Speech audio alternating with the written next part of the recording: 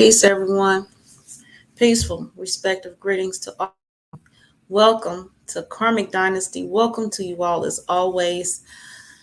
I am here with this marathon again. Now, there's a few reasons for this marathon. For those of you who don't know, I'm recapping. For those of you that know, you're rolling with me. I appreciate you. So I've had feedback, requests, suggestions to share more of me, my personal space and time. Some have referenced my sharing as what would be called a reality show. So I'm sharing going live. So for instance, my ringer is on. You will hear probably my ringer. You might hear part of my conversations depending on who I'm talking to and what their concern is about their privacy. I know for sure today is my Shay Shay birthday, her arrival day. Happy Solar return to her. Mr. Nefer Haru to my Shay Shay. And she will be here. I will be visiting with my grands for a bit. 4 of them, they'll be here. So I may or may not have them in here on the studio. Depends on what's playing, what's going on. Right now, what I am aware of is I need to share this video. So that's what I do again. Usually when my guest is on, I share it out. Now, today I see some changes in this format. I did update my cell phone today, so I'm seeing some changes in the Facebook format. So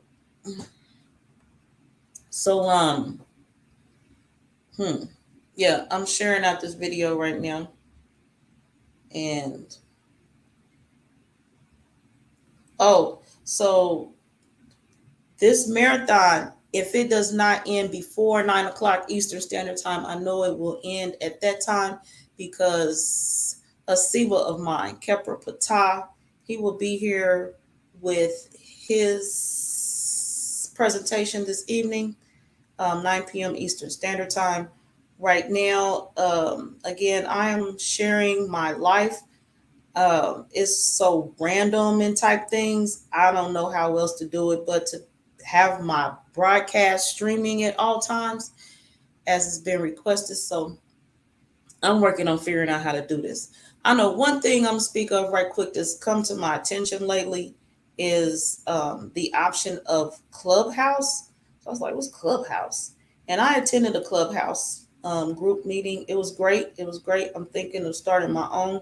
Soon as I get some precious time to do so constructively, I'm going to try that out. I like that whole setup. That is what's up. So more on that later. So yeah, join me here this evening. If I leave before 9 p.m. Eastern Standard Time, I definitely will be back at that time with Siba Kepra. So I'm going to start this broadcast off with the video I meant to share yesterday, but I meant to come back after I put the 2 posted broadcasts for today on after I scheduled those, but it didn't happen that way with my day. I planned to come with Our Heritage Part 2, which I have set up to play right now. So y'all know, I'm going to set this up. By the time I get you started with this video, my grands will be here and I'll be getting them settled in and everything. So we're going to see how the day goes and how letting more of myself go out into the public goes and more of y'all in to witness how all this goes. And I seem to think sometimes I go off on a ramble. So I abruptly cut myself off. So that's what I'm doing right now. Cut. And so I'm going into this video. Now, outside of rambling, Chief Elder Minister John D. Henry was here earlier on the platform speaking of the importance of having an African name during these libertarian times. If you didn't see it, I need you to check it out. I was out walking, so I missed part of the presentation. I was in and out, and working on how to navigate my studio through the cell phone and XYZ, because it's very rare I do that, and with the guests that I do that. So I'm going to be with my grands, the four of them, real soon, watching that video while y'all are catching up on this one. Okay, so brings me to my other point. Sometimes I ramble to remember what I was going to say. Ramble. So yes, this video right here is based on my first appearance as a guest for a lecture in Detroit, Michigan. And my daughter, one of my daughters, she's went through cosmetology school at that time. So, and she is right now in the process of opening up her own salon type event as a business. So she was practicing some type of uh braids or something at the time. I don't know, but y'all ain't seen me with none of that before today, that time, and y'all ain't seen me with none after that. That's not me. That was me supporting my daughter and letting her use my head versus a mannequin little cosmetology barbershop heads for her rendition of that braid style. So somebody verbally attacked me on my Facebook post, and at the same time, they were attacking. Now, my guest in the video I'm about to share now told me, and was in the Facebook post on my page. I've since removed it. But my guest's thought was the person, the person with the blank page. What do y'all call that? The pages they make up. Just be starting shit on Facebook. That person was coming after my guest, because my guest views is fuck weave. Fuck weave. They got a whole part 4. They got a whole fuck weave series. And then to have, I guess the thought was the attack on my guest that's in this next video was, if you say fuck weave, then how you gonna have this chick at your event, all this head full of weave? You know what I mean? How do you support that? You ain't talking about her. So anyway, it was attack through me to someone else is the thought. This actually was our hair is a topic I had approached and spoke on before then. So this is part 2 because it happened right after and in line with. So this is part 2. I'm sharing with you all right now. And I hear my phone ding, ding, ding. And so it's probably my daughter. Yep, like I am here. Mama, where you at? So let me start this. Yep, that's her. Starting this video. That's a little bit. I'll be back with some more story on that. And here y'all go. Stand by for me.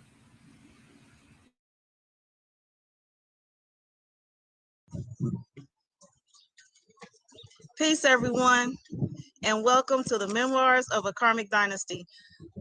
Today, as Shariri El Messiah Code has already noted, and I'm gonna let y'all know, she here for the smoke today. She speaks peace, love, and light and laughter, royal family. And with that being said, I am here today as Tisha Nicole. I am here for the first time on my platform. This is a great day. I've had some obstacles, so look past all or whatever might happen during this live. I am truly excited because my humble brother Crumb Snatcher of Crumb TV is here on my platform. First time, excited, yay! All right, I'm bringing him on right now, and we're about to talk about this today. Peace, brother Crumb. Unmute your mic. Gratitude. Peace, Sister Joy. How are you? I'm well. How are you again? It's a little chilly out here, but all is well. All is truly well. Yeah, I know. The chill, right? Okay. I would like for you to begin by, of course, telling everyone who you are and where they can find you. Gratitude. Absolutely. I'm your humble brother Crumb. You can find me on Crumb TV. I'm on YouTube, Facebook, and Instagram. Thank you so much. Gratitude. Kombucha. I'm on YouTube, Facebook, Instagram under Crumb TV. And of course, you can find me on YouTube as well as the Memoirs of Karmic Dynasty. Thank you so much, Sister Tish.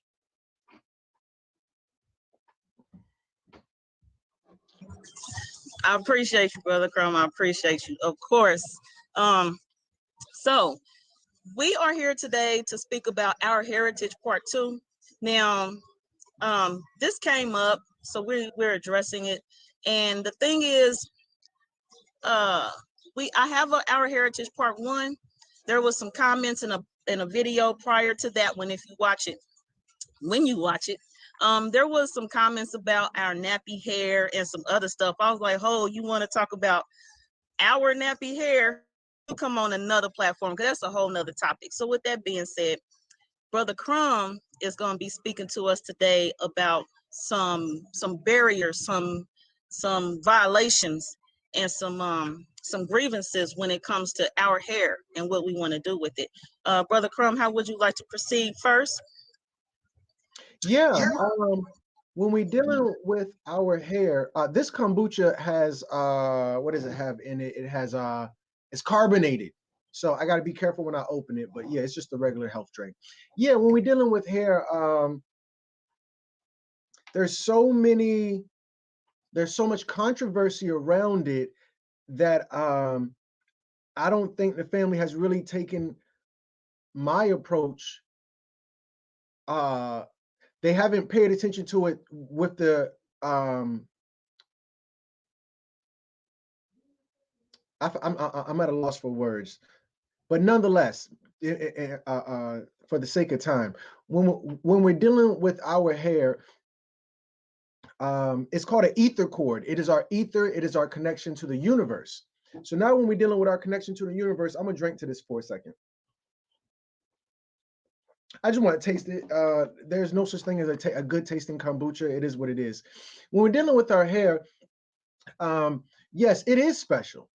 That's a true statement, but there's a lot of controversy around our hair because there's issues that we have to fight.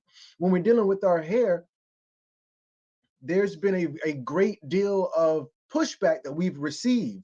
And I don't think that there's enough conversation around that. So I made a video, and just to be transparent, it was called Fuck Weave. Just putting it out there, just so, hey, Crumb, you said this and you said that, for anybody who wants to expose Crumb TV.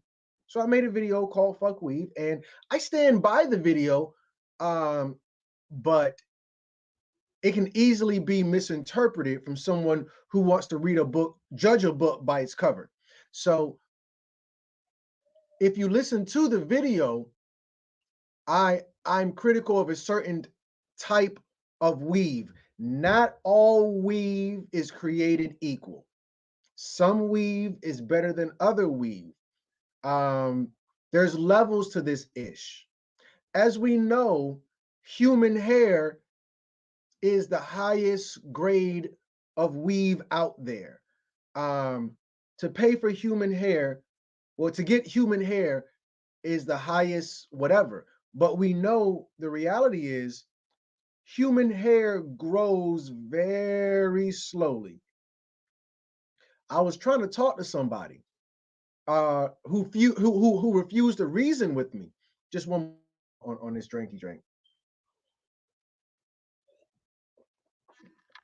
That was a gulp. That was a big gulp. So yeah, if we look at how much weave is sold within the American market, and we're going to see it's a big industry. I think that's let me hit my lights. That's the least that I can say. It's a big industry. Almost ready. I'm sorry, sister. I'm sorry. You good. Take your time. I'm gonna let some people have some background while you do that. So on my Facebook page, there was a troll, and on the pictures. So if you want to go check it out, you can. I'm not even gonna bring much more energy in here for him. But all of the pictures from Detroit, and you see this in the picture, those are the posts where you'll see the troll. So go check that out. Yep, Cherie Rito, Messiah Cole, horsehair is popular.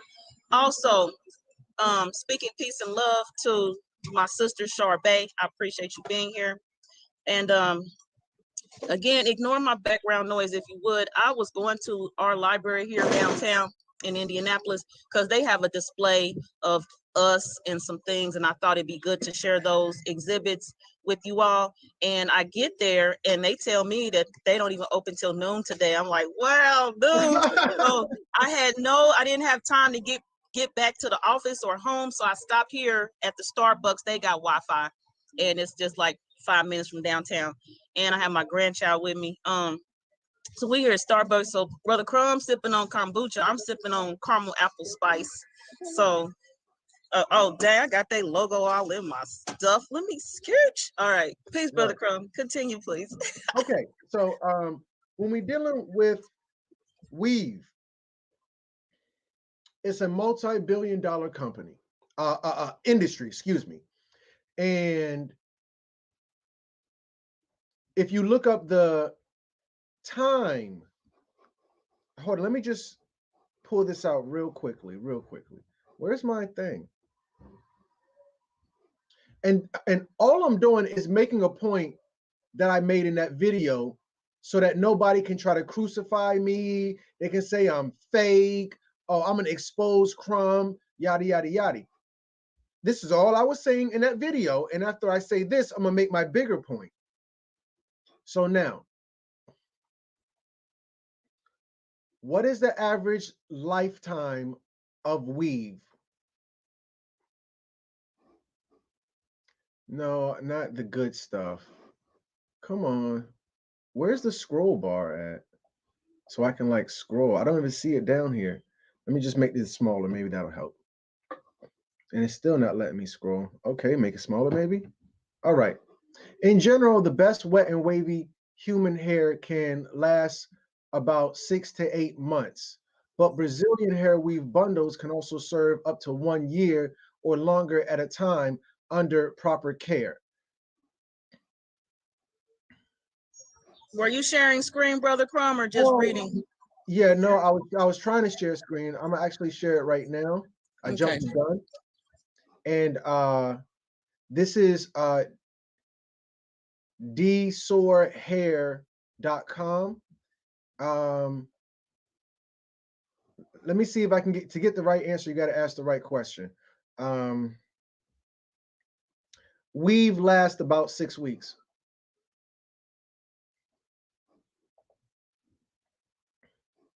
Now this is Cosmopolitan. Their official tissue. Is if you're showing your sew-in love and taking proper care of it, more on that in a bit. It'll last up to 6 to 8 weeks. So all I was saying is that we've, in essence, last maybe 2 months, maybe on average, it's going to be about a month. And the average length of weave, what is the average length of a weave? Hold on. What is the average length of a weave bundle? Here is some information for what length should your closure be?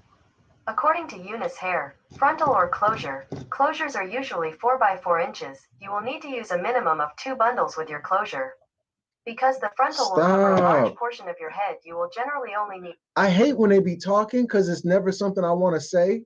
And then when I do want them to talk, they won't talk. You will like double up the longest length. So the hair would be fuller if you do 26 inches is your longest hair length. Then I would suggest 22, 24, 26. So let's say somewhere around 22 inches. Let me just look one more time. How long does it take to grow 22 inches of hair? I'm sorry, that's the wrong question. Well, it says 3 to 4 years. 16 inches is 3 to 4 years. So if the average time of weave is 2 months, and it takes 3, and the average length is 22 inches, and it takes 3 to 4 years to grow 16 inches of hair, and the industry is so big, we can't afford, this is talking from the industry standard, we can't afford to sell 100% human hair. That's the only argument I was making, family. My argument was for human hair in terms of weave. I said we can't do it. it's damn near impossible, so forth. Now, other than that, the family has to be able to do what they want to do, because that's the only way you can learn. You know, there's two ways to learn: the easy way and the hard way. With all due respect, the hard way is the best way. Um, you got to get out there and learn for yourself, learn on your own versus take somebody's word for it. And with that said, I can't judge anybody for what they do. My son came to me and he said, "Daddy, I failed." I said, "Okay, well, did you learn something?" He said, "Yeah, I learned a lot." And I was like, "Well, if you learned so much, then how did you fail?" Well, he said, "Well, from that perspective, I guess I didn't fail. I learned. It was a learning moment." You know, and that's what I want to say to the assholes out there. Hey guys, we're growing, we're learning. How can you be mad when you made a mistake if you learned from it? You know, we got to appreciate the whole thing. So now when you're dealing with hair, our women are the only women on the face of the earth who ever had a law designated for their hair. You know, and I'm not endorsing weave by any measure. I'm saying that I have to admit we have to understand.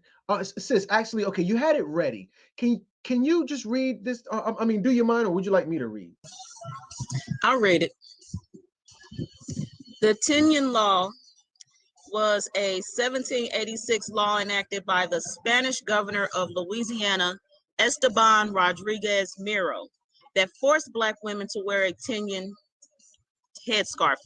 The law was intended to, I can't see that, hate, besiege unions.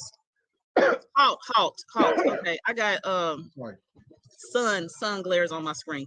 Unions and tie freed Black women to those who were enslaved, but the women who followed the law have been described as turning the headdress into a mark of distinction.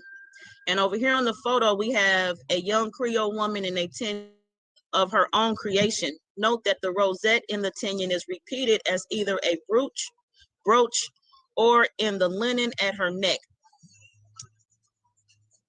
And the background on this, the Code Noir or Black Code was a French law that restricted the lives of people of color living in French colonies. It had first been created to apply in the Caribbean colonies in 1685, but was extended to Louisiana in 1724. Spanish authorities instituted a similar law, first in 1769 and again in 1778. By 1786, Esteban Rodriguez Miro was the Spanish governor of Louisiana. He disliked actions some Black women had taken, considering them to show too much luxury in their bearing. White women began to urge Miro to act to restrict the fashion of non-whites. And you can go to Wikipedia or somewhere to read more about that. And Brother Crumb kept mentioning this as we were preparing for this video. Brother Crumb, you wanted more to share about this? I want to share about this and a lot more. So now they got a problem with your hair. I don't know why my background is doing that. They got a problem with your hair. What if I told you this is nothing new? They're going to find a problem with every part of you. But I just want the family to understand our sisters struggle trying to live in this world. This is the thing about the white woman. The white woman ain't never had to do anything with her hair to be accepted in society. The white woman never had to do anything to her hair to be labeled as beautiful. She never had to do anything to her hair to even operate in a society. Unfortunately, if our sisters try to rock rough and tough with her Afro puff, she won't get the job. She won't get the job. her daughter's going to get pushback. You know, I remember my sister had the longest, prettiest hair, and my sister put weave in her daughter's hair. I was so concerned because not that the weave didn't look good. My sister know how to do hair. The weave looked good, but I'm not saying weave is bad. I'm saying if you don't understand who you are, then you can get lost in that. Now, I wanted to ask, absolutely, absolutely. They will not hire you. The way you wear your hair can easily make the difference on if you get promoted or not. If you get that 10-cent raggedy ass raise. Family, I worked in a corporate setting. And in that corporate setting, we had to go hard to get a damn 15-cent promotional raise at the end of the year. Because you know, every year at certain companies, you automatically get a raise every year. You're like, oh yeah, I get a raise every year. That's awesome. That is awesome. But it's only 10 cents, only 15 cents. Anything is better than nothing. Crumb is just a little bit, but yeah, I get it, family. I did the same thing as well. But you're gonna mess around and try to be yourself or try to go natural, and that could mean getting that little bullshit as a raise. That could mean making white people feel uncomfortable. You know, and I just want to put this out here to the family. The melanated woman's beauty has made Europeans feel uncomfortable. We as a people, well, not as a people, our sisters have had to struggle more so than our men because the white woman ego is even worse than a white man's ego. You know, so we have to tread lightly and understand that this is a new wave. This whole thing of wearing your natural hair, that's a new thing. You know, that was frowned upon for a very long. You know, that whole black is beautiful thing, that was a wave. At one point in time, you know, a lot of people didn't associate black with beautiful, and they told us we were ugly, and you know, this and that. So, you know, long story short, whatever she's had to do to survive, to make her way, to keep her sanity within this realm, we can't judge her for that because she's had opposition. Now, with that said, if you let her grow, she will grow. If you let her grow, she will grow. I was told, don't ask. I was told, don't ask a woman what she's going to bring to the table. Just bring the table. Don't ask her what she's going to bring to the table. Just bring her ass to the table and she'll put some shit up there. Don't worry about the rest. So now, for me, this is the thing about a man. Men aren't even as smart as women. A woman will do some shit, set the shit up, make you do what she wants you to do, and your ass didn't even realize it. But that's just a woman's approach. And a man's approach is a little more barbaric, you know, not comparing ourselves to the European, but at one point in time, his ass will hit her ass with a club and drag her back to the cave. It's a real 1+1 approach. If all you have is a hammer, everything looks like a nail. So now, that's one way to do it, and sure, you get results, European, but you know, that's not how you grow a flower. That's not how you grow a flower. Flowers don't grow instant gratification. You gotta water. Matter of fact, some of y'all done planted some seeds from a year ago, and it ain't grown yet. and you can't say nothing about that seed. Some of you planted a seed from 2 years ago, 3 years ago, 10 years ago, and it just started growing. You know, that's the natural cycle. I'm planting seeds within. Please, Brother Crumb, right quick. Now, speaking of planting seeds, and while you're also talking about women in the workplace, me and you, we did a video on Madam CJ Walker, and in the video, she had a conversation with, who was that? Was it Booker T. Washington? Hold on. Can y'all hear that crap? Yeah, I can hear it. Okay, okay, yeah, and they were, so there was another part in here, and she was talking about that the product she was using was to help the women get jobs. Oh, I remember that. Yeah, and so another thing is, while I'm down here downtown Indianapolis, the Madam CJ Walker, her factory is here downtown. It's probably driving 4 minutes west of here.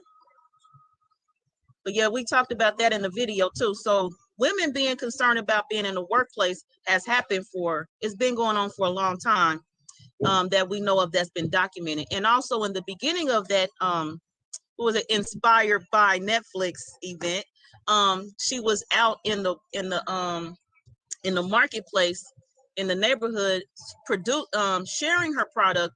And it was some of the women who were picking the product up were like, oh, okay, I can wear my hair straightened, I can wear it a certain way, and then I can do another job besides cleaning people's laundry type stuff, house type work. So right. you speak on that. Yeah. Because by that time, Franklin Delano Roosevelt passed the New Deal. When Franklin Delano Roosevelt passed the New Deal, he helped white people get jobs and things like that.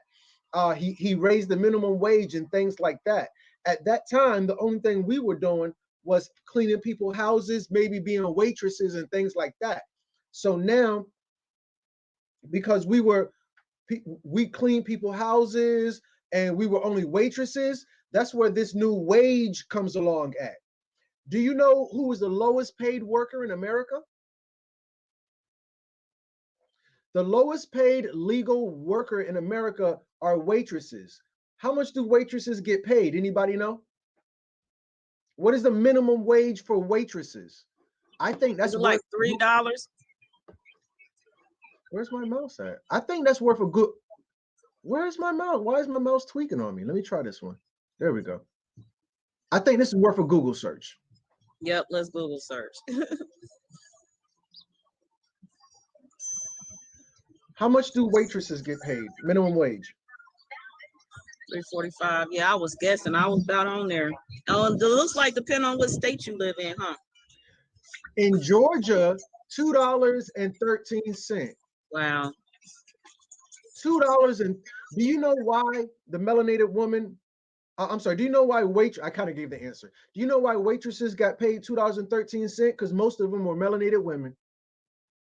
Till this day, the lowest wages in America are waitresses, simply because most of them were melanated women. She did what she had to do.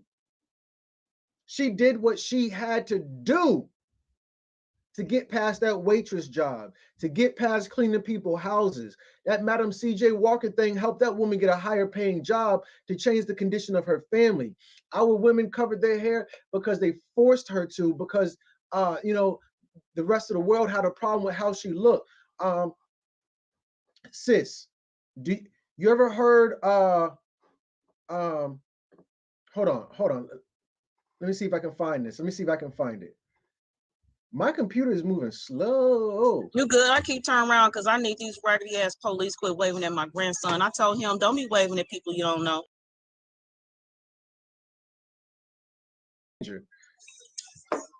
All right, so what am I trying to Google? I'm trying to think. I was going to Google. I can't remember. What was I going to Google? What was the last thing I was saying? Stranger danger. Before that? Oh, okay. I can't remember. I was about to Google something. But yeah, with that said, I can't remember what the last thing I was saying was. We're talking about minimum wage, and you were Minimum saying wage. something about why the people in Georgia only make so much an hour. Women make a little bit. She's trying to get a job.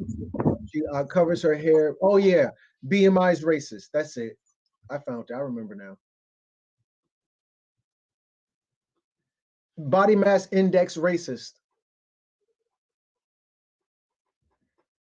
You ever heard of the body mass index? I have the racist part. So the body mass index determines if you are obese. I'm gonna say it one more time. The body mass index determines if you are obese. Does anybody see this sexy ass, beautiful ass, voluptuous ass, melanated woman? She's just a beautiful woman. You know, under BMI, she's obese. Did you know that, sis? And you know, I don't want to. Under BMI, I'm obese. I was going to say, I didn't want to make this personal. I didn't want to disrespect you or bring attention to any part of They you. disrespect by bringing that bullshit fucking BMI context in place. According to their BMI chart, I've been BMI since my first child was born. I ain't been right on their chart since, according to them. If your butt is too big, you're obese. If your hips and thighs are too round and full, you're obese. Okay, family? I need the family to understand that our women are fighting a psychological war. It's a cycle, because women by nature are very cerebral, very cerebral. They're very mental. They're in their head. So now you're going to tell her, oh, well, we've come up with this new way to judge people, and if you are shaped like this, with your hourglass and your thunder thighs and your big hips and your fat butt, oh, you obese. That's a hurtful word, family. That's hurtful. But if you shape like this, you in all the fashion magazines. All the magazines. You beautiful. Beautiful.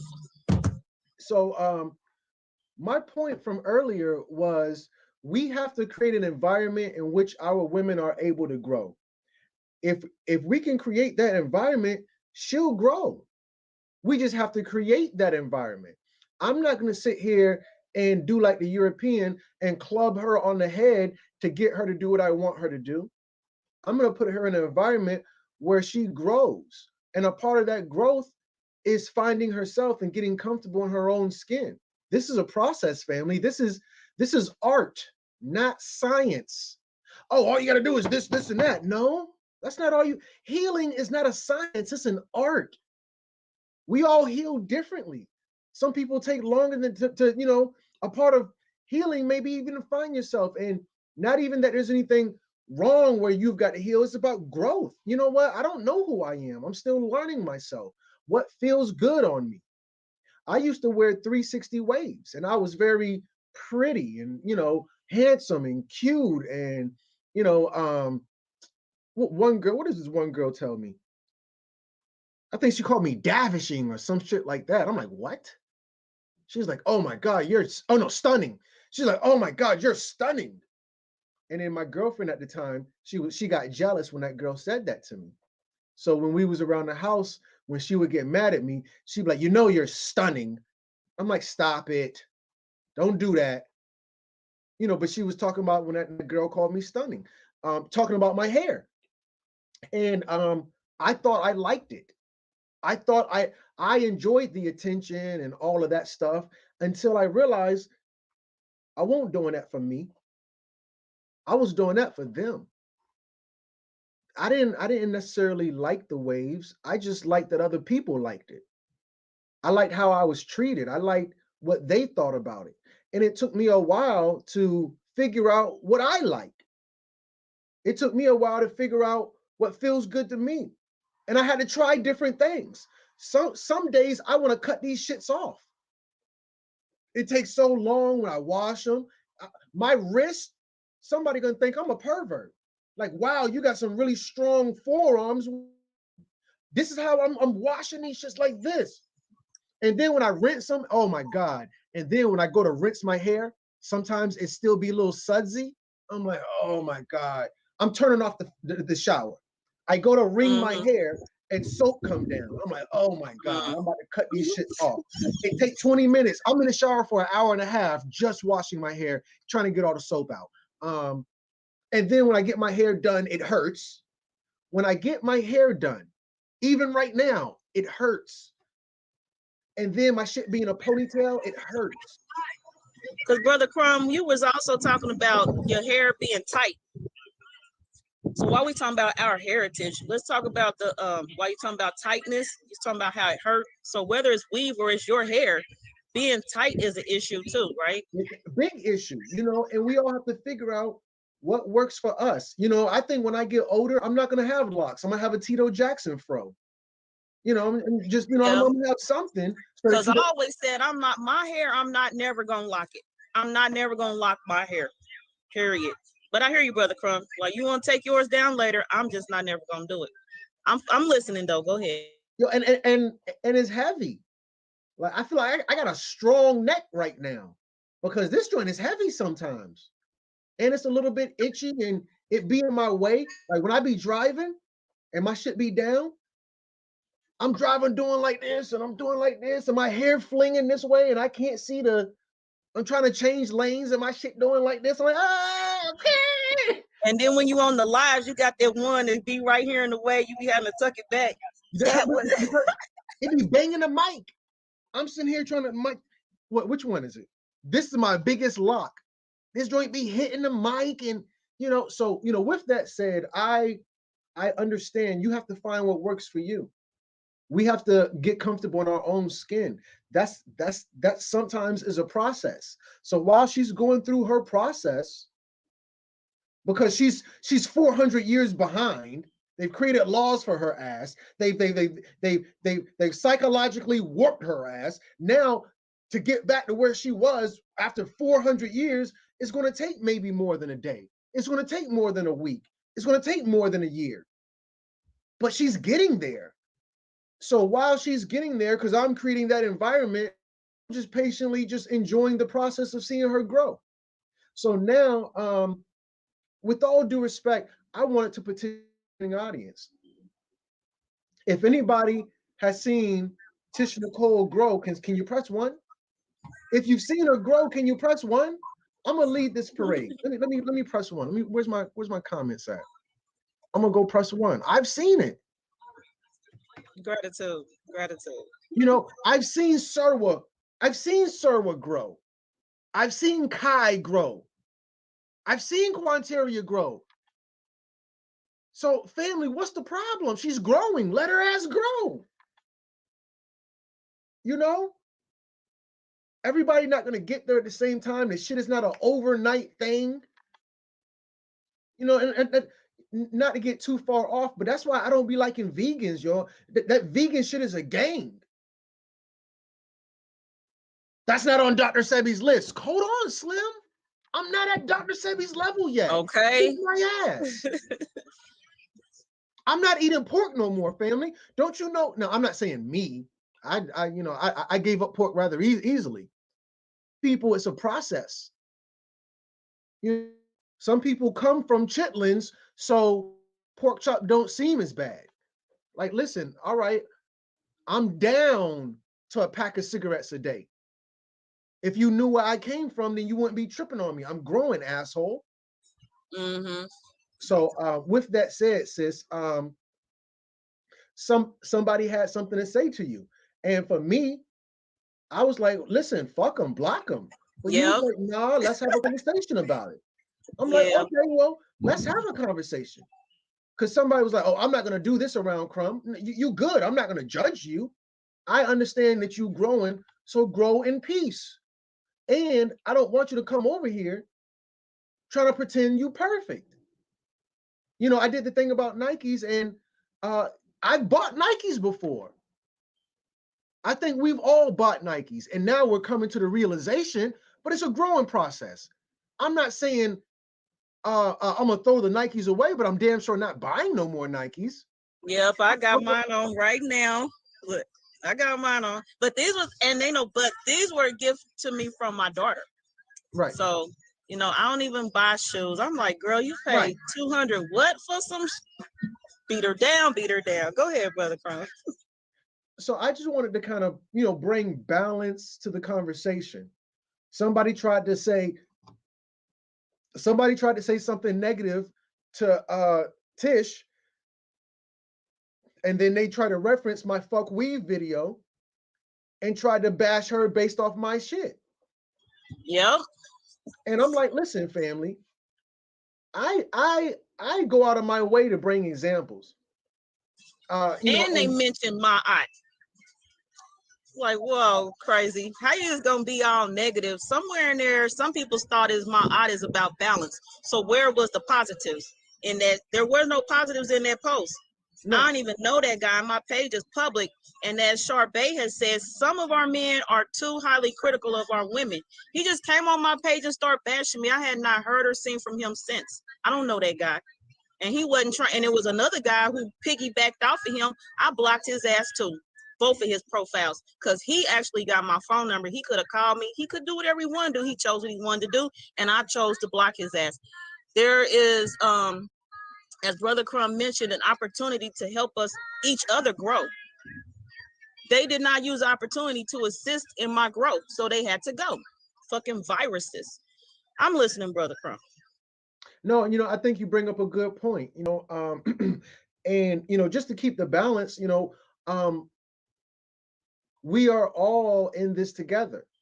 And I know you're speaking from a woman's perspective. That's all you can do. I don't want any more from you. And you know, I don't want to try to speak from a woman's perspective. I can't. But I can speak from a man's perspective. I've had people who wanted to know what was going on, not because they were concerned with my health, with my well-being, you know, with the situation. They were just nosy. They just came to, you know, some people are miserable, and that's their energy. Misery loves company, and I understand that. And miserable people are on the internet. It is what it is. I don't feed into it, and I thought you were feeding into it. And I'm like, man, just block them. And you're like, no, no, no. It's not that I'm feeding into it. I think there's a bigger conversation, and I was glad that we were able to have a bigger conversation to demonstrate, you know, what is needed. It's not enough to say these things. We have to show what it looks like. You know, the babies, you know, man knows not by hearing, but by seeing. And how we work together, how our men interact with our women, not only privately, but publicly, is very critical. So I was glad when you was like, listen, let's address it. I'm like, okay, well, let's address it then.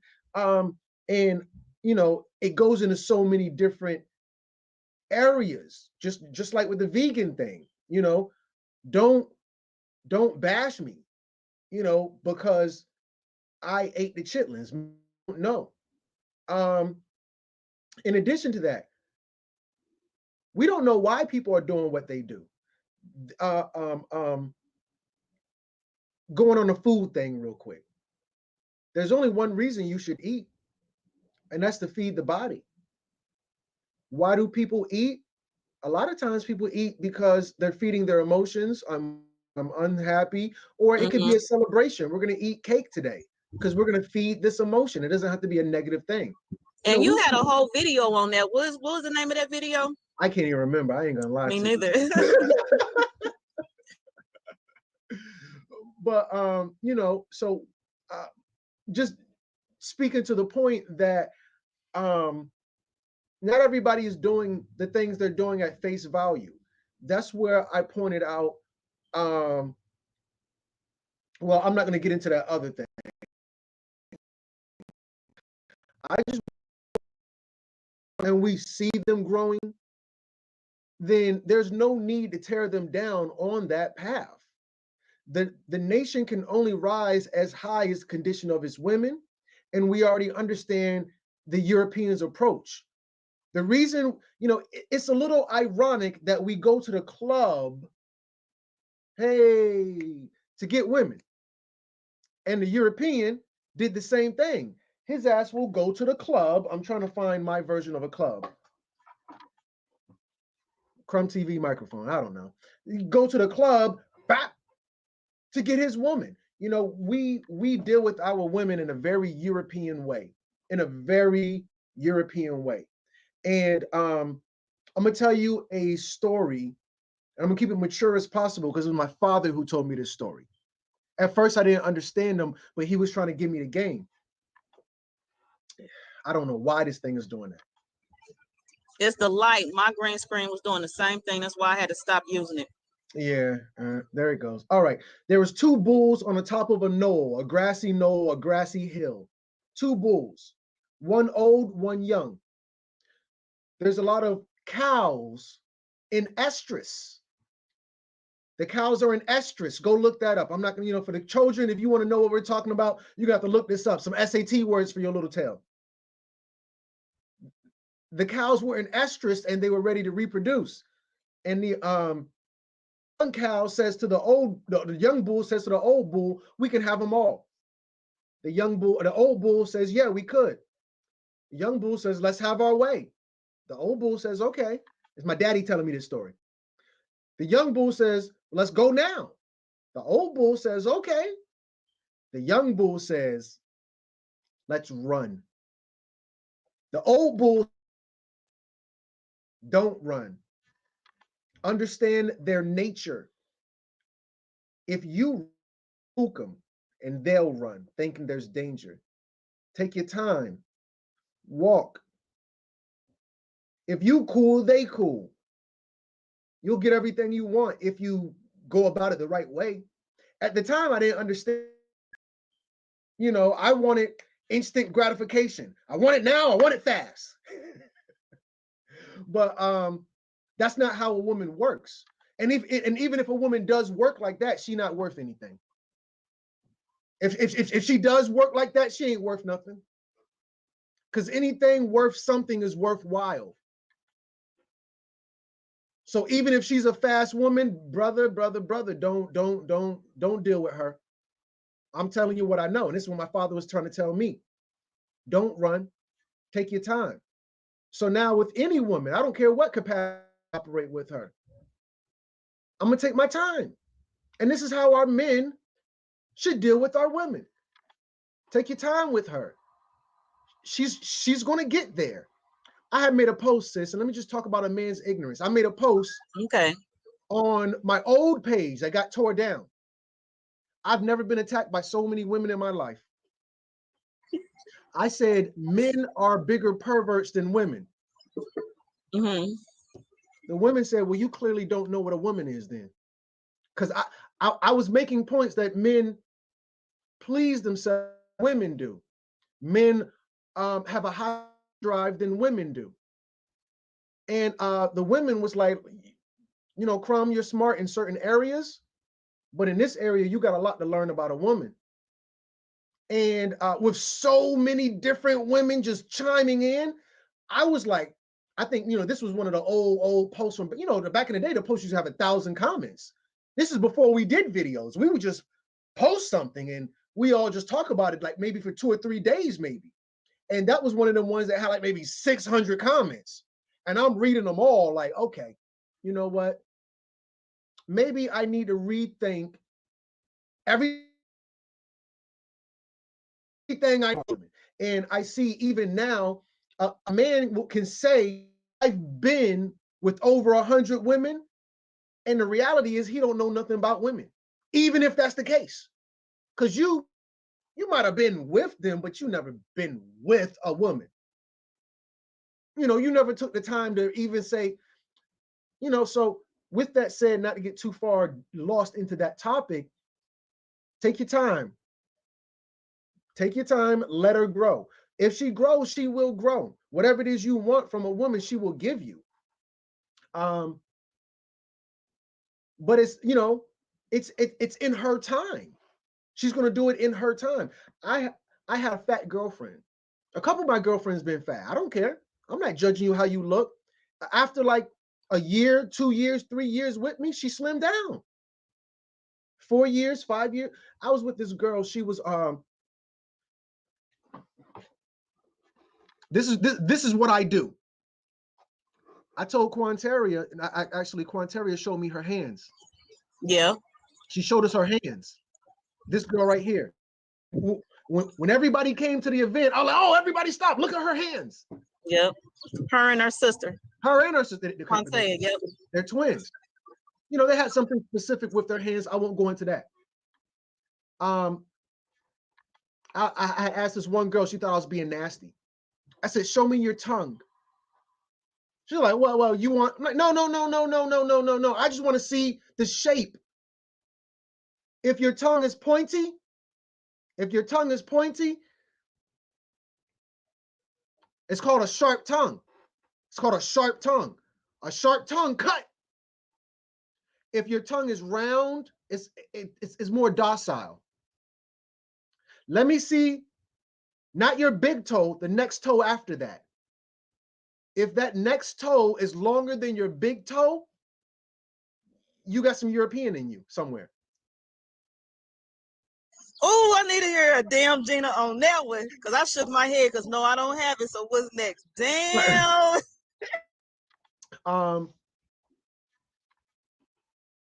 You got to get to know people because these things mean something. Once you, matter of fact, here's another one. It really blew my mind. The clitoris is the only part of the body on any being that is exclusively for sexual gratification. I never knew that. Every part of the body serves a different function, whether it's an aphrodisiac to be kissed and you feel the sensation on your lips serve another function. Whether, you know, it does something to you because there's, you know, an erotic zone around the neck, regardless, the neck serves another function. The clitoris serves no other function other than self-gratification. You say, Crumb, why are men gay? Men are gay because this is if being homosexual is unnatural, then how does he get off? If it's good question, honestly, that's a good question. A man gets off from homosexuality because his prostate is being massaged. The prostate is a part of the penis. When your doctor does a prostate exam, he's going to go through your rectum and feel at the end of the rectum. And right, if you touch the end of the rectum, if there's a bulge in there, that's a swollen prostate. Sir, you got a swollen prostate. We're going to have to check for prostate cancer. We're going to need to do a biopsy. Let's take a little sample, see what it is. You know, another man hitting, you know, penetrating the rectum, hitting that prostate, that's what's going to cause a man to have a pseudo ejaculation. This is going to cause, I've researched this, nothing other than reading. I don't know this shit personally. Me Only too. reading. So now only reading. A man is going to ejaculate without an erection. A man is going to ejaculate without the erection. So now, you know, this is unnatural. Nonetheless, so now with a woman, you say, "Oh, Crumb, what are you getting at?" With a woman, why is being lesbian such a thing? A woman is going to focus on the erotic zones other than vaginal penetration. If you look at the orgasm, a woman will not. She's 67% less likely to orgasm with a man than she is with a woman. She's 67% more likely to orgasm with a woman than she is with a man. This is because those things leading up to it, she's going to give you. that working your way up to the thing.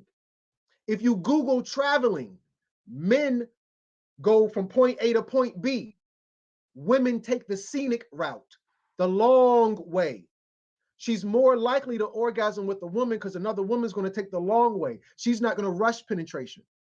She's going to stimulate the erogenous, the erotic zones and take her time with the woman because that's what a woman understands. I'm not promoting or rationalizing this. I'm making a point to men. If you want to stimulate her in any way, mental, physical, emotional, take your time. I love you. Okay, asshole. But, you know, if you woo her, all right, Tish, you know what? I love you. Great. You know what? Crumb said he loved me. So fucking what? Boom. You come home, there's a petal of roses from the door all the way to the bathtub. Warm bath, music, candles. After that, so and so and so and so and so and so. And, you know, where it's a leading up to, because the actual moment is only a moment, but the whole moment is the moment. So you're talking about like foreplay? I don't agree with that word. Okay, let's talk about it. It's all making love. It's all making love. Yeah. It's all making love. This is just how we should handle our women. If you want her to do what you want her to do, you're going to have to press the right buttons. You know, listening is an act of love. You know, what is romance? Romance, the root word is Roman.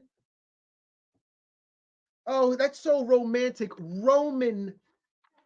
Don't listen to them. That their idea of romance isn't, you know, not to be so you know what somebody said, elite media. I'm not messing with you.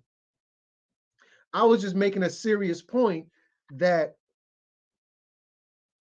I made a post. A woman will take her panties off before she take the wig off. She'll take the panties off. You got to just do the right things to get the panties off. She'll take the wig off. You got to do the right things. Put her in an environment. Put the flower in an environment. Put the seed in an environment to foster the you want. I know the family understands the conversation if we make it sexual because we can all resonate with that. But, you know, let's make it horticulture. Let's talk about the garden. If you put the seed in good soil, water it, put sunlight on it, it will grow and bear fruit. I was telling somebody, I said, you know, let me make Surwa my example. I don't want to make it about Tish too much. I said to myself, I might get more from Surwa than her man do. I might get more from this woman than the man that's intimate with her. We say, Crumb, but you would think she's giving him everything. Nah, I challenge that. She gives me a lot. She gives me a lot, you know. And I think I've earned those things, you know. And it just goes to a woman's value. And it's in line with her hair. We can talk about the hair. If you want your women to go natural, she'll go natural. Just put her in that situation and she will adapt. You want to talk about a damn shapeshifter? She will adapt to whatever the situation is. And I'm confident of that. And with that confidence, I'm not tripping on nobody. I'm not tripping on the sisters. I'm not tripping on the brothers, because at the end of the day, she's good as long as you're good. And I know I'm good. I know I'm confident. I know I'm strong. I know I have the ability and the righteous mind to get what I want from Surwa, Kai the Creatress, Quanteria, Joy, or the Tisha Nicole. You know, so with that said, I am getting what I want from all the women in my life. I'm getting what I want from all the women in my life, and I'm not having physical interactions with any of them. Tish, well, matter of fact, tell me this. Do I call your ass every morning at 8 o'clock and you never answer? 6 o'clock? No. According to your live in Detroit, you call me every morning at 7 a.m. and I don't answer. I call your ass every morning early. Brother Crumb do not call me. And she don't He call never me probably answer. once or twice. I'll be going to bed like at 2 a.m. And I know. the history and the PowerPoint say that. You know, and you know, matter of fact, I was just on a live with Marcia. Big Mama, I've seen it. With Big Mama. Oh, And Marcia. you know, she was with Papa Bear. Papa Bear know I come in peace. I'm not gonna get in the way of his time. You know, whatever it is y'all doing, you got your time with her. But my time with her is my time with her. And sometimes I get a little needy and I'm like, damn, I hope Joel don't take this shit the wrong way. But you know, listen, I'll call Joel phone. Hey, what Tisha at? Don't play with me. I won't call your baby daddy phone. I'm joking. I'm just joking. But, yeah, because he is not my baby daddy. Yeah, I know. Okay, I got you though. But you know, having that relationship with you in particular, with all the women in my life, with women in general, I think our men should be a little more mature, a little more calculating, a little more detailed within their approach. It's not a one size fits all. She's not gonna, you know, this is not a genie thing. Oh, that's my woman, bitch. That's a guy. You don't own her. That's right. You can't tell her what to do. She will do what she want to do. And if you're worthy of something, she'll bestow that upon you. But it ain't going to be no now situation, bitch. This ain't fast food. This ain't fast food. You know, so you're growing. Our women are growing. Our sisters are growing. You're giving me what I want.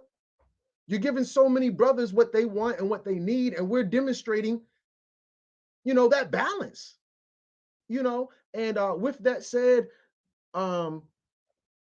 in terms of the fuck weave video, I don't think that conflicts with what we got going on. Because as far as I'm concerned, the seed, I planted the seed. I'm not giving up. Grow. That's not how plants grow. Plants don't grow like that.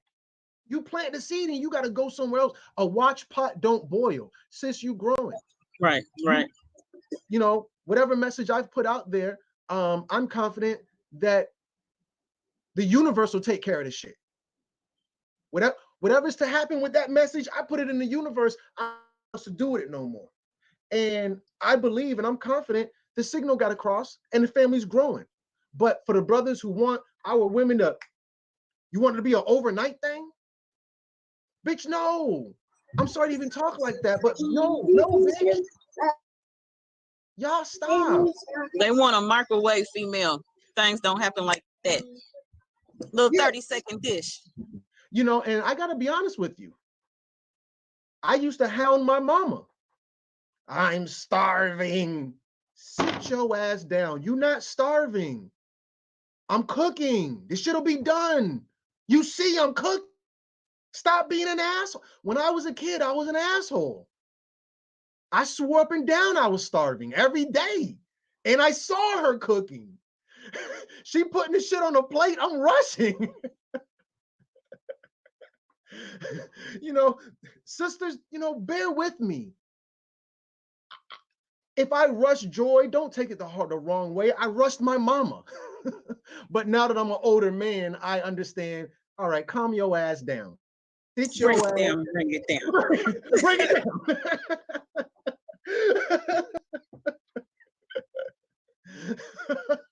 So that's what I gotta say. We had an hour of me talking to death.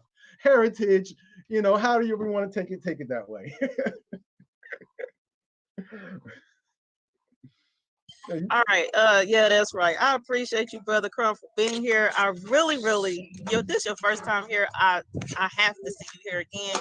I cannot continue if you don't come again. I could, but I'm gonna be unhappy about it. Tisha Nicole gonna do a whole lot of pouting if Brother Crumb will come back over here.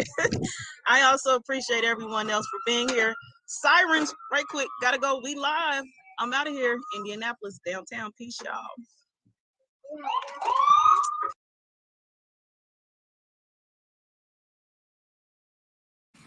All right, everyone. So that was our heritage part 2. Again, that video, if you missed it, that video was prompted by an attack, so-called attack on me through a Facebook post. They took a picture from the Detroit event at that time, and where I had in some added hair. My daughter put in as a cosmetology student. I let her practice on me. Here I come, ma'am. I had let her practice on me versus a mannequin head and all that other stuff, etc. Yeah, so apparently looks like the attack was on Brother Crumb and his position of fuck weave, and they was like, how you say fuck weave and your girl got hair full of weave, and it was awesome stuff. So anyway, we addressed that publicly because that Facebook post was just going back and forth for like no reason at all. And this was somebody who made up an account just to say something, so they wasn't even a person big enough to come forward and come forward and say what they had to say, you know, straight with their own profile, their own being person present. They had to get them a representative to speak for them. So right now I am sharing Building with Big Cuz. Now, this came about, I will share in the video how this came about. This is a neutral video, ain't controversial at all, I don't think. But definitely, the ladies love my cousin. The ladies love my big. Now, thing is, I'm the big cuz. He called me big cuz. Hold on. No, is it? If we gonna tell it in the video, I don't remember, but yeah, he called me. I called him big. Anyway, that video will be playing now. Now, for those of you who don't know, this is Empress Gracie. Say hi, Empress Gracie. I seen her wave at y'all earlier, so she already said her piece. Her brothers are here. She got two brothers here. The one was, well, they've all been in the camera today, and Empress Lulu, she's here today as well. So we got Emperor Quan, that's the youngest one, the littlest one, because in times of ages and time, we don't know how old they are.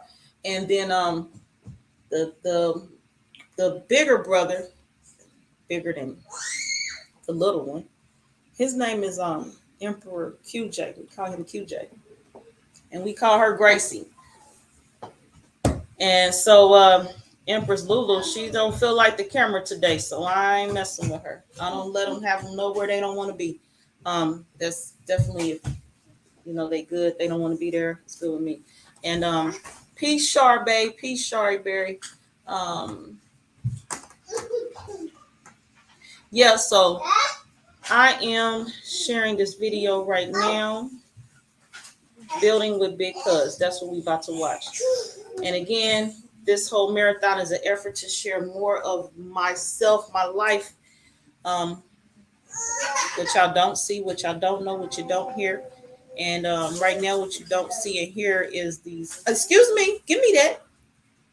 Okay, what y'all don't see and hear is that I gotta go. Danger around here. Goodness, word. You know what I mean? I was about to tell you about these colored pencils they got in this crayons. They straight. I mean, colored pencils and paper. But it's toddlerville around here. I got things to do now, so I'll be here in a few. Stand by for me. I appreciate.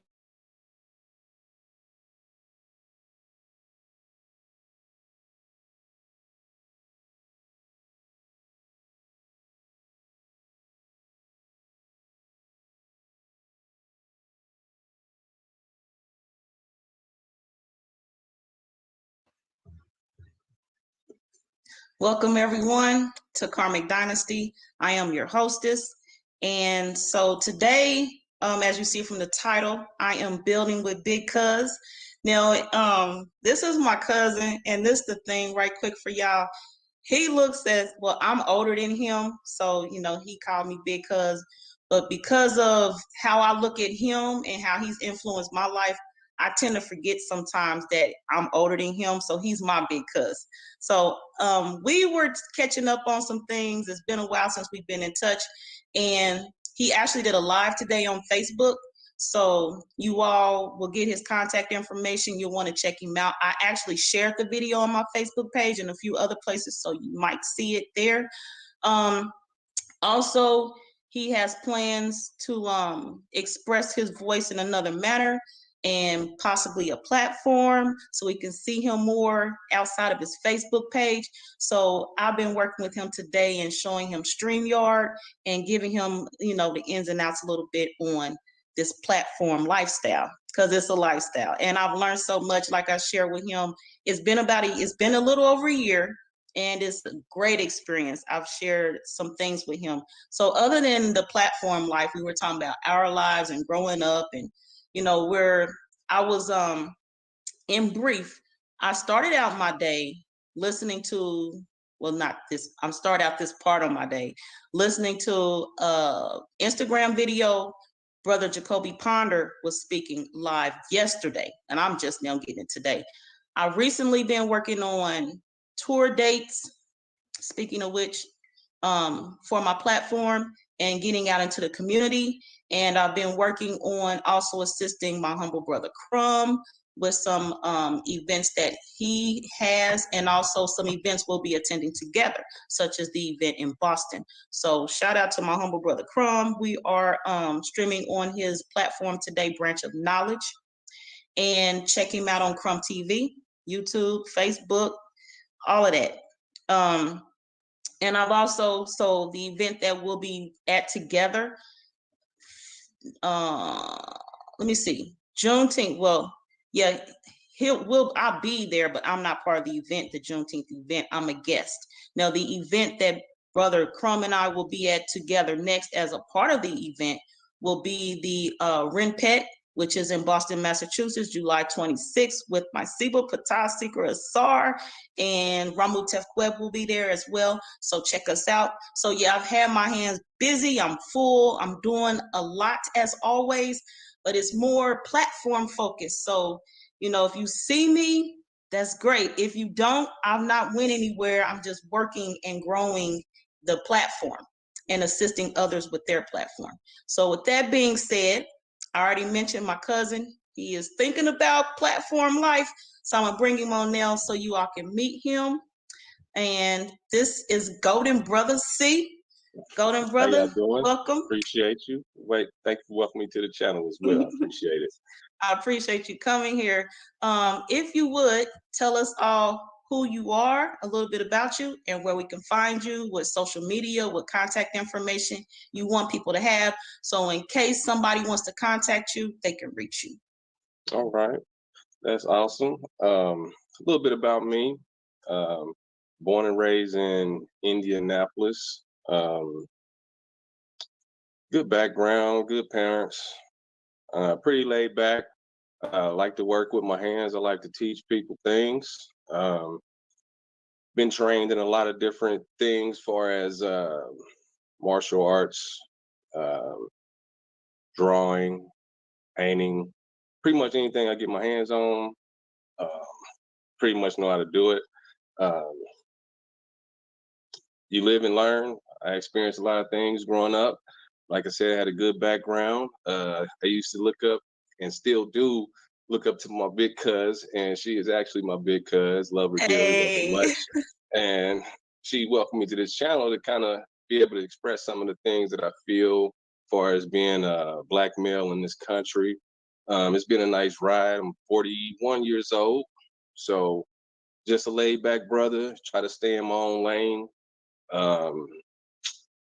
Having albinism throughout my whole life, I've been accepted by some and kind of not really denied, but you know, people kind of act funny when you look different, you know, whether they're different nationalities or of the African American race, you know, or Black race, some of us prefer to be called.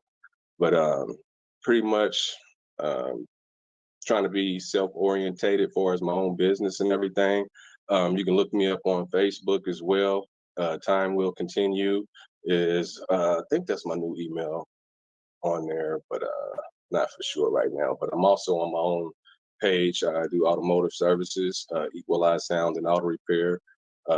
That's on my Facebook page as well. You can find me easy. My Gmail, chrispitt04gmail.com.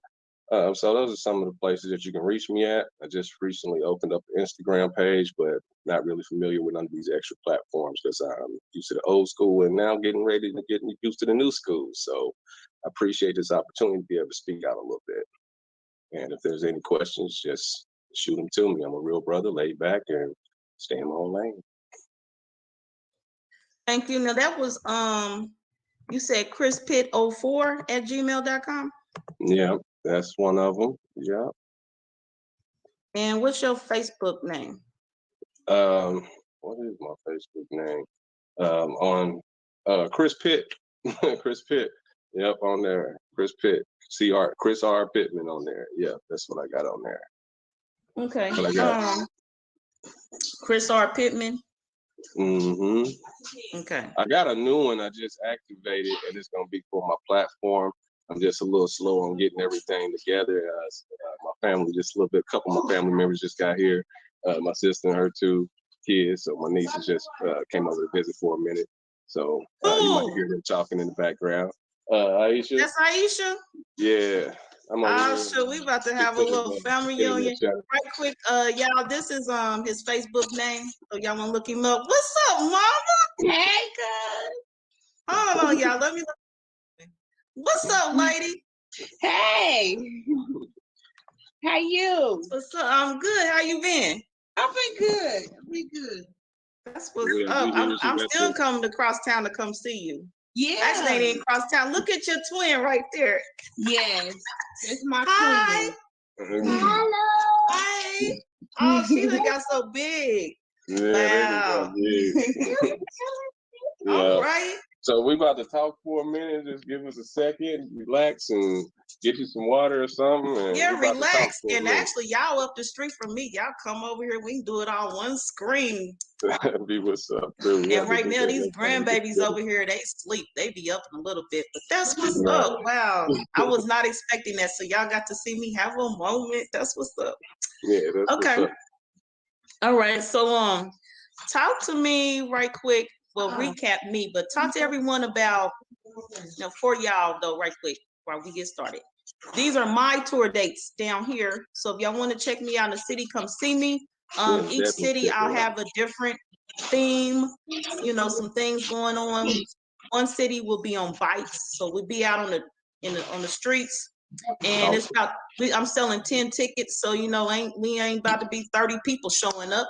We just need a few people, keep everybody safe. We all stay in one group. Another city, I'll have a bus tour where I'll be driving. Y'all know I got my CDL, so I'm gonna be driving the bus. I'm gonna keep y'all safe. It'll be all right. So we doing a few things. I'm doing another one. We doing foster care awareness and some other things going on. So those tour dates are for me and what I got going on. So right now, again, back to the live that Golden Brother was on earlier of his own on his Facebook page. Again, check him out, Chris R. Pittman on Facebook. Share with us some of the things that were going on in that video and why you initially created that video. What were your thoughts? What's going on? Well, my thoughts is basically, I think about it all the time because, I see a killing or a shooting on pretty much every day now. It hurts my heart. Like it's a part of me, like it's me or one of my loved ones, my family. And all of the corruption that we see going on with the police, we already have violence in its own, but all these fallen lives, and your hands are in the air. And, it irks me to see this happen in this day and lifetime. It's kind of like modern day lynching, if you're real, you talk about it. If you're not, you kind of go with the flow. Well, that's not me. I speak out on how I feel. And as a Black male, even though I'm light skinned, I feel some type of way a lot because it's like we being hunted now as males. Our young Black males, they're getting shot by each other. They're getting shot by the police as well. The older Black men, we're being shot. So we can't teach the younger Black men. Trying to teach them how to, keep their pants up, not to be profiled so much as a thug, change up the way you look sometimes, change your mind frame on a lot of different things. But you know, it feels like a celebration to a degree after the George Floyd um, trial and everything, but it's nothing really to celebrate right now. You know, we still in this fight for equality, and then I don't think we ever will get it unless we make a stand for something, some kind of way, as far as building each other as Black people and building each other, period, as a human race. But it seems like there's an agenda past what we can see on a daily basis. As far as with the news, it's a controlled substance as well.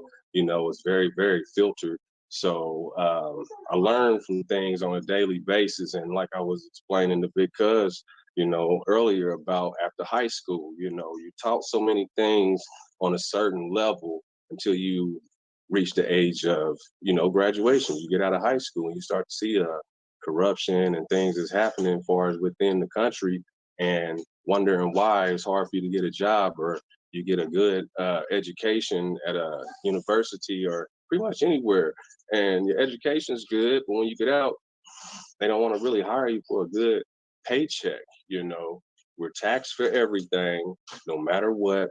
They want a piece of you when they're not really giving you a piece back.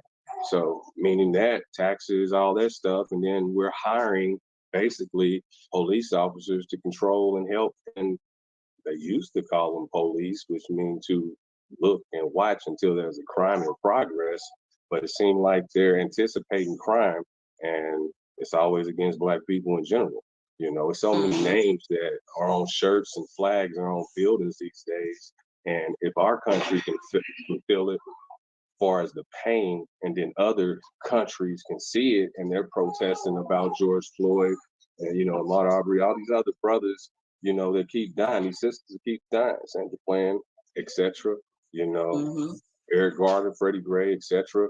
And I look around and look at my kids and they grow, you know, and have to tell them to watch what they say and watch these officers and how they approach them, you know, and they don't have to talk to them. You're not of age. Call my mother, my father. I have the right to remain silent. I don't have to say anything. And me as a Black man, if you are in a situation with an officer, please don't turn your back. I'd rather get shot looking at you in the eye versus me trying to run. Whether you did something or not, take the charge if it's possible. You know, maybe it's some dirt that you did, but at least you lived through it. And hopefully it's no dirt to where you can live through the outcome of that, because the police encounters are becoming real bad these days, as far as in my eyes. And a lot of other people see it, but, you know, I used to be scared to speak out on it and say certain things, but it seems like some of us want to listen and some of us don't. We're lost in the system of corruption. So, you know, saying that, it's a lot more that can be said. You know, you allow one Black president to help lead, but he really didn't have any power. And we got a new turn in American history after this Capitol stuff. But, you know, you can take over the Capitol, you know, rub shit on the walls, and, you know, you're ready to go to war with the protesters that are unarmed. And it seems like once they know you're unarmed, they're ready to do extra harm. Which is kind of crazy, but it's a hypocritical, corrupt system, and it's never been designed for us to excel. It's up to us to excel. Every time we build something strong, and we have to start from the bottom again. You know, Right whether quick. you're a millionaire. Oh, yes, ma'am. Speaking of excelling, now I wanted to give. Now I had, as I said, we're building today, and I was assisting you with your studio life, your platform coming up. And so this broadcast was posted a little early, and so people were looking for us to come on, but we wasn't quite there yet, and it's because I was prepping and getting him ready for things. So I wanted to give people time to realize we were actually live, give people time to get in the room and get comfortable and see what's going on. So as I usually do, I greet the people who are here, who come in at first and greet us. So we have Indigenous Kentucky Heathen, speaks Hey, how you Halito doing? and Peace Family, and in paper ready. See, they come ready. We come ready to learn. There's a lot of us here known as master students, so we come in here ready to learn. They know this ain't no play thing. We not here to entertain them. We're here to know some stuff. Gary Tucker speaks Salam Moores from YouTube. Salam. And we have Cosmic Thoughts. Greetings, sister. Glad you made it. So you got the notification. That's what's up. She's speaking that from YouTube. And we have Charbay here from Facebook speaking greetings to the Empress. Greetings to you. And we have Kai Creatress on her YouTube channel speaking peace. Peace to you, Kai. Peace and love. And we have Jeremiah Rossboroughs, Queen Salute to you. Robert Johnson, are you coming back to Detroit? I am. Robert Johnson, did you get to class late? Because the Detroit date is in the ticker below. I swear I put it, let me see. Detroit on October 16th. That's it. You know what I mean? Yes, Robert Johnson, I'm coming. I'll be there. Now, what I wanted to share with you in support of your platform, Jeremiah Rossborough from YouTube says to you, big cuz, nice to meet the family. I'm your cousin from California. What's happening then, cuz? How you doing? Have to meet for real. Do another one. I ain't never been all the way out to Cali.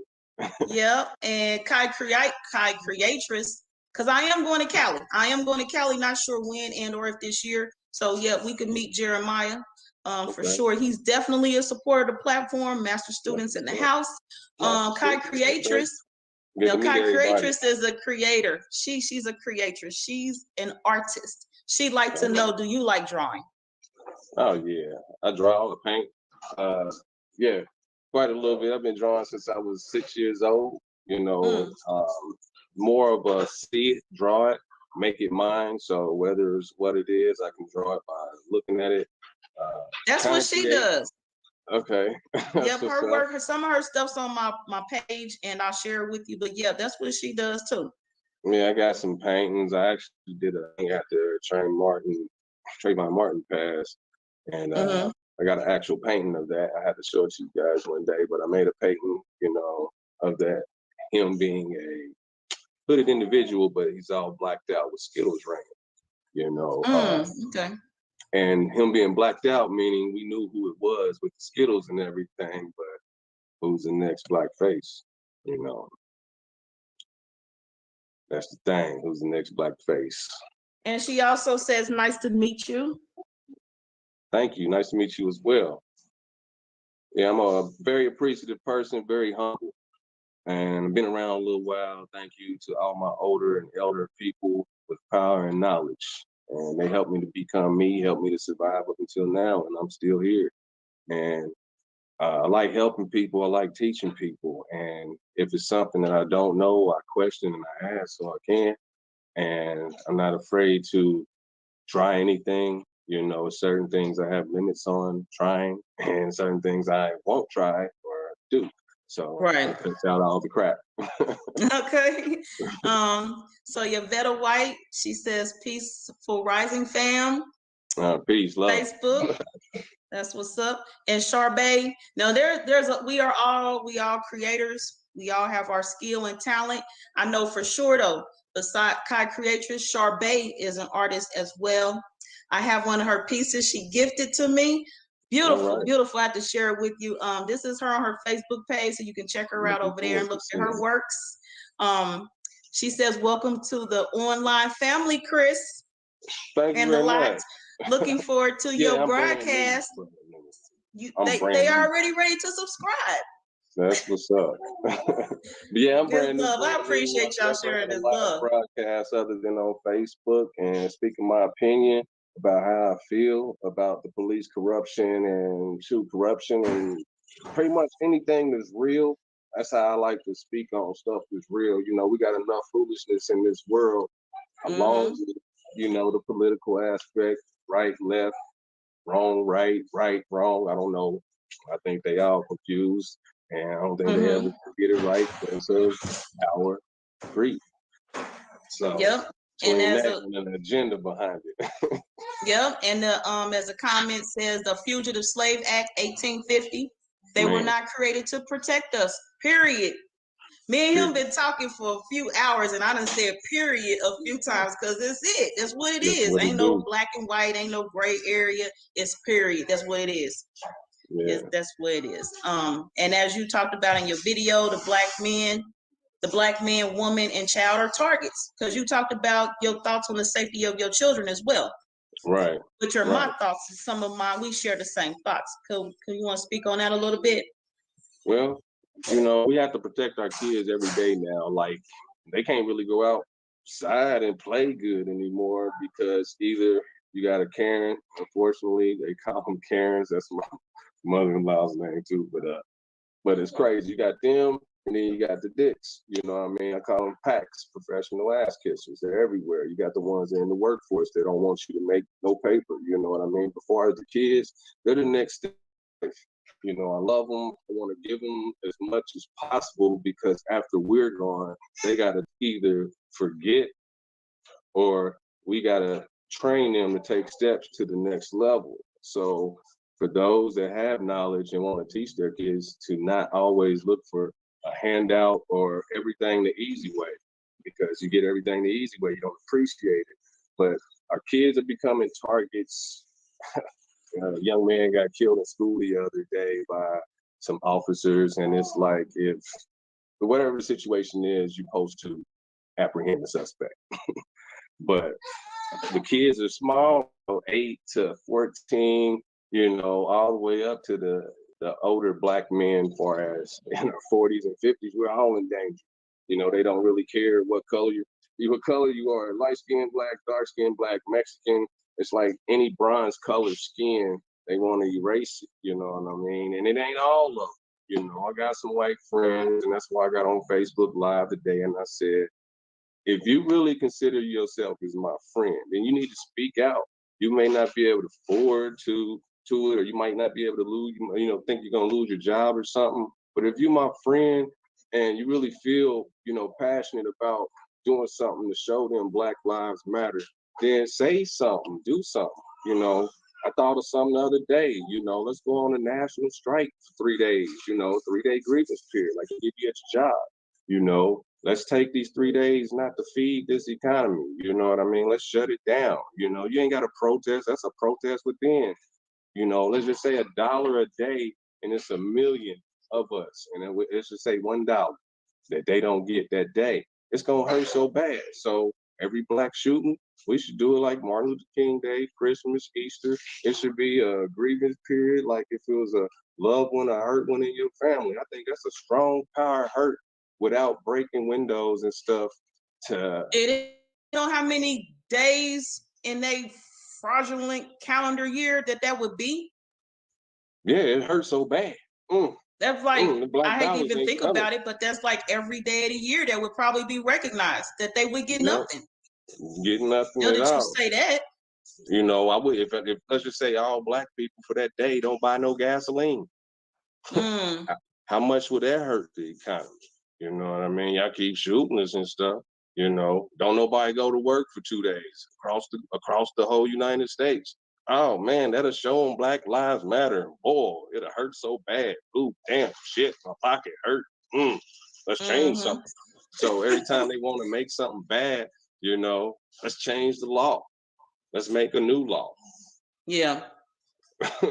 let's because you was talking about the new laws and how there should be a law against them, what you said, friend, and then maybe even the Billy Club, but the Billy Club went out with the Rodney King beatings. Yeah, that's like, they used to get our ass whipped. Now they done pull out the guns, you know. They put up the nooses and the hoods and pull out the badges and the guns to try to control the black population a little more. You know, we know about the crack pandemic. We know about the drugs that's pushed in the neighborhood that we don't know how to get, because we got to have some type of connect to the outside world to get them to the hood to sell drugs. So we know the game. You know, I watch these movies and read and all that stuff too, but the movies will tell you and show you at the same time what's coming or what they planning or might do, which could be a conspiracy because we can't prove it at the time. But I just look at it for what is real. We getting shot up, you know what I mean? They don't care how, like, we're gonna lie about it to make it right. What do they do? Edit the video a lot before they put it out. You know, anytime you do something bad, you want to hide. You know, Slave Patrol 2020, what that comment say? And I'm gonna read Stay in the the dark comments when for you do your one, because dirt. that's what I do, and for two, because Golden Brother Seed and already told me because he's on his cell phone, he can't see the comments. So I'm reading them. But yeah, Monique Hill speaking about the slave patrol. She right, we own it. And they're Yeah. agents, not police. Yeah, and the main right we have is to remain silent. So, you know, have your credentials ready, of course. You know, you're getting pulled over, you know, ease them brakes down, get your stuff ready, you know, even though you got everything. It's kind of like your life is in their hands when you get pulled over, because it's like no matter what, you got to stop. Otherwise, they're going to hit this horn and call everybody to come get you. And it's only you. Your hands is in the air. They don't care, you know. I'm like, dang, do I need a bulletproof vest every day I go outside? It seemed like I knew I need to get my kids some vests, you know. Uh, it's painful to see, you know, the evil within, you know. And I speak out about it because I used to be shy, you know. I'm not the darkest brother, so I used to be like kind of intimidated, you know what I mean? So used to be real shy about things, but through time came knowledge. Knowledge is power. And I try to help and empower others. I like to learn from others because that's the best thing you can know. I study white people, you know what I mean? Not saying that I study them, you know, I learn from them because they have other interests and stuff that they buy and purchase. I was talking about that earlier. You know, I believe in freedom. I believe in being really free. Leave me the fuck alone. Excuse me. I'm there. It You is. good? Go ahead. You know I what I told. mean? Look, I mean, just hold on, cousin. I told you before we started. You ain't gotta. You cuss. That's what we do. Speak freely. Speak freely. And I know we sometimes uncomfortable. You're up here speaking about your shyness. Cut it out. That's what's up. That's what's up. But yeah, no, for real, man. I'm like, leave me the fuck alone. I'm doing me. I'm legit in every aspect, whether I carry a firearm, whether I'm not, long as my license plate and my name is registered, I have no felonies, you know, I'm not drinking, you know, don't take it further than what it is. This is not Judge Dredd. You know, I have the right to go to jail. That's what I should say nowadays. Hey, I got the right to go to jail. Can I just go so you don't kill me? You know what I mean? Can I just go to jail if that's the case and stay alive? I'll go that night. We can work it out through the courts like it's supposed to. But we know it's a game. It's a gamble when you go there too. Because I kind of seen something when my brother had to go to court one time. And the reason why I speak on this, because we're in the court and the prosecutor's talking to the, you know, you know what I'm going to say. The prosecutor's talking to the defendant. You know, they're talking to the bailiff, and they're all giggling, and they're giggling about an explosion that happened where there was a big explosion and stuff, and they're talking, and I'm like, these motherfuckers all friends. They kind of act like they're friends, you know what I mean? Then the judge comes out and apologizes for being late. Well, that's unprofessional within. This is a That's what courthouse. they do. Not joking and stuff about another decision with another man's life because it's just a job. Everybody does a job. Everybody has fun in their job. They know each other. And in order to come up with agreement pretty much the time, you know, they got to come up with a deal. That's why you got to get a deal. Why do I need a deal if it's real? You know what I mean? Like the Now trial. you know what you about to spit them lyrics on us. Did he tell y'all he rap? He got them bars. You know, it's plain as day. Deal with It's this video real. recorded, live action. That's why y'all hide it. But when we know and we show it, oh man, it's all bad. Thank you for YouTube. Thank you for social media. Thank you for these new devices to help catch these motherfuckers. Yeah. They need to burn in hell, you know, just being real, you know. And then you got the good old boys that always want to do something to somebody that can't really do nothing. You had one the other day messing with the young black male walking down the neighborhood. We done seen it everywhere. I wish that motherfucker would. Man. Oh man, I would love to go toe to toe with anybody. You know, Okay. you know, I'm not scared, you know. Cop, not take your badge off, take your gun. Let's have a fucking boxing match right now. You whip my ass, I whip your ass. You go home. You know, I go home. Nobody died.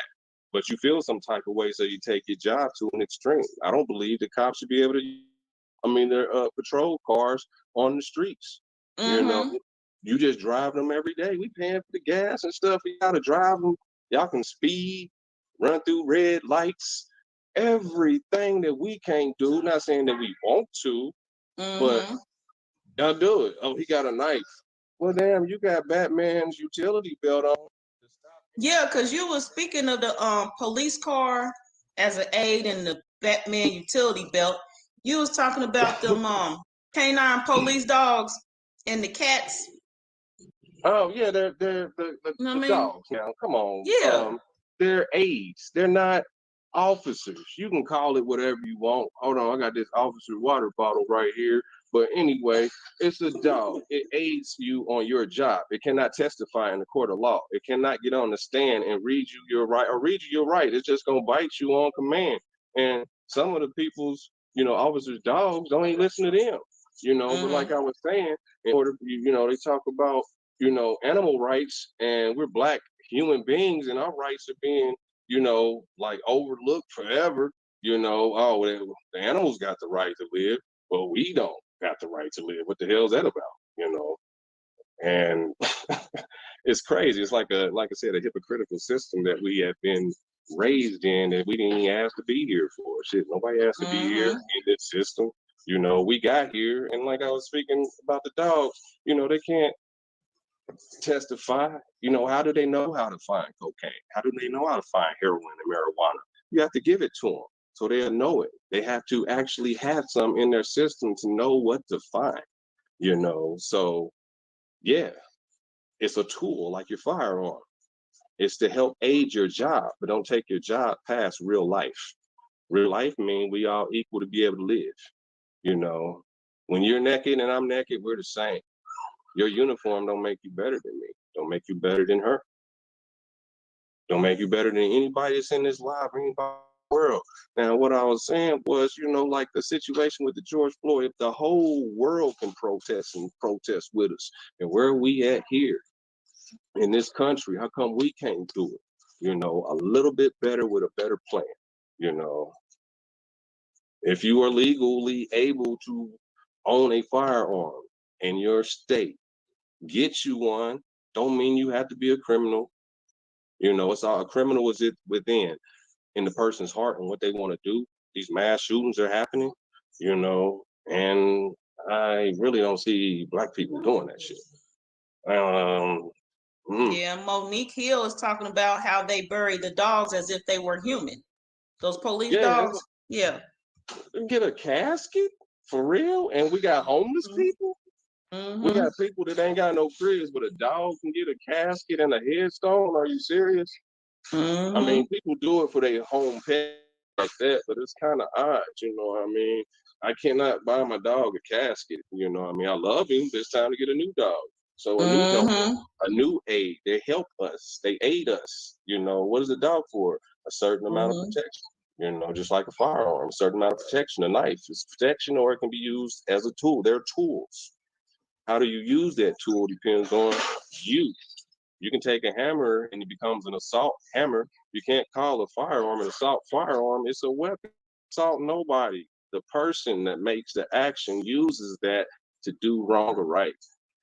Yeah, and you were talking about how the dogs can't testify in court, but they call them officers. Yeah, they call them officers. The dog can't put me in handcuffs. All it can do is either bite me or tell on me. Oh, he put it over there. They come to smell, You can't smell it, but the dog can. So it's an aid. It helps you do your job better. Just like if I was to pick up a hammer and knock a nail in, I can try to put it in by myself. I could use a rock, but the hammer is a little more efficient, I can't take a tire off without a tire iron, So it is what it is, but it seems like they make a law every time it's something they want to make a law that you can't protest. What kind of crap is that? Let's get a law. I think there need to be a police racist vaccine. I think they all need to get a shot, like the COVID-19 shot. They need to get a police racist vaccine shot so they'll do their job like they're supposed to. Because if they get that shot, that's why they're about to have them RoboCops. Yeah. Unless the shot is to make them RoboCops. Yeah, that's what it is. I'm just looking at these active food down. You go steal stuff from the Capitol. Man, how do you get away with that? How do you wipe shit on the walls of a sacred building? You know, since y'all love the country so much. Yeah, swearing. You got And a noose in the front yard of the Capitol. You know, we had White House down. Ain't that something? White House down happened. I don't recall in the history of America that we had to hide the president. Mm-hmm. I don't know. They put him up. So right quick, Golden Brother, you mentioned your Instagram. Do you have an Instagram up yet, or what did you say you was working on it? I'm about to. Man, I wrote it down yesterday. Okay. I just made it yesterday, so my So apologies for Kai those who don't. Creatress, I'm gonna get it and I'm gonna send it to you. Okay, Kai. And I right think quick. it's under. Is it under my Chris Pitt? I think it might be under Chris Pitt as well. Yeah, I think it's under that as well. Yeah. Okay. All right. So right quick, in the comments, there's a Quenisha Hudson says, if you don't have your ancient Kemetic Rossorian calendar, what are you waiting for? So for those of you who's aware of the platform and Siva Patasi Rasar, you already know what calendar she's talking about. If not, I'm not gonna go into it today, but you can contact me and then we'll go over that. Here goes my contact information. If you're not aware of me and or how to contact me and or how to get one. Now, either way, what I'm going to share is in my upcoming event in Washington, D.C., I'm collecting books and we're donating them to the children of the Washington, D.C. area to promote literacy. And we're also on the tour, because there's a tour as well. We're going to be on bikes and we're going to be traveling along the path of one of the famous writers of our people in the DC area.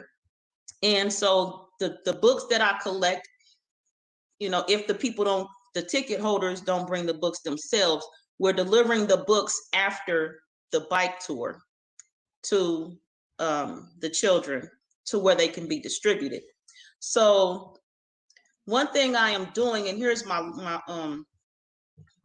dates and cities while I'm talking. One thing I am doing is when you donate at least one book, I will in turn give you free, just in an exchange, so no charge. You will get the ancient Kemetic Rossorian calendar.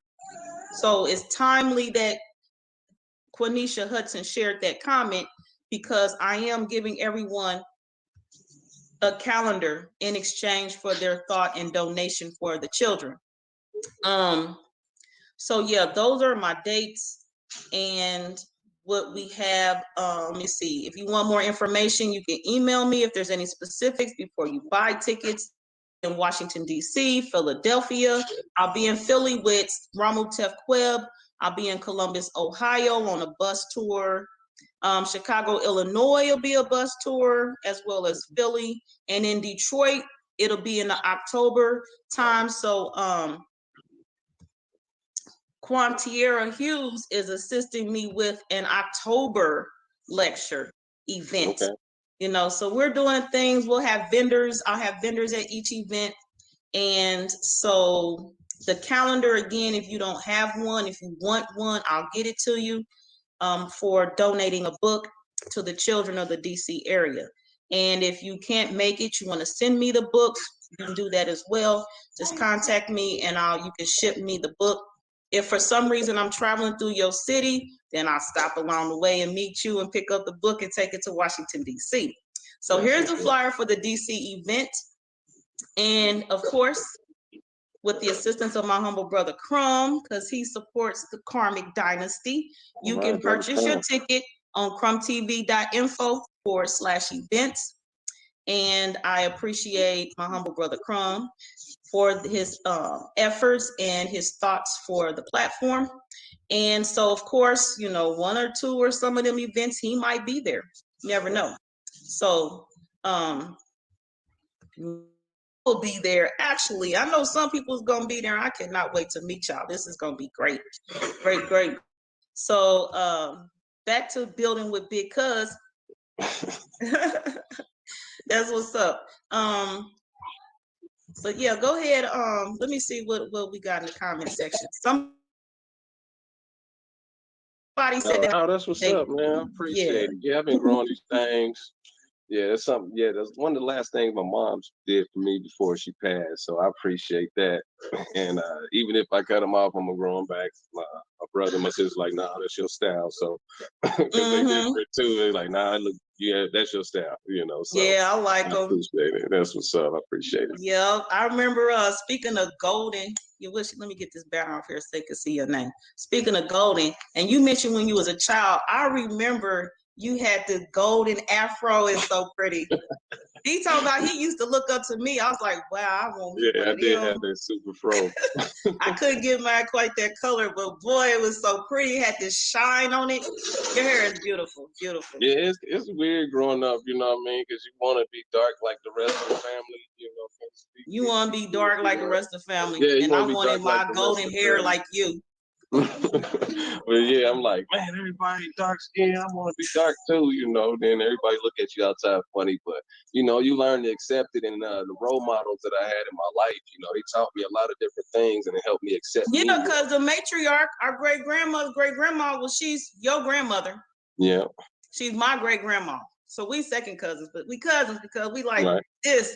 Yeah. And my daddy and your mama, you know, your mama is my daddy's aunt. Right. But they's like brothers and sisters. You know what I mean? Yeah. But yeah, it's something else. It's something else. I forget what my point was, what I was saying. I'm eating my mango, if y'all curious. Oh man, I love some mangoes, strawberries, watermelons, all that. Yes. Yeah, if somebody don't like watermelons, something wrong with their ass. I mean, that shit is real. All them watermelon stereotypes and shit. I don't like watermelons. I don't like watermelons. The ones they try to push on us with no seeds, I don't like those watermelons. Nah, I don't like them too much neither. But yeah, fruit, you know, one of the things I like to eat too, and I like to maintain myself, you know, however long I can. You know, we don't know how long we here, we just here. Yep. You know? And, you know, the main thing is living, you know. If, you know, if we all could just live and we each other, then we would leave, like everybody would leave each other alone. Every nationality. Y'all do Asia, y'all do Africa, y'all do North America. We would just leave each other alone, but we all need something from each other. Somebody don't want to do this, but they willing to do it, and you willing to do this for what they willing to do. Common trade. Started off with trade and barter, and now we got these dollar bills, and they made them to where some people can be lazy and some people don't. You know what I mean? So the money, you can buy anything with it versus you being able to do something with your hands. You know what I mean? What can you do with your hands? Can you speak? Can you do to people to help them other than give them some money? Because if it's all set on fire, what you got left? What you can do? You know? Yeah, that fiat, I'm sorry. Something else. They got the digital currency now. They can put it on numbers and stuff like that. But if the internet goes down everywhere, ain't no everybody broke. Okay. And at the same time, them dollars is gonna be lining up the streets one day. You probably won't even be able to see the concrete. Yeah. But them dollar bills hanging out in the street. But I'm ready. We gotta prep for stuff like that. And we talked about that as well. Living, you know, when things shut down and go down, and how, you know, in my mind, because we were talking about getting outside of the city. And you were talking about, what was that show you watched? The zombies. Oh, I watch a lot of different movies. The ones with the zombies and humanity. Walking Dead. Yeah, I watched it a lot. Because they know I don't watch TV, but I'm familiar with the show. But my thing is this, my first thought is when the internet does shut down, first of all, people gonna lose their damn mind because they ain't got no damn Wi-Fi. They can't take no more selfies and send them and all this reactions and likes and loves and thumbs ups and social media crap. They caught up in that artificial stuff. And then them people who don't commit suicide after losing their damn mind, they gonna be headed to the grocery store. I'm laughing. I done laughed. I done start preparing. They headed to the grocery store. They buying up all the meat. I bet they won't touch no mangoes. They buying up all the damn groceries. And then with lines and communications going down, you know the trucks gonna stop coming into the city. They ain't gonna let the trucks in the city. Because first thing they're gonna do is shut down the highways. I'm gonna walk with the phone too for a minute. I'm listening. They're gonna shut down the highways.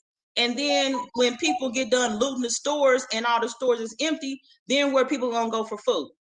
Yeah, there it You is, know what I right mean? there. Where you gonna have some I'm from? gonna be You know? I'm gonna be in my spot because it's already being prepared, and I'm gonna be out grabbing me a mango. You know what I mean, Shay, no, we not playing. And we got us a lot of us in here, and we have our gardening skills. You was talking about the gardening going on, Yeah, my efforts wife in is trying to be an your home. herbalist. Yeah, My wife's herbalist. trying to be an herbalist. That's Yeah. just what we all, and it ain't she's trying. Your wife is a herbalist. There we are, the creators. We are herbalists, and it's just that she's tapping into a part of herself that she wants to look into. She Right. already a herbalist. Was Yeah. what we do.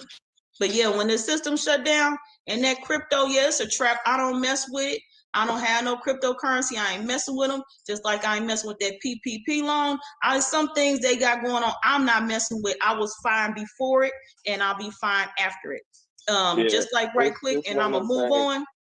on. Mm-hmm. Right quick, one thing they coming of my daughters was coming up, and they was about that age, about adolescence, and they got I think it's called HPV. Somebody correct me. The shot for some of the HPV. Mm-hmm. okay, HPV. And they introduced that crap to me when I took my daughters to the hospital to the clinic appointment. And I was like, what is that? Huh? What is you trying to talk to me about? Because first of all, I don't mess with them, and I'm real skeptical, and I watch them real close when they interact with my children. When I did take them, they grown now, you know. Right. And I was like, what is you talking about? And my mind was like, are you serious? Because I'm one for facial expression, so my face will come at you before the words do. And I looked at that doctor like, nigga, do you know when I was growing up and I'm full grown, I'm apparently all right. I didn't have 5 kids, so I can have kids, I can do everything. Apparently, I had sex to intercourse to have these children come here. My mama didn't have no have the doctors give me no HPV shot. My mama is fine. She had kids, ain't no problem. She apparently had sexual intercourse to get us here. She didn't have no HPV shot. If y'all don't get the hell out of my face. So they always with some extra stuff. They always with some new stuff, and they need to just stop. Period. And they giving our children STDs. Man, them between that and them damn syphilis experiments and shit. And I done went off on a tangent. I'm about to chill out with my mango cousin, big cousin. Go ahead, let's talk about it. What you say? I said, go ahead. I'm gonna chill out with my mango. Like I said, you're gonna chill out with your mango. But yeah, it's too much with these vaccines and stuff. You know, they got 5 out already. I'm gonna read too. I'm looking at a car as well. But yeah, they got 5 vaccines out already, and it's like trying to fix it so fast. It ain't working. Some people are allergic to it, you know. I have epilepsy, so I'm allergic to a lot of different medicines, and that's one thing that I can't take. Not that I really need it right now, because I believe God got you first. And if it's meant for you to have this COVID vaccine, if it's meant for you to have the vaccine, cool. If it's meant for you to catch it, it's not cool. But I think it's just another name for the flu strain, because they haven't even figured the flu strain out. I think the flu shot covers 12 strains of the flu, and it's like 48 to 50 strains. And people get the flu shot and then turn around and get the flu. Right. Yeah, that's what I'm saying. You get the flu shot, turn around, get the flu. You done made almost 10 COVID vaccine things, and y'all having to do recalls like they Fords and Chryslers and shit. You know, and I seen people getting herpes from that COVID shot. I'm actually gonna do this herpes video. It ain't related to that, but y'all, I'm coming with this herpes video. Stay tuned. Right. I totally agree. Yes. Hi, baby. Yep. So as he mentioned, he works on cars, and I told him because we just building, we spending some time together, and thought that y'all might be interested. Y'all might be interested in some of what we talking about. Yeah, I did a video on Crumb TV on becoming a midwife, a doula, and you actually, as I mentioned with my cousin's wife, you are already a doula. You know, you might need to tap into some unfamiliar things concerning this world and how to bring it all together. You're already a doula. Just had to tell you that. That's what's up. That's what's up. But yeah, I just speak what's real, man. You know, I could talk forever, but you know, Yeah, from me experiences too. with parents and you know, being able to appreciate it, you know, I just speak on the Most High. You know, I'm not on either side of the religious spectrum because I done had, you know, shared both sides, Christianity, well, it's other religions, but between those, Christianity and Islam, I done shared both sides, and pretty much the 10 Commandments is on both sides, and your conscience is what's going to get you into heaven because God makes what you are. So you're evil, if you're good, you're good. Yeah, we can change, but it's up to the person inside and if they want to change. So if you want to live the way you live, which I would like to live many, many years, and, you know, not outlive everybody that's around me, but long enough to pass on some of this knowledge that I got, you know, and I'm thinking about doing like 2 or 3 channels because I got a lot of knowledge to give and I would like to train people, you know, and I've been training martial arts for about 26 years now, you know, and I don't always train, but I done got back into it after 10 years of being, you know, docile. You know, you get used to the workflow and then you get away from stuff that you like to do. And even though I don't work out like I used to, because I used to be pretty diesel in high school, but I don't work out like that no more. So that being said, all I do is try to maintain my body weight now, you know. So versus me trying to be a bodybuilder and when I'm 60, I ain't gonna need the muscles like that, you know what I mean, unless I'm, you know, moving couches or something. But I ain't doing all that no more, you know. Just trying to live, stay free, because it's either your freedom's gone or your life is gone right now. And I work right back to the real right fast, because right quick, right fast. What again, master student. I'm telling y'all, I swear by I'm a master student. I am Wisdom Faye. Comment in YouTube says trying to learn, and excuse my English. Tatib, what's TAHTIB? What's it say? Tachi? TAHTIB as in boy. TAHTIB. I don't know what that might be. Okay. I know about Taekwondo, Ninjutsu, Muay Thai, kickboxing. Oh, she says stick fighting. Oh, stick fighting.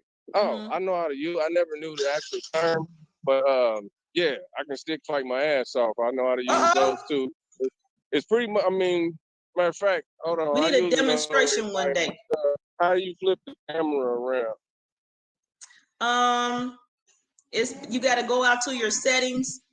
Kind of broke this thing. I'm just gonna flip my phone. But Okay, yeah, you can do that. Well, actually, I can just grab them and show them to you. Matter of fact, this is just some of the stuff that I do. And after training with certain people for so long, you know, you can't teach yourself. Well, they can't teach you no more after a certain extent. You know, they can only teach you so much, and then what you learn, you know, after earning your degree in high school or your degree in college, it's time for you to enhance what you learn. So I've learned through time that a lot of stuff comes from hands-on. That's how I learned how to do mechanic work. That's how I learned how to build houses. That's how I learned how to do electrical work. You know, I have my electronic systems degree. I did that just so I can be able to say I can do it, but I already knew how. So it's like, how do I get a degree for something I know how? I can cut hair, you know, I draw, paint. You know, here's one of my drawings I did. Man, when did I do that? 2003. It's an Incredible Hulk drawing. I did that back in 2003. And when I did it, I was looking at a little bitty card. You know, I drew it because, you know, somebody else said I couldn't, all right? I didn't know how to draw or something like that. But I'm flip this around. All these weapons I can use. So I got my belt. Those belts, I started off a white belt and went to brown belt because my teacher thought I was too good, so he skipped me 3 belts. So then I got my black belt. I can use these size, nunchucks, and I recently started training with this new thing called the monkey fist. And I'm getting pretty good at it. And that's why I need to make me another channel so I can start showing stuff. And she mentioned the sticks. Here's the sticks. So got those, and I had several different types of staffs. So one weapon isn't enough. You got to train with all different kinds. So this is one of my favorite. It didn't used to be my favorite. I used to hate it at 12 years old, but I understand why my sensei gave it to me now. Because it's a weapon that you can walk past anybody with, even the police. It's a stick. See what I'm saying? You can walk past with it. You're not a threat. And I didn't understand it at the time, but it's one of those weapons that, like I said, you can walk anywhere, nobody look like a suspect. But if I pull the ninja sword down or the size of the nunchucks, then I'm looking like I'm about to do something crazy. You know what I mean? Man, you know what? Speaking of people walking down the street with weapons, and I ain't about to tell his business, but one of our cousins, and you know him, I ain't gonna put his name out there right now, but he walks down the street with a sword in his jacket.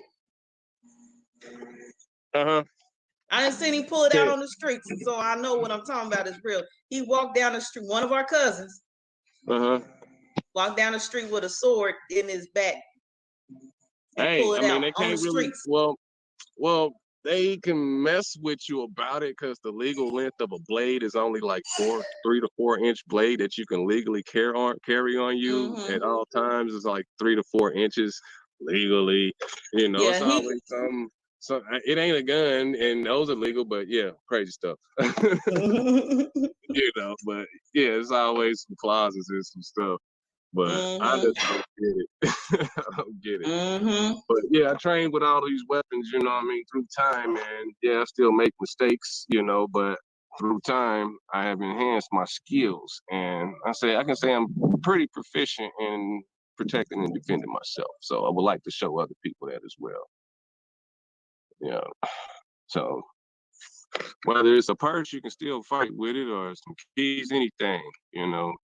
So, but yeah, definitely would like to be able to teach people some of the stuff I know to enhance their Shay, you talking about won't ever run out of bullets. That's where the backup comes in. Yep. Yep. And you was talking about the when the shortage on the ammo came up as well. Yeah, I was already up on that because I, you know, go to the range on a regular basis. And you know, I did a lot of research on conspiracies and stuff like that happen to be true, and they just don't want to say it. So the main thing is to divide people, you know, make them hungry. You know, that's one thing. Make them defenseless. That's the second thing. So you hungry and you defenseless, then you're willing to submit whatever. So that is a key factor right there on being prepared for certain things. And even if I don't get to use the stuff that I got, which I hope to God I never have to use nothing. You can start again, see what's happening. I hope I never have to use any of the stuff that I got. But if it is, so be it. Then cool. If not, then passing it on to my kids and they can protect themselves with it. You know what I mean? So that's how I live. You know, that's my code. Live free or die. There it is. So if it's today, then and it's wrong, somebody trying to take me out, then we all go. Because I'm a pretty peaceful person, so we can all go. I'm not gonna be on the news. Because you was talking about that in your live, somebody taking you out. I was like, that's not gonna happen. I'm in the comment section on fire. I said, because if you go, I'm next. I'm right after you. They got life messed up. Because yes, he is a pretty peaceful person. You know, with family, there's people that ain't peaceful. For the most part, because you, again, I mentioned my daddy. You my cousin on my daddy's side. Say it again, I said I already mentioned my daddy, so we're gonna talk about that. You my cousin on my daddy's side. Right. You hear me? Okay. And speaking of being peaceful, because we talked about our mothers and they peaceful and everything. So yeah, I can't think of anybody on, you know, is our family on my daddy's side is peaceful people. You know what I mean? So if anything happens to any one of y'all on some stuff like that, oh, I'm about to be out there. They might as well get ready to let me go next. Because we don't bother anybody. I ain't gonna be coming for people who don't bother anybody. You can go jump on the trampoline. Yes, you can. Go ahead and enjoy yourself. Be careful, don't fall and bust your heads. See, that's how they supposed to be able to go outside and play. You know, we got that stuff at home, so it's cool that they get to go out there and use it. But you know, the kids is stuck in the house all the time now. They done got us, you know, got them all messed up. They don't have routines right now because of the COVID-19. They couldn't go to school. They get up, don't want to wash up, don't want to brush their teeth, nothing. You know? I'm like, come on, y'all lazy. Come on now. Now I'm gonna say it's all right they don't go to school because we promote homeschool. Yep. But not That's brushing your where I teeth, graduated from. that we Homeschool. can't have that. Gotta brush your teeth. Yeah, that's how I graduated from homeschool. Me, my sister, and little bro. Yep, that's what's up. But yeah, man, it's been awesome being on here and being able to talk to people and, you know, kind of bond with people. And experience. Yeah, So we was talking about the energies when we meet people. You was talking about your neighbor, and I was talking about, yeah, I get that same energy from people I so-called first meet, like at these events. And I'm like, it's the instant, I know you, we're good. Hey, let's talk some more. And yes, Kai Courageous, I'm still eating this mango. I'm over here trying to chill. Plus my grandkids are slowly waking up. They nap time's over. So yeah, and then I'm engaging and you know the studio. Yeah, I'm almost, and you know, Kai Courageous is coming to the part where I want to pick it up. You know, the part that's still left near the seed and just so yeah, this mango is about to be on chill mode because all the fruit around the excess is gone. But anyway, yep. So we've been here an hour. Now the average time, so this is where I'm counseling you on the studio life. Here in this realm, we do about an hour average. You know, most times it's done. So, you know, if you got things to do, you want to end it here, and then we close up and come back another time. However you want to do it is cool. You want to continue is fine. Because with my Siba Patah Secret Sar, when he come on here, as we know, we can go 2-3 hours. Nah, I feel you said you can keep it going. I feel you. Yeah, I got to do some work myself, but shoot, we can stay out here a little longer. I ain't tripping. You know, anything you want to ask me, anybody want to ask me, that's what's up. You know, I can't see none of the comments and stuff right now, but you know, if it's something, you can definitely reply if you see anything somebody want to ask you. Yeah, they commenting on your homeschool. Like, can you tell us about being homeschooled?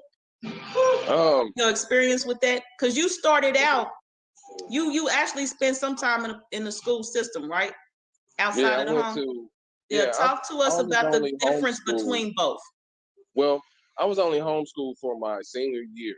I had an incident that happened to me in high school, and it kind of messed me up to where I had to graduate the next year. So my mom started her own homeschool and did, you know, finished with my brother and my sister, but through IPS, you know, all through my years growing up, I went to IPS. And, Indianapolis Public Schools, IPS. Yeah, that's where I went. And, you know, growing through all that, it's like the things that they teach us is kind of, it's cool and all, but it's irrelevant versus the interest, finding the interest in the kids of what they like to be able to both once they leave school. You know, they don't teach you how to balance checkbooks or, you know, how to look for how to get a house and, you know, build credit. It's certain things that they should teach us at a young age that they don't. And then as we get older and grow, you know, it's more of a job learning how to do those things versus they could have showed us at an early state. And that's another thing of keeping us down and hindered as a certain amount of people, unless you go to a public private school. And even then, you know what? You're still black. Right. And the Squire Trust says, yeah, cuz cool, he gotta come back. Oh, that's what's up. Most appreciated. Most appreciated. But yeah, I try to be the, you know, the realest, you know, as possible. Not saying I'm the realest, but that's how I live. That's the code. My mama whipped my ass. Shit. You know, if you ain't get your ass whipped, you ain't too real these days. But yeah, I got all the spankings, the switches and stuff like that. And I appreciate them all. Boy, talk about them switches. Hold up. I had a flashback. I don't remember who it was, but I got a whooping. I don't even remember why. I had been like about 6 years old. I had to go. Man. They sent me to the tree, the bush, the tree, and get I picked my own switches. Then I handed it to them. Yeah, it was a lady. I don't remember if it was great grandma or it wasn't grandma, because my grandma, Neither one of my grandmas ever with me. I think it might have been my mama. But anyway, yeah, you pick the switches off the tree, the Yeah, we branches had to off go the get them tree. ourselves. Yeah, Yeah, they go make get it yourself. And then you hand it over to them and they twist it up and light them yeah. little legs up. Get Oh you, man, get you, get you. Yeah, don't my let your little brother legs, or my little sister have to cute go legs get it was for welt you. up. But Don't let whatever your it brother or was, sister have to get it for you. Boy, they'll come back with a tree. man, but whatever it was I did, again, that was the only time I got a whooping with some switches. I'm telling you, I got Oh man. probably I'm pushing it, 5 whoopings in my whole life. I Man, come I from was a bad. disciplined household. Yes, ma'am. No, ma'am. Yes, sir. No, sir. There was none of that talking back, all this stuff some of these kids want to do today. Oh Oh, man. hell no. Yeah, I still had to jack my daughter up without jacking her up. You know what I mean? You know, all the kids. Period. I mean, it's better for us to do it than them to get out here and not know how. You Yeah, know, to break do the this stuff. switch. Yeah. Yeah, but you know, it's that respect factor. You know, if they learn how to respect things that they have and what's around them, they usually come out. You know, be good kids. But it's all about who's helping to raise them. You know, I have several stepchildren, and I love them like they my own. And they Mm-hmm. are mine. You know, I've been here with my wife for 10 years, you know what I mean? And, you know, we've been getting it in, and I ain't had no problem raising her. I mean, helping her raise these kids. You know, I was a stepson, you know, and I asked, hey, can I call you dad? You know, I know my real dad, but he don't like, you know, he don't know me like that because he ain't trying to be a dad, you know. But, you know, my daughter's mother, you know, we had problems. We separated, but I had to stay around long enough for my daughter to know me, and then I had to let it be. You know what I mean? So once she became a certain age and she knew me, then you know we wasn't on the same page. You know, and everybody that has relationships with their baby moms, they don't sleep together. You know what I mean? So you can live in the same house. You don't have to be that way. And in order to make it right for the kid, that's the type of dude that I am. You know, Mm-hmm. so certain things I just let go because I am a male, and we got so much control to a degree, and then the rest we don't because we're only men, and you know, 90% of the time, like I was talking to you earlier, because you know the kids go with the mom, you know, and I was one of those Mm-hmm. kids that went with their Mm-hmm. mom. But I appreciate having some type of dad. My stepdad, I wouldn't be a martial artist. I wouldn't know how to, you know, do construction and build houses and stuff like that. Wouldn't know how to go hunting and Fishing. fishing. Yeah, you know, stuff that he taught me to help me be me, along with the other positive men that was in my life, and me looking up to them, knowing that they knew something because they old, they know something more than me. They done grew up and they old and they big. I got to do that. You know, that's how I live. You know what I mean? I want to know too. I want to grow up too. It's like looking up to you. I'm like, dang, that's big cuz. Man, she want my cousin. Woo. Yeah. He did That's not say that. I'm gonna smack him when I see him, y'all. He did not say that. Now you know what? With yourself talking about if she wasn't my cousin. I am Faye Wisdom. I am Wisdom Faye on YouTube with her timely self. Says with all due respect, very informative and handsome brother. Well, thank you. And I Oh, appreciate we that. got a response. Most respect. Appreciate that. And I don't do it just to be handsome. I'm just regular dude with some skills. Okay. A regular old dude with some skills, and you know, I'm here, man, and I'm gonna be here and breathing until God say no more. And I ain't Yeah. scared. That's the thing. I'm not scared to go. And if you living scared, then you ain't doing something right. So don't live, Yep. don't live scared. You know what I mean? It's like, I'm gonna stand strong in front of the police. Look, motherfucker, we don't do that to me. You got the wrong yellow one.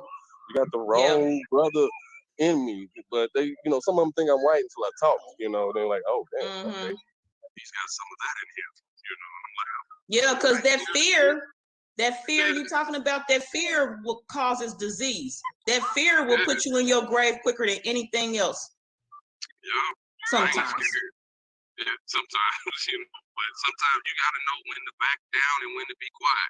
You gotta know when to blend, know how to de-escalate, and that's the best thing of doing is trying to de-escalate whatever it is. You know what I mean? Versus you know, enticing the situation when you know you could have walked away and saved somebody's life. You know, I don't want to call the police for nothing no more. Shit. Yeah, I ain't calling them neither. Your audio adjusted. Your audio went back a little bit. It's a little. Okay, my bad. Is it better? Mm-mm. No. Okay, let me mess around with it. Is that better now?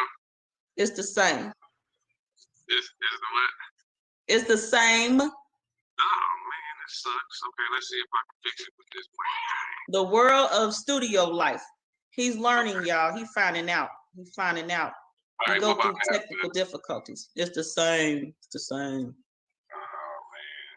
Oh man. But we can still hear you. I just want you to know it faded back a little bit, but go ahead. Okay. There you go. There you go. That's it. Okay. Better now. That's See, it. that's why I should have just took the Wi-Fi off and just used the cell phone Wi-Fi. It happens. And You so know, when it'd be your like guests that. come on your platform, Yeah. it's gonna happen. Just tell them, move on. You know, you might need to play a commercial break through something. Yeah, it's a commercial break or something. Yeah, that's what it do. Well, shoot, if I Mhm. feel like it, otherwise you can just wait a minute.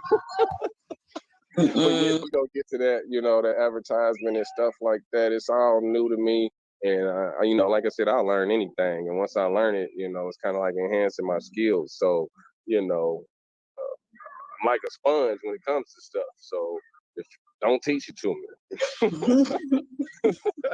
I'm just being real, but I get online and I look at what our interests are as Black people in these material things, and you know, people like, well, you know, they kind of feel some type of way when a light skinned brother say it, but you know, material things. You know, I look at and study what white people get, and they prepare for war. We're not, you know, like Gucci belts and Jordans all the time, and you know, certain things that you gotta have. Like back in the days, you had to have a sword, you know, because it's your protection. Nowadays, you gotta have a gun, but don't mean you gotta do evil.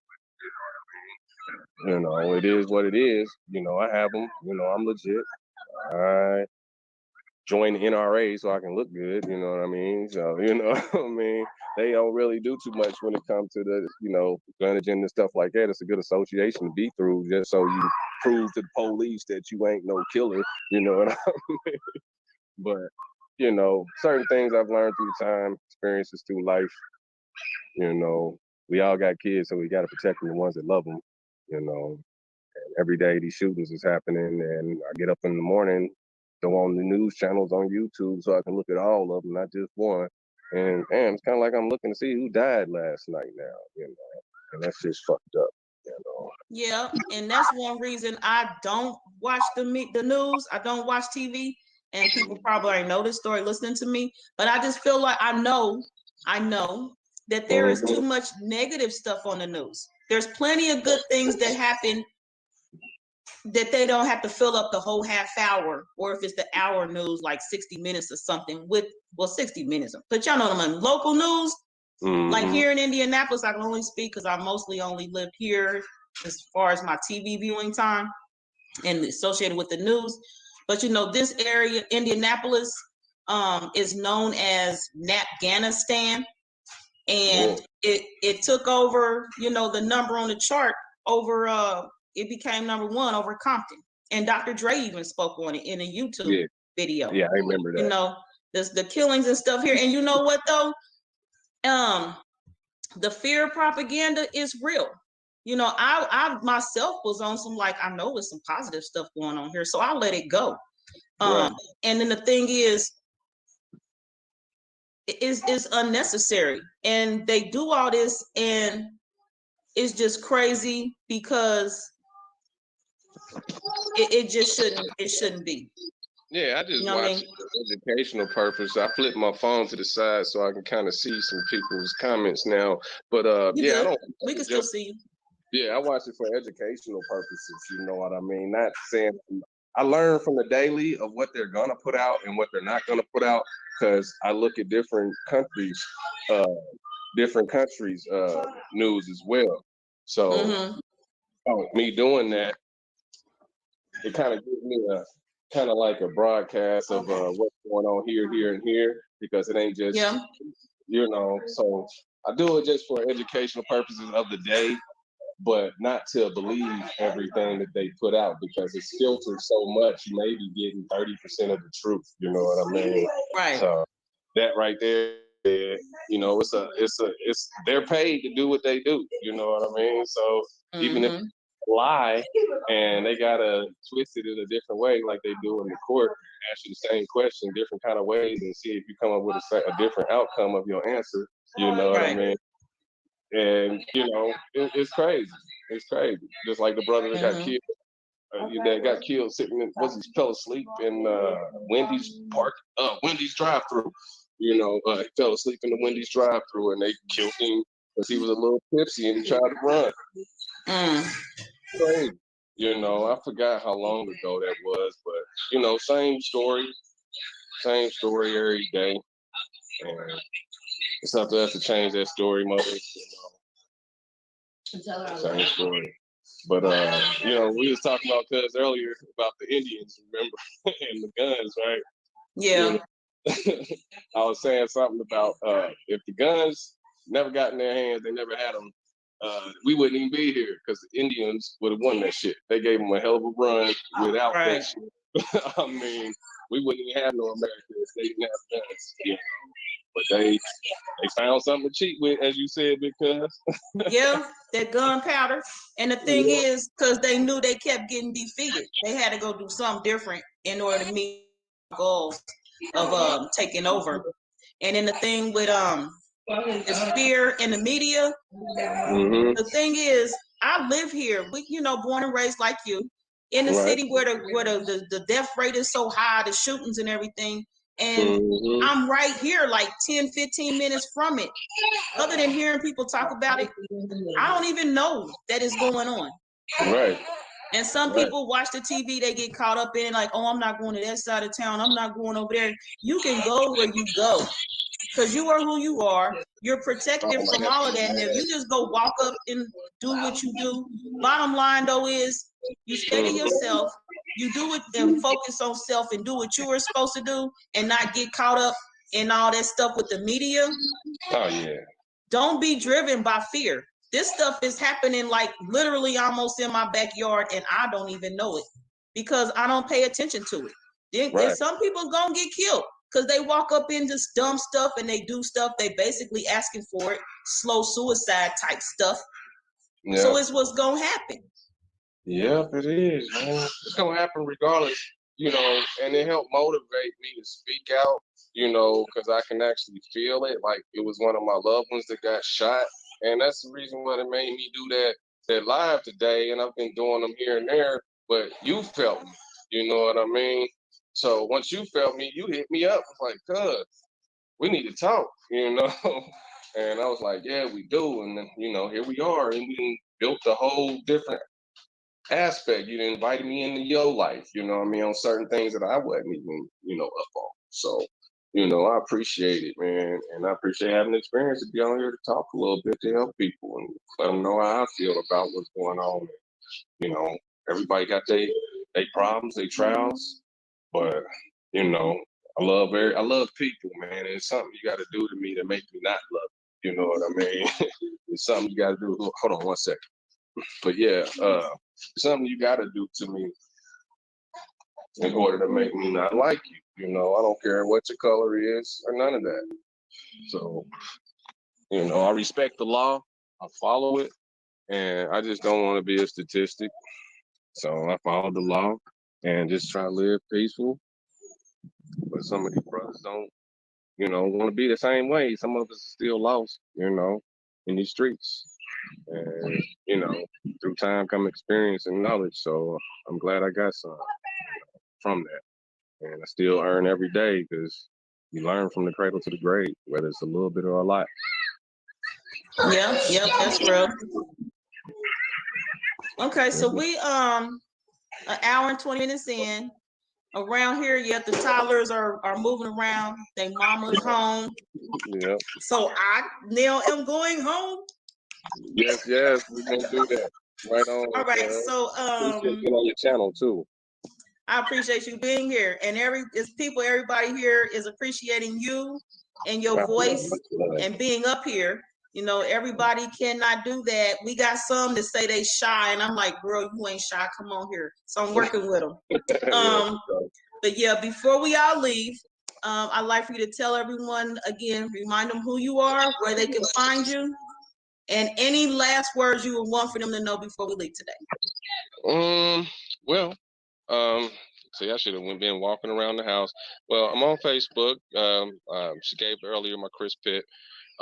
Reach me at chrispitt@gmail.com. I just created an Instagram, but you also can catch me on my Facebook page, Equalize Sound and Auto Repairs, where I do most of my talking because I work on cars and pretty much a lot of other things. So whatever I get my hands on, I try to be able to do. So a little around the board with that. From Indianapolis, Indiana, born and raised. I've been around the country a little bit, been out of the country a couple of spots, and just try to experience life. One thing I want to say is, watch your encounters with people. Be aware of your surroundings at all times. Even if you got to look over your shoulders a couple of times, just be aware and watch out for these evil people and these evil things that are around us. You know what I mean? Other than that, I wish everybody love, peace. Always be safe, and watch your kids. Keep in touch with your loved ones if you can to a degree, and keep moving, keep pushing till you can't breathe no more. And that's how I live. So I'm gonna do what y'all told me and make all that, and I'm gonna have it ready next time we get out here because That's right. And Hudson says, "Thanks for your time and wisdom, golden brother." Appreciate it. I appreciate it. Thank you for letting me be able to speak, and thank you for listening. A lot of us, like I say on most of my lives on Facebook, I usually say we all tune more of the foolishness versus the real stuff. But I definitely think, that'll hurt so bad that they'll stop killing Black people if we all united for 3 days, like a 3-day grievance period for the whole country. Don't buy nothing, don't go outside, act like it was a blizzard or something. Even if it ain't for 3 days, let's just say 1 day. Let's make it like a holiday, Christmas, Easter, Thanksgiving, Martin Luther King Day, President's Day. We need to have for every Black death or any person by the police with their hands in the air, let's have a 3-day grievance across the country. It'll hurt so bad on the economy, they'll just quit shit. And I guarantee it'll change because ain't nobody contributing for that amount of days. You know what I mean? Millions and billions of dollars they gonna lose just for that. They're gonna show Black people matter. We ain't gotta go tear up nothing. No, we gonna just not buy shit all day. Black people, Thursday, October, whatever, don't buy nothing. You know what I mean? All day, every day. I mean, you might have to buy something to eat, but don't buy no gasoline. Don't go buy out a whole lot of stuff. Just kind of, fuck it. I can 3 days. I can eat some peanut butter and crackers or whatever's in the freezer. I know I got more than that, but if it came to that, I would sacrifice that for a change. And I think that'll hurt more than protesting and breaking windows and stuff. And it's like they'll call it national security. Oh my God, the economy is hurt so bad. The Black people stop buying shit for 3 days, But yeah, I'm gonna leave y'all with that, man. I just had some different knowledges on doing stuff non-violent, like Martin Luther King said, non-violent, and like Malcolm X said, by any means necessary. So all I can do is die and teach and help. So please don't test me the wrong way.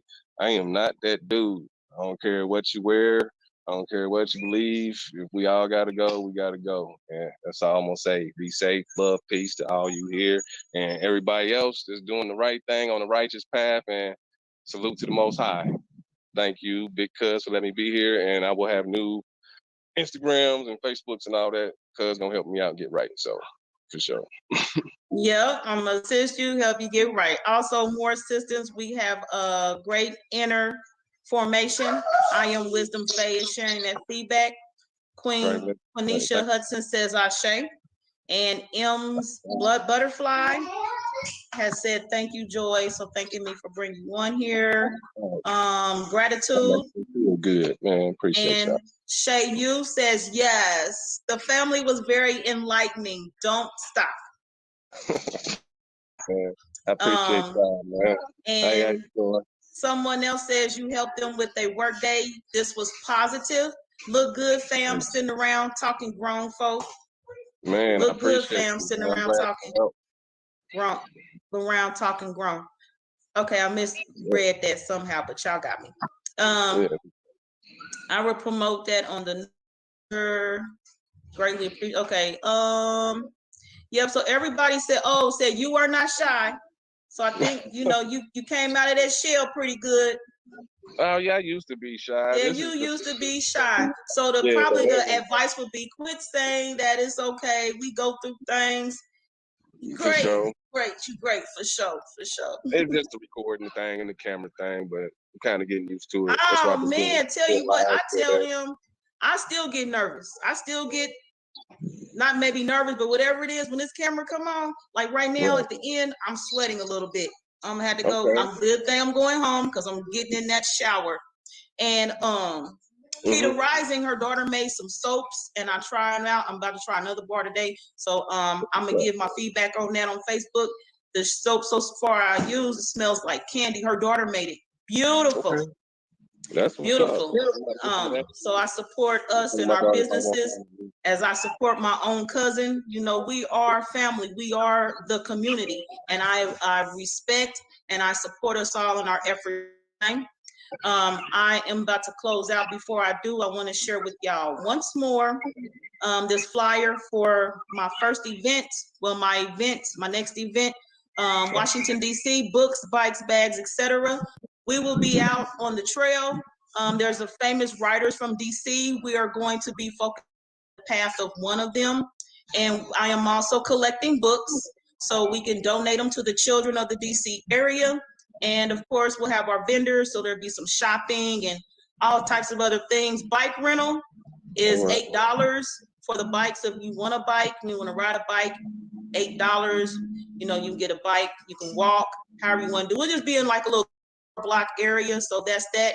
Cool. Donate a book, at least one. If you can't bring it yourself, get it there, get it to me, I'll take it there, and in turn I will give you a free ancient Kemetic Rossorian calendar.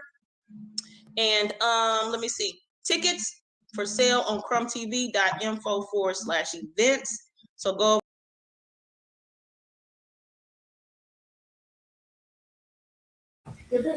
All right. Peace, everyone. We are taking an intermission. Usually, I think like yesterday before today, intermission meant I'd be gone for a minute. There'd be like no activity, just a still picture and a message for you. So right now, I'm with my grandchildren. I'm over here. My head piece been tilted. Empress Lulu feel like speaking to y'all right now. She wasn't doing it earlier.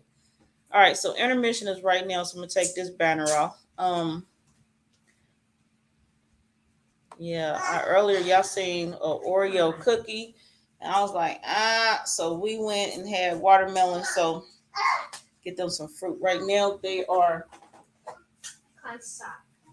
experiencing cantaloupe. No, what's this? Honeydew. They are experiencing honeydew over here. So they having their touch and feel, their touch and smell and sight and all that stuff experience right now. So it continues over here. It's almost cake time. It's my oldest daughter's day, and she's bringing the cake around these pots. We're about to have some cake now. Next, this favorite requested Karmic Dynasty video that's playing next is called Abortions, the Hypocrites Addressed. Now, this one I had on the I Am My Sister's Keeper series. So to see more of the I Am My Sister's Keeper videos, go to the playlist I Am My Sister's Keeper on my Karmic Dynasty channel. This Moon Fox here, she has her own playlist over there as well. Now, 9 p.m. Eastern Standard Time this evening, tonight, Siva Kepra Patel will be here with his broadcast presentation, and I'll have my pen and paper out for that as always. And again, I am here with my grandchildren. We'll be in and out and around. So I'm going to get to them right now, and I'm going to be around and tuning in with you all. And we are all about to tune into Abortions, Hypocrites Addressed. And will be with Siba Kepper Patah at 9 p.m. Eastern Standard Time here live, guest in the studio. And later tonight, if all goes as my plan, we will be getting a favorite video, which included an elder in the community. And the video is called Kushite Kemet Cosmological Mathematical Equation. So stay tuned for that. Stay tuned for that. So right now we're going on to the video that I am sharing that I mentioned with you all. Let me share screen. And again, this is my effort to come at y'all real time, share more of my life. You know, and again, it is 4 of them here. Somebody, I guess, like in the day when I had all 5 of my kids at home, they'd be like, "You got 5? Okay, yeah, where are your kids? They here? They all right here." They like, "For real?" Yeah, they right here. So you hear them around here.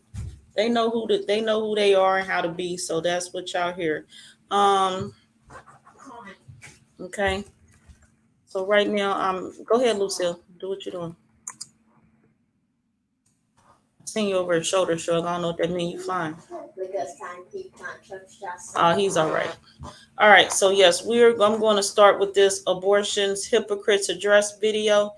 If you would stand by for me to start the video, I appreciate y'all.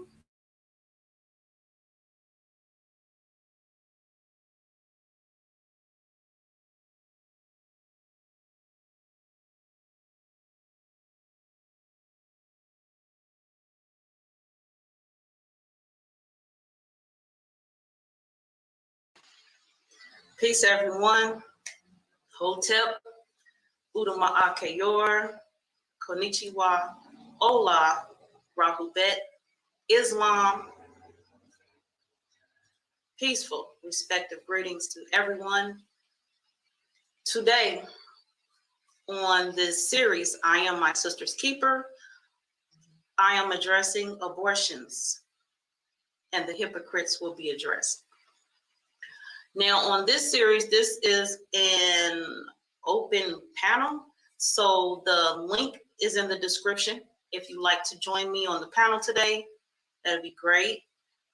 So if you have something you want to say, you want to voice, you want to share on this topic, go ahead and join me on the panel, and we'll hear you out, what you have to say. Now, before we get started, I am going to share my upcoming tour schedule and some highlights of each tour. And I also have a more detailed broadcast coming up on these next 2 Saturdays. These next 2 Saturdays, I will be only addressing the events. So if you have any questions that have not yet been addressed and you want to address them during the broadcast, these next 2 Saturdays, I will be addressing my tour only. So more details for the upcoming tour will be here. Today, though, I am addressing abortions and the hypocrites. And again, if you'd like to join me, the description has the link to join me on the panel to voice your position. So I will first be in Washington, D.C., August 21st, Pittsburgh, Pennsylvania, September 4th, Columbus, Ohio, September 18th, and Detroit, Michigan on October the 16th. Now, the Washington, D.C. tour actually is my first stop. Here's the flyer. It's called Books, Bikes, Bags, etc. So this is I'm actually going to save it for Saturday.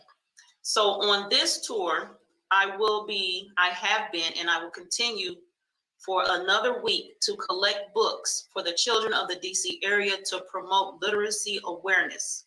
We will be on bikes. We're renting bikes, and those bikes are available. They are $8. So you bring a card, swipe your card for your $8 bike rental, and we will be riding along the path of a famous writer, and also which includes notable landmarks, and one which is named after this writer. and we will books to a designated location.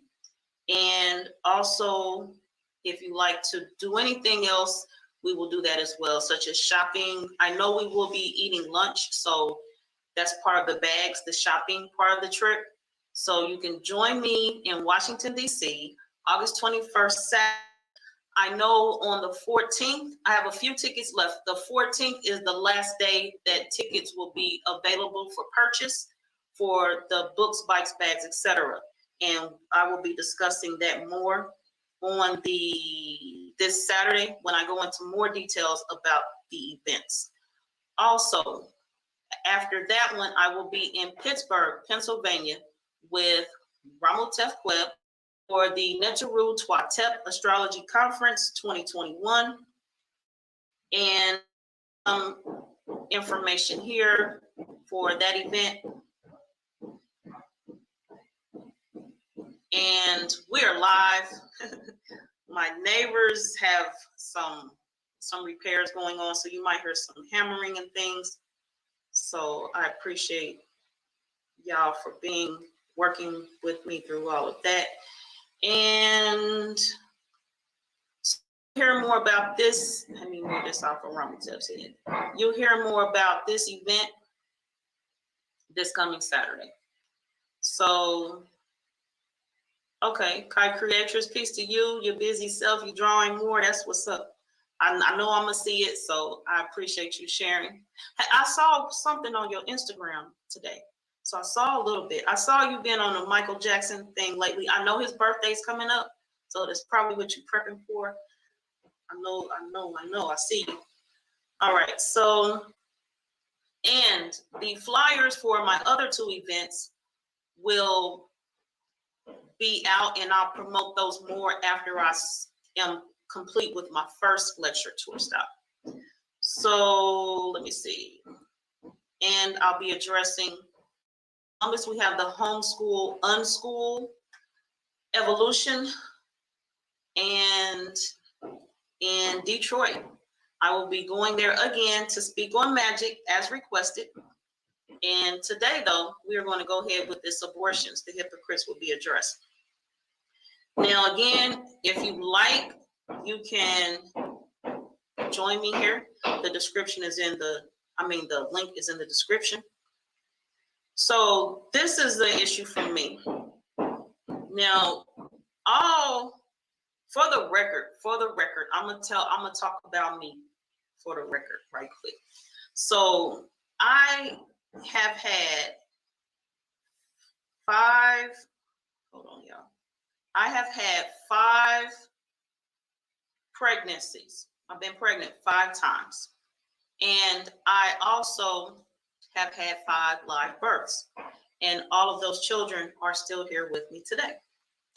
And not here, but they are alive, they're breathing, they're around today. So I really, until recently, I've not had a firm decision. I've not had a place on this subject because, for one, I don't even say for 1, 2, 3, or 4. I just never have. I've always been, I've listened to people's views. I've heard out situations, and I just sat and I was quiet about it. My position today is this.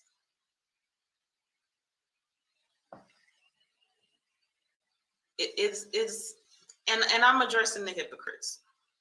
So, to me, is a no-no. It's wrong. And abortion is unacceptable. Abortion is unacceptable. And I'm gonna say that based on the fact that I've had, I've heard reasons, I've heard excuses. This today is the no excuses zone. This is the no excuses zone. I don't want to hear it. That's gonna be my summary to let y'all know bottom line right now up front. I don't want to hear it. This is the no excuses zone. Now, so In regards to the women's rights, I don't want to hear it. You don't have any rights. That's the whole agenda. It's an agenda. I don't even know where I want to start because I'm feeling some kind of way about this topic lately, and so I'll say for me, it wasn't even ever an option, and I don't know. It apparently was my upbringing. It's apparently my environment. And my environment don't even exist. It does not exist. So recently, to know some people who say that abortion is an option, I'm like, whoa, are you serious? What did child do to you? People got their reasons, but I'm like, reasons? Seriously? From my point of view, I've had, and this was a point I was going to make earlier. I forgot, but it's back to me. So I've had my share of broadcasts that have talked about some parts of my life. So, and parts of it included domestic violence. You know, I will not ever take on that victim term or piece.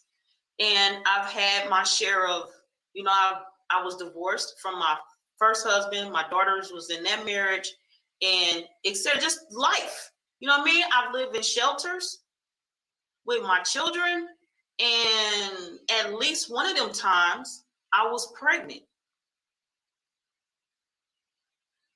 You know, I was in a shelter with 2 other children and pregnant. I mean, I've had my ups and downs in life. Abortion was never a issue. It was not even an option. Like, it didn't even exist until I really started watching TV and hearing people's stories and all this other stuff. I've had life moments. I never once saw that one of my children was in the way, that they would have been an issue, that just push them away and everything in my life will be okay. Everything will remain as planned. Life plans don't always go as planned. If you didn't hear it from nowhere else, if you didn't know before today, I'm going to tell you, life plans suck. It's good to have goals. Plans get you to the goals. In life, you're going to have to make plans, plural, because the original plan a lot of times goes down the drain. You got to start over, or you got to add to it. You got to make adjustments.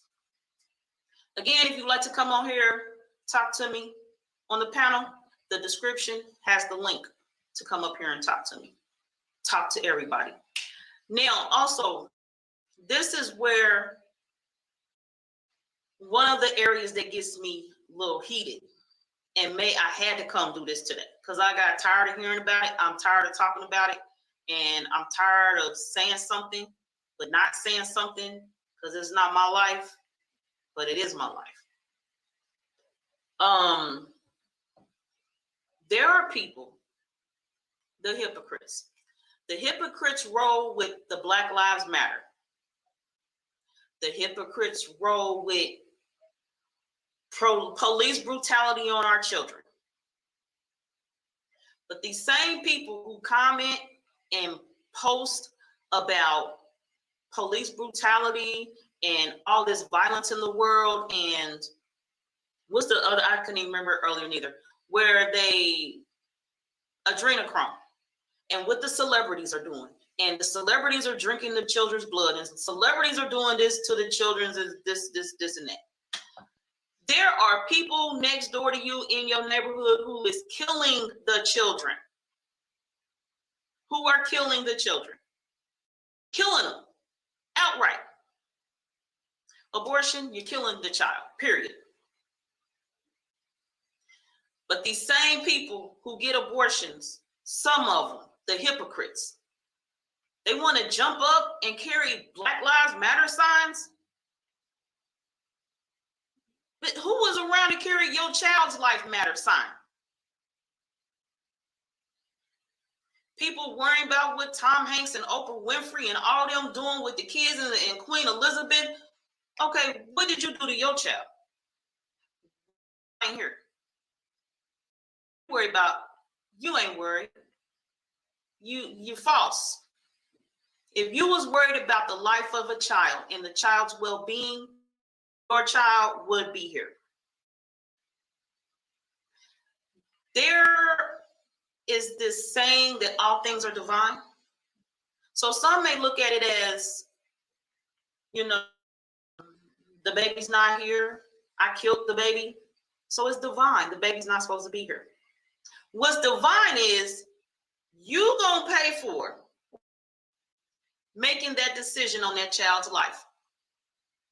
From my point of view, my perspective, children who not supposed to be here, it's divine they are not here, are when miscarriages come into play. For example,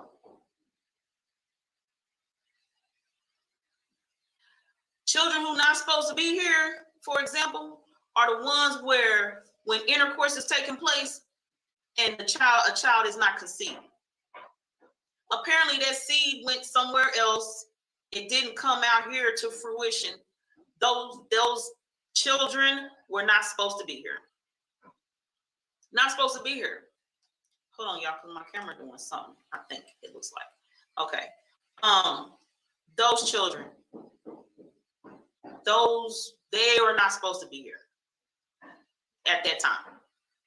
Those options, those possibilities, not supposed to be here. Now, I'm going to share a few things to support what I say. Again, this is the no excuse zone, so I don't care what nobody says today. I don't care if you agree with me. I mean, it's cool. I don't care if you disagree with me. I mean, it's cool. And so I'm going to say this. I'm just like, I'm going to share some things. And so I heard someone in a broadcast speak on this example. They spoke on doing things for yourself, not having somebody else do it for you. Such as the conversation was about people eating meat and how people, because there was this thing about, I think, a conversation about being vegan, you know, vegan versus eat meat, whatever. And so the saying was, I'm paraphrasing, the people who they talking about used to eat meat back in the day, and some people still do, they go hunt the meat, bring it back to their home. The meat gets cleaned. The meat gets prepared at home, you know, cut, cleaned, prepared, all of that.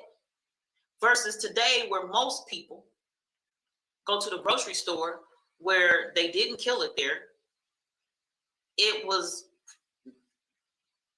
most stores not even cut up there. Clean, prep, all that is a question.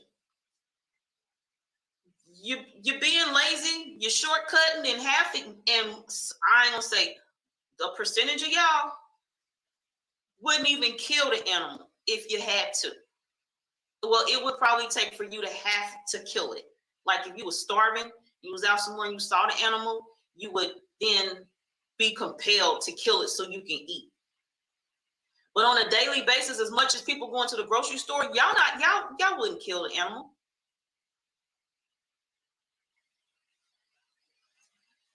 You know, you might go ahead and pull the trigger, but you wouldn't be the one who cut it up, clean it, cut it up, none of that. So my point is this: when it comes to abortions,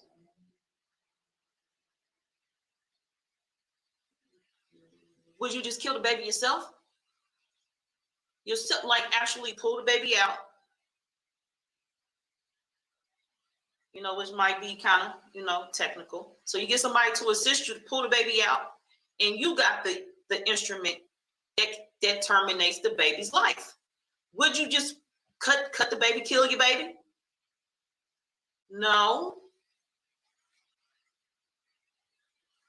You talk about the white man killing your baby. You talk about the white man shooting in the police uniform, shooting your baby, shooting people's babies. other people's babies while you killing your baby. You want an abortion. Somebody assist you with pulling the baby out. You kill the baby. That should be the law. You kill the baby. How many abortions would take place then? You kill the baby. But no, it's okay when a white man kill your baby then. And I'm gonna say the white man, because they're the ones where I'm just gonna where abortion come from. Legal, lawful came from where? Who? Where the laws come from for this land? Where the legalities for this land come from? It's okay then. Now there are people who's outside abortion clinics and they have their signs and all that good stuff. I'm not talking to them about them, but you people, females, your paperwork to get these abortions done.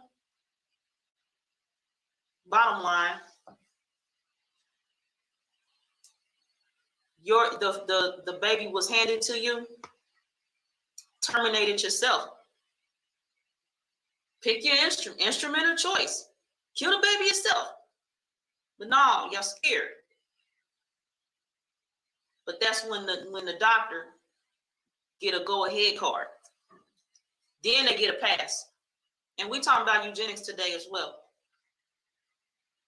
Indiana, which is where I'm at, Indianapolis, Indiana. We talking about that today too. It's in my tabs.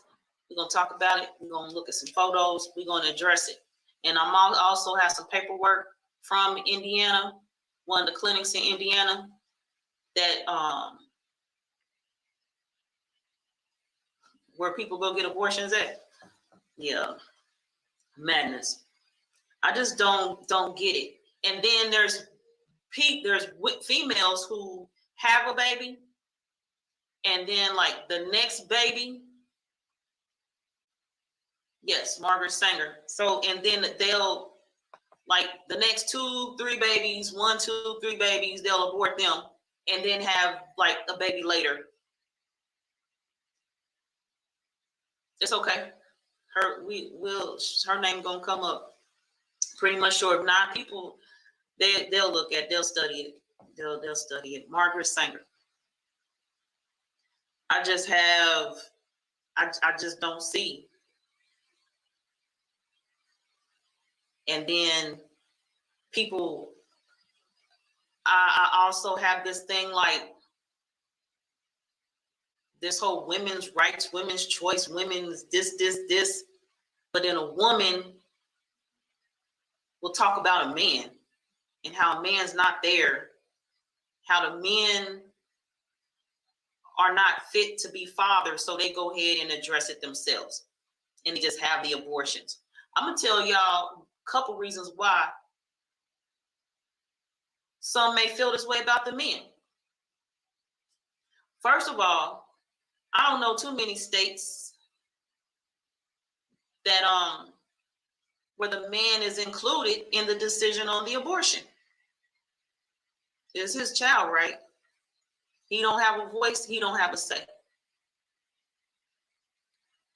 But this same a man who walks away from his child is considered a deadbeat. The math, this whole, none of these equations add up to me. You have a child, you abort 1, 2, or 3 after that, but then have children after that. You abort a child, so the child is gone. The father didn't have a choice.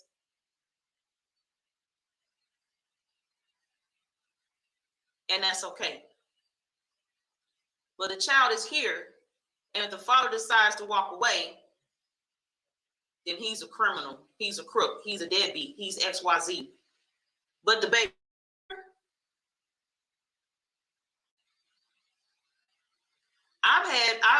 my first husband, apparently the videos are out there, at least 2 of them. I had baby daddy issues. husband, ex-husband, baby daddy, whatever you want to call him in the phases. Never would I have considered an abortion. Oh, well, he's a deadbeat. I didn't care. He wasn't all the way deadbeat, but he got on my damn nerves. Never was I like, oh, maybe I shouldn't have had these kids because he ignorant. The child in both cases don't have anything to do with the other. Nothing. The child did not make y'all lay down, whoever y'all was, is, or there are circumstances and situations, and I'm not even talking about like rape today. I'm not even addressing rape. I'm addressing those who lay down knowingly, unprotected sex, have a baby, and be like, this don't go on my plans. Nah, baby, you're getting away. I think just gone. Here, doctor. Spread my legs. Here you go, doctor. Take the baby. Get rid of the baby. They got these burial options for the baby, the fetus, the baby when they kill them, take them out. Burial options. I think people actually think they're burying these babies. Unless you follow that child's trail, but you know, people who abort, it's highly unlikely a great percentage of them are following the path of that baby and knowing where the grave is at and knowing that the baby's in the grave. They can give you a grave marker all day. All day. I don't, it's a lot. I don't know. Again, I've never had a position on recently. So I'm pretty much sure anything I need to know, somebody's going to let me know. Somebody's going to tell me.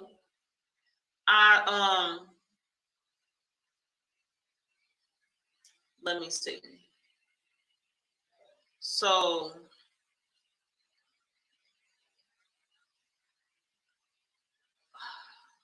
hold on, I'm looking at some of this stuff I got.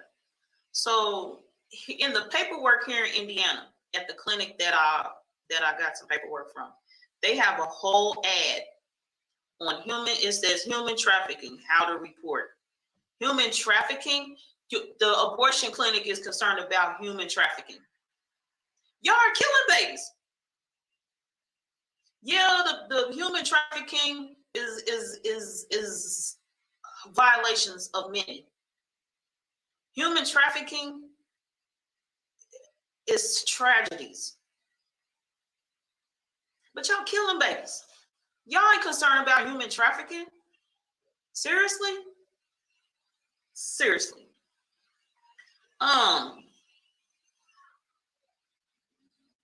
It's crazy. And also, they have here where peace, M-Town Vet, peace, and peace to Charbet as well. Peace to everyone here joining me again. If you'd like to be on the panel with me and discuss any of your viewpoints, your position, the link is in the description here in the studio on the panel. I'd be more than excited here. Gratitude for sharing this information. So apparently here in Indiana, they also have where the mother can have an ultrasound. In the options for ultrasound, there's also two other options. I will hear the fetal heart tone. I decline to hear the fetal heart tone. What? Okay, the ultrasound, and you decline to hear. Okay, so those who decline to hear the baby's heart is just like cold. That's cold, what they call cold-blooded. That's the heartbeat with conscious ringing in your ears. And the baby's heartbeat is faster than our heartbeats, but I'm gonna do the boom, boom, boom, boom, boom, boom, boom, boom, boom, boom. That that wouldn't be nothing but consciousness ringing in your ears. You already, I think, must be feeling some kind of way. Because why you can't hear the baby's heartbeat? Because they charge extra for that? No, because you already got conscious issues. You don't even want to be bothered. Because the thought and preparation you took into getting there would be the thought and preparation you start second guessing yourself. Thing about this clinic and this paperwork right here is the pre-abortion paperwork. Oh, the mother has time to change her mind and take on that option of hearing her baby's heartbreak, hearing her baby's first cry, hearing her baby's first laugh, hearing family talk about how beautiful the child is. The children are necessary. When you play with these children's lives,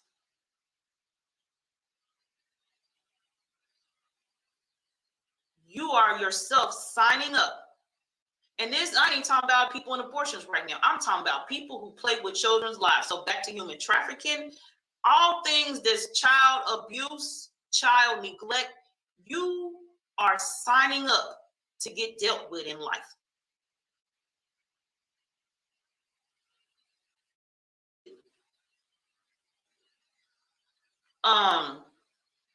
Then they have on here where a parent or guardian, so under 18 and has been emancipated by it. So apparently in Indiana, people under 18, women, girls, females under 18 can have abortions as well. Babies having babies, killing babies. That's acceptable in Indiana.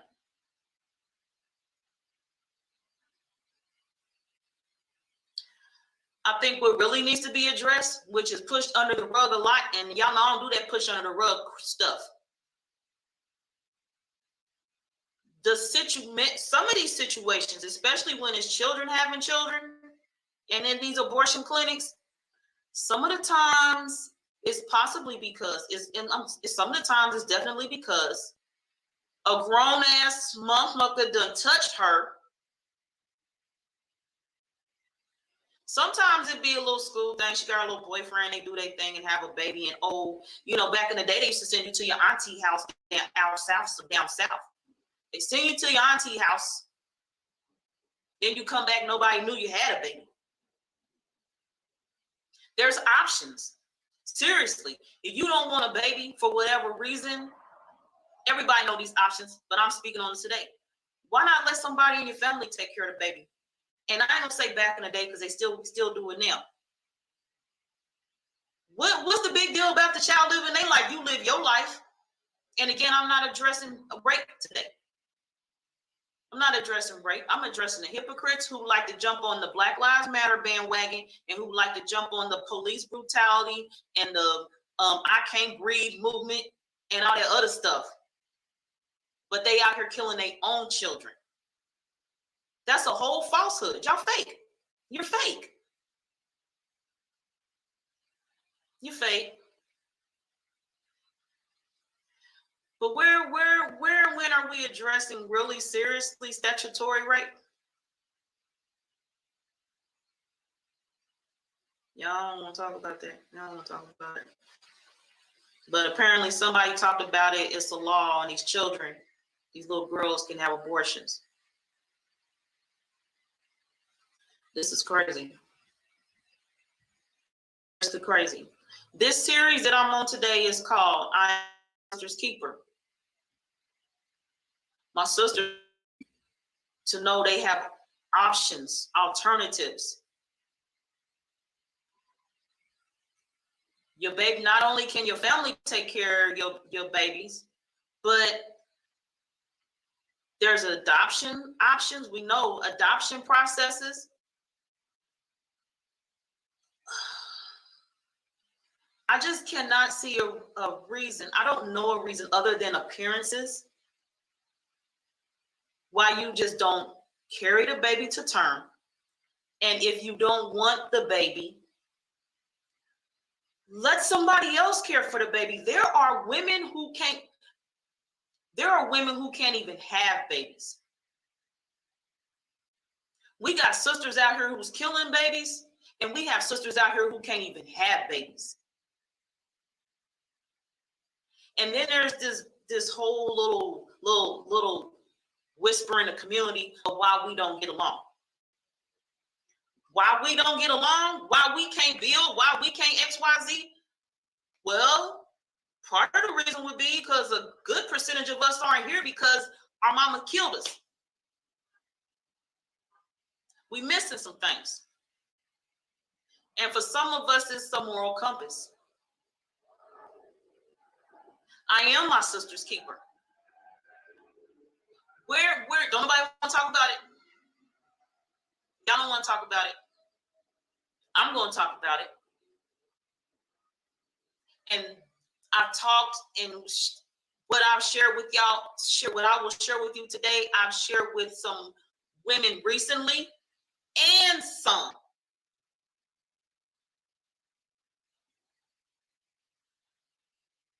They don't even want to hear me speak. I left them alone. But seriously, because the baby daddy trash, because it don't fit in your plans. Oh, the baby daddy wasn't trash when you was laying up with him. You weren't thinking about your plans when you was laying up. These are not women of abuse I'm talking about. They are not victims. They were not raped. They voluntarily laid down.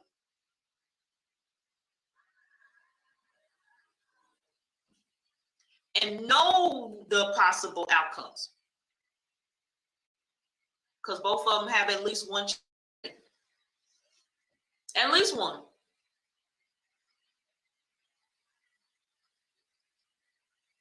I don't know, is this a little trend? It's a fad? No, because abortion's been around for a while. And us sisters being keepers of each other has been as well. All things are divine. I'm just here to speak my piece today. It is divine that these women who are making these decisions, it is divine that they live with the consequences.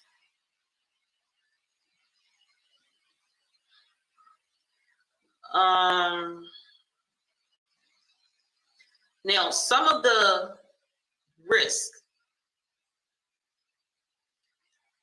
of the procedure is risk of infection and hemorrhage,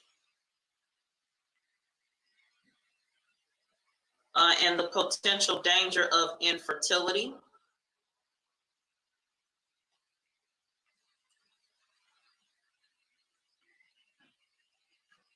Yes, Charbet is speaking from her YouTube channel.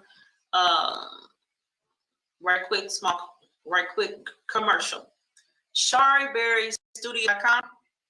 Go over to her page and look at the art, the creations.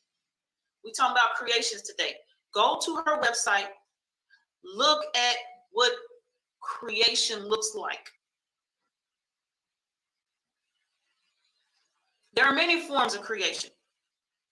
There are many forms of destruction. The ability to be in a divine status and nature, to have a child and carry your child to the delivery day is divine. It's an honor. There are women who cannot, and y'all know, The ones who had abortions, y'all know, there's women, because you know, probably know some, who cannot have children. And your destructive self is taking away life. We have the ability to be creators. Everyone does not have that. And you're taking it for granted. And the consequences come to you. Guaranteed. Abortion, regardless of what that damn paperwork say, is not a form of birth control. The child is real. Now, based on this paperwork, because there's all these conversations about when a baby is alive, when a baby is a baby. There is a paragraph in this paperwork that talks about burial arrangements. They bury the dead, which means at one point, which means the baby was alive. You killed it. You killed your baby. The cemeteries are not burying mannequins. The cemeteries are for the dead. So that means, again, the child was alive. So again, I don't vote. I'm not about these lawmakers and stuff. If I was to vote, if I got into the realm of lawmakers and being a part of what law is, the law that I would be a part of would be the law where if you want abortion, you can get assistance in the pulling the baby out. Kill the baby yourself. You want abortion, do it yourself.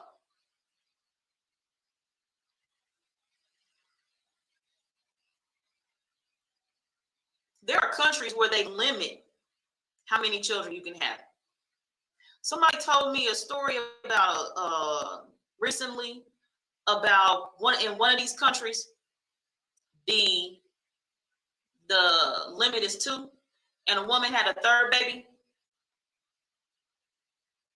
And this another side effect. This another potential risk. Coma and death. In the country where there were limited 2 children, a lady had another baby. And they took her housing from her. So she's living on the street with 3 children. I'm good with that. Again, like I said, I done lived in shelters. I wouldn't have no problem being wherever I gotta be with my children. They with me, so they all right. They with me. And I'm speaking because me and my children have been through some situations. Anywhere they was with me, they were always at home. Always at home.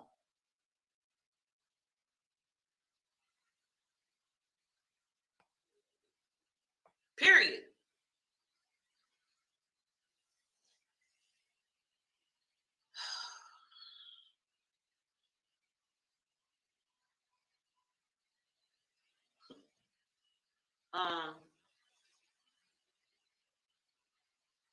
Yeah, I'm looking at this paperwork before I go to this.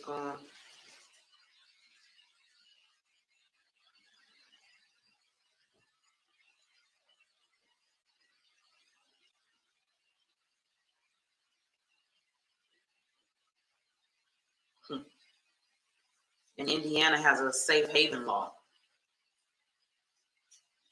Safe haven law. Safe haven for who? Not the baby. Where the baby's safe haven? Indiana. Mothers because you a mother, you had an abortion, your baby was alive, you a mother. Mothers who aborted in Indiana. In Indiana, where is the safe haven law for the babies? Oh, they don't need one because they're too busy selling the fetuses after y'all give them up. Y'all think they burying these babies. Counseling is available Counsel them on what? This is from an abortion clinic. You're counseling them on what? All the things you need to do to legally safeguard your ass clinic. You're counseling them on what? This ain't the. This is not the against the anti-abortion clinic. This is an abortion clinic. Only thing you counseling them on again is how to save your ass clinic, legally clinic.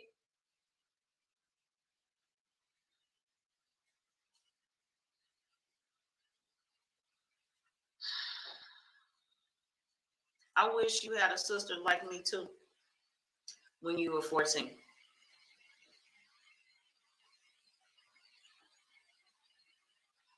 Not aware of your situation when you were 14. And to think about it every day, I can't imagine. But what I have imagined, I've attempted to imagine, I don't even know how grown-ass women a second time makes me question, like, are they just must be a clone or something. There is no way you are a woman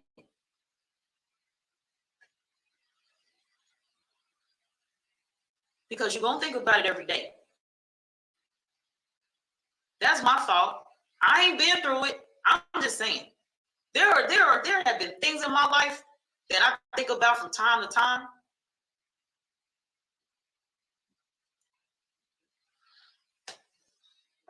I couldn't imagine,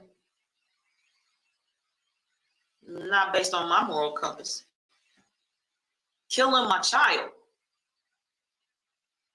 Actually, from time to time, I've had as a parent, there are no instructions with these children. It's built in. But sometimes we stumble, and I had a hiccup or two with a child or two of mine, and I think about that from time to time.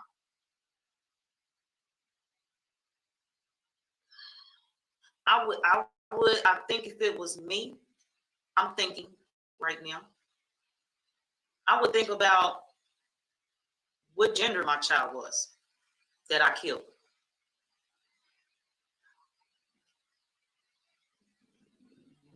What they look like running around in the house with other family members' kids, or at family reunions, or like the part of the family tree where that branch is not there any longer. You done took off a whole damn branch of your family tree.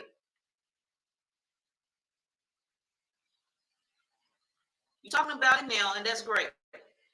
So you're not scared. Don't claim that. You are strong enough to talk about it. You're not the only one who's listening to me, but you're the only one who's speaking on it. You are strong. Strength is you. And you are 14. There's grown-ass women out here who won't have nothing to say.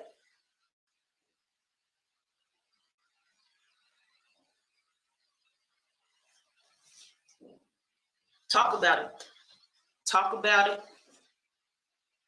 Continue to talk about it. Peace to Ramotef Queb. Peace. Thank you for joining us today. Now, again, this is a reminder for me.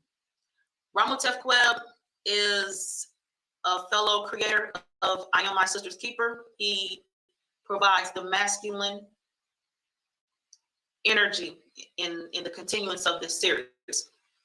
From Ramotef's idea, his mind, this is an open panel series. So if you'd like to come up here and speak, not up here like I'm on stage or something, if you'd like to come on the panel and speak, and you get a split screen over here next to me, you can talk and everything, the description has the link where you can do that. So join me up here, and that'd be great.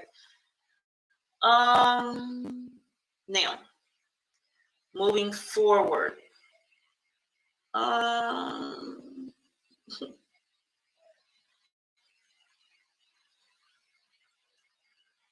I am going to, and y'all know what? I actually was going to for at least a year now. It's been my intention to go downtown Indianapolis and do a broadcast live from the history, the site that holds the history, a clip, a snippet of the history of eugenics in Indiana, and it is right outside of I didn't say our in line, claiming it, right outside of Indiana's state government centers. So it's behind the state building, and there's two government centers. There's a government north and south. And so this sign that I'm gonna show y'all is north of the government center building. And based on weather and timing and other things, I didn't get to it. Today I'm gonna share it, and I actually will probably follow up with the part 2 of this live from that site. It's just downtown. It's like 15 minutes from here, 15 minutes south of where I'm at.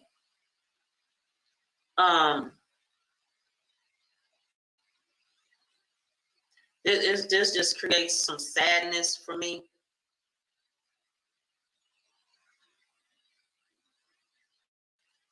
Disposition of aborted fetus certification.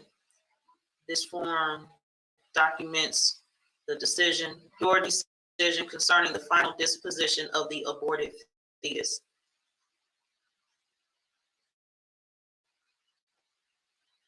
Wow. Funeral home or crematorium.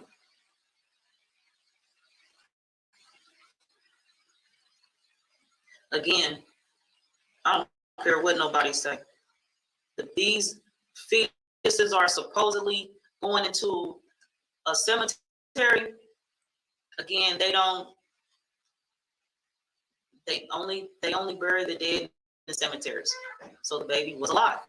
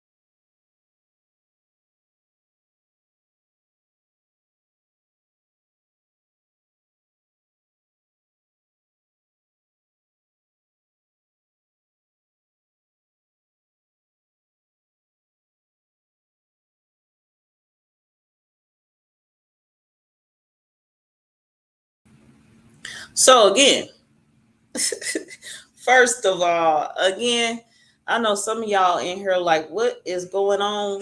So again, I had to look at my, like, what is going on?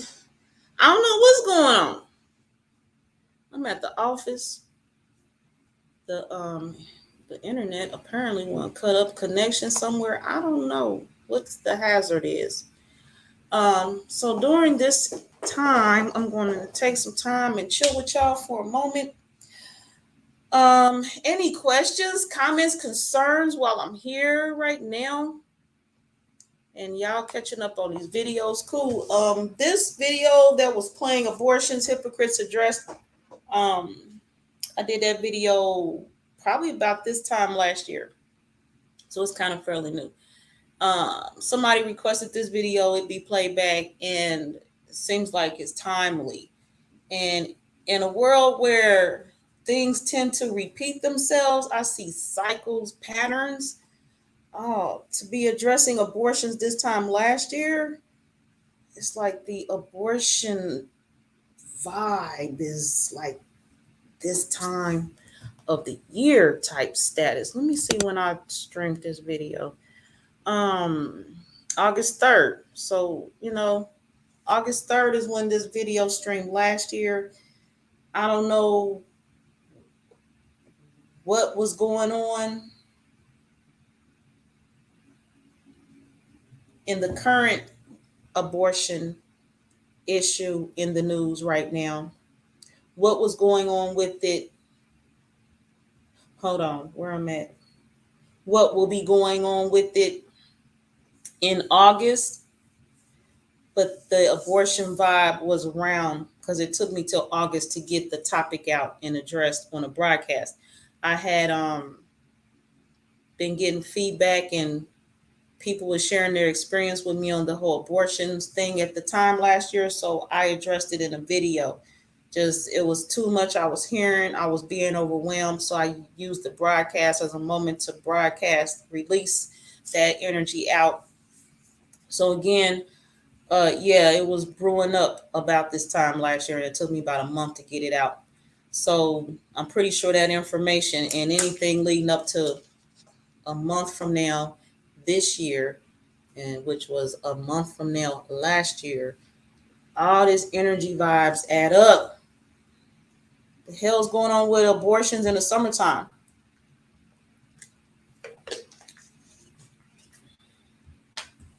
I don't know what's going on. It's like some of y'all is like too hot in the pants in the summertime. I don't even know. I'm having a moment right now. What is the problem?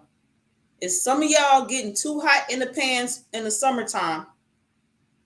It get hot. You want to dress less. Some of y'all is hot. You're seeing more flesh, so you want to be attacking people.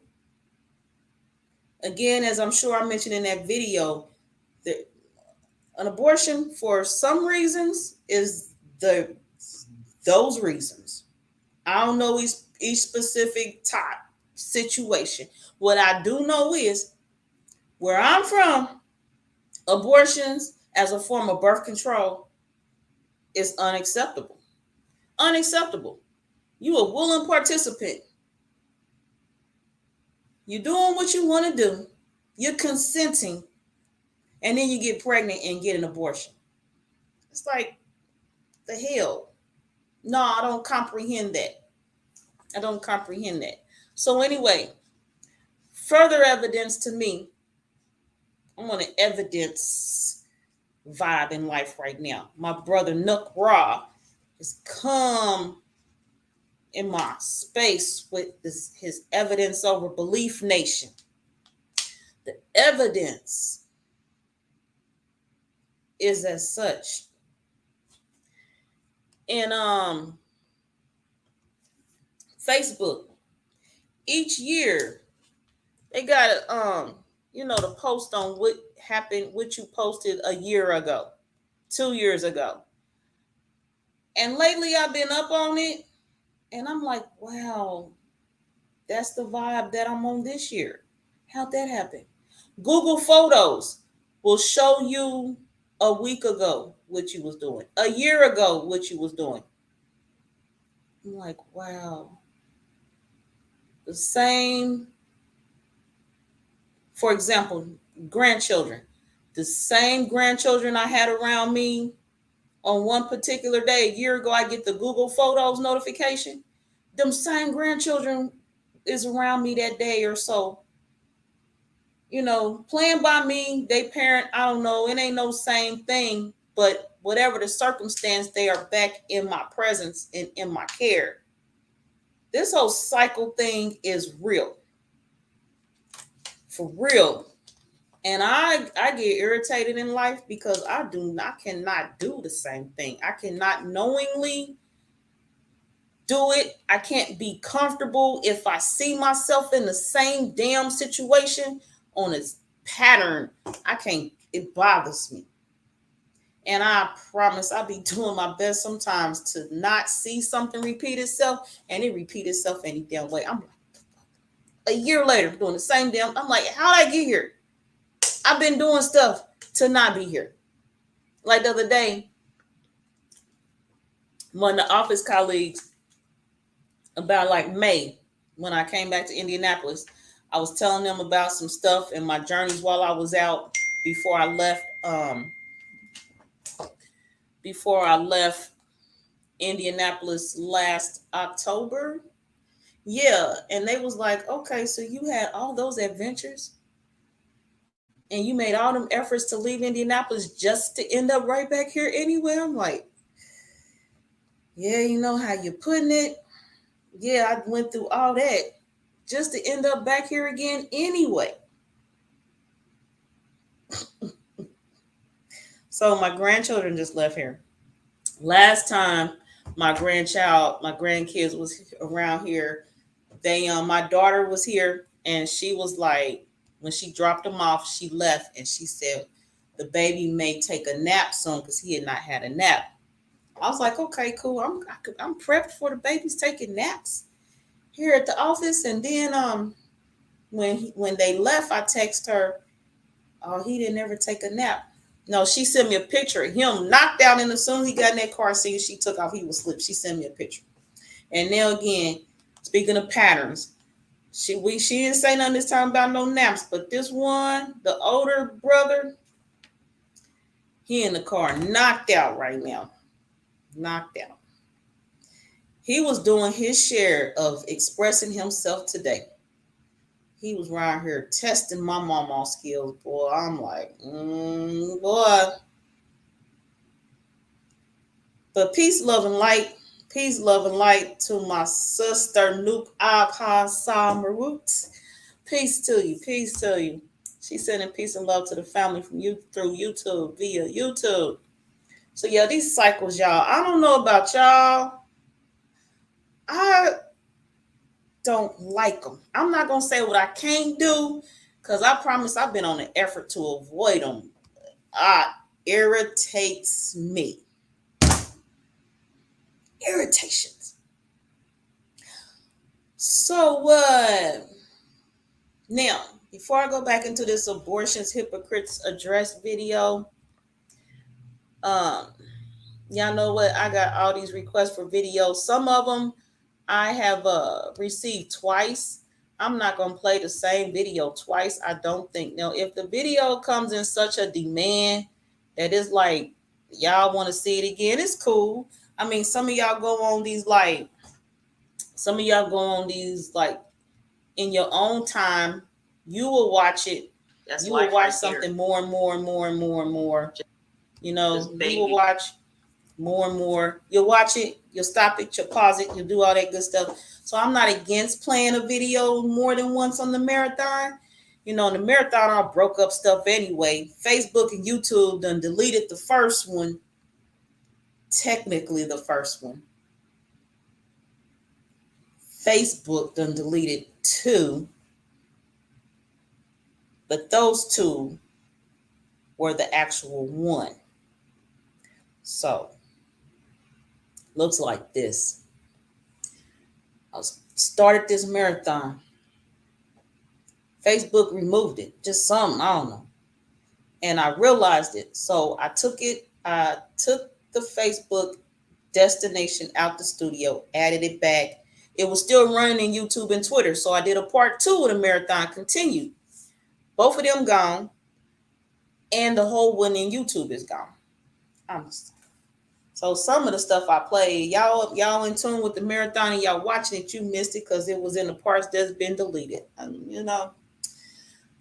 I definitely invite you all to go to my Karmic Dynasty channel on YouTube. Watch any video you want at your leisure. Pause it, rewind it, fast forward it, run it, do all that good stuff. I definitely invite you all to do that. In the meantime, I'm chilling. Again, the marathon, part of the reason for it is because people want to be checking on me and stuff. I'm here. I'm well. And while y'all in here looking at me, I'm checking on you. Because if you ain't here looking at me, that means you all right too. And some of y'all when you comment, I can feel your vibes. I know you good and everything. So we great around here. Yeah. And well, y'all want a reality show. People have requested more insight into my life. If y'all have seen and heard some of the events going on around here today with these grands of mine. Whew, somebody might be on their way to assist me. And we're like, Joy Allen needs the assist. Momo needs the assist. I'm straight, good. So what I'm doing right now, they're gone. What's going on in the comments? I am preparing for Siva Kepra Patah. He will be here at 9 p.m. Eastern Standard Time. So that's about an hour and a half from now. And he will be here with his presentation. I am going to continue this video that's going on right now. Nobody has any questions, other comments, or concerns they want to share. So I'm going to move forward. And his video is called Gnosticism and the Healing Power of Sound. So stay tuned. He'll be here in about an hour and a half with his great presentation. I'm still not sure, but I plan to. I'm not sure if I'm going to play this other video after Kepra leaves the studio this evening or not. I got to see where I'm at, how I feel, or what happens in this life. Right now, I'm just here freely. I'm just here being transparent. Whew, breathing because the grands is gone. Breathing, bringing my levels back in balance, a peace of me, of mind. Whew. All right, I'm done. My pity party. All right, y'all, let's roll. Let's finish this video. Stand by for me.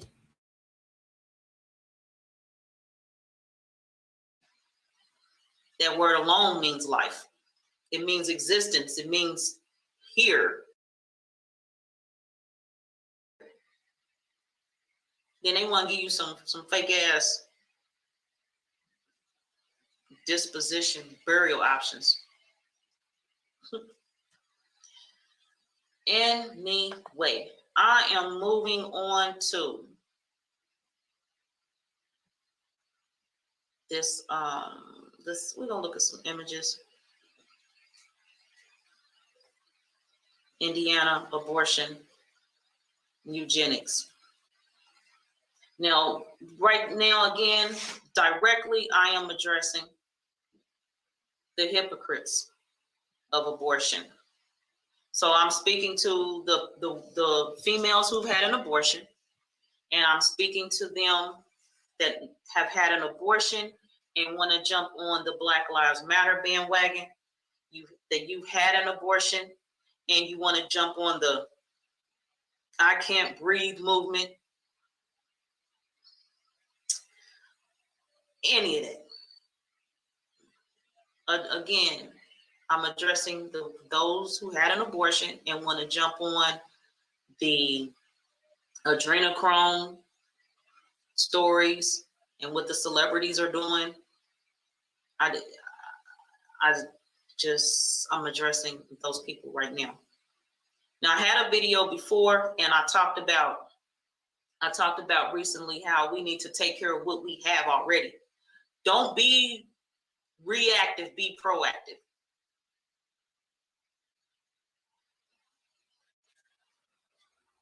Do not. So this is where we at now. With the stories of eugenics,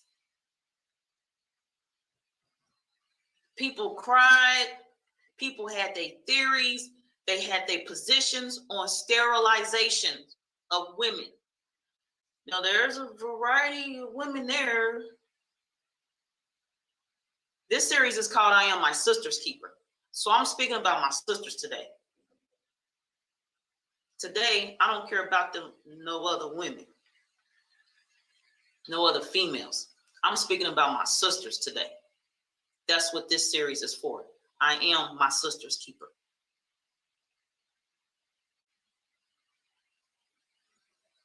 We had sisters who were sterilized. They were, by the state, claimed to be mentally incompetent and some other things. These women were able to have children. This ability was taken from them forcefully.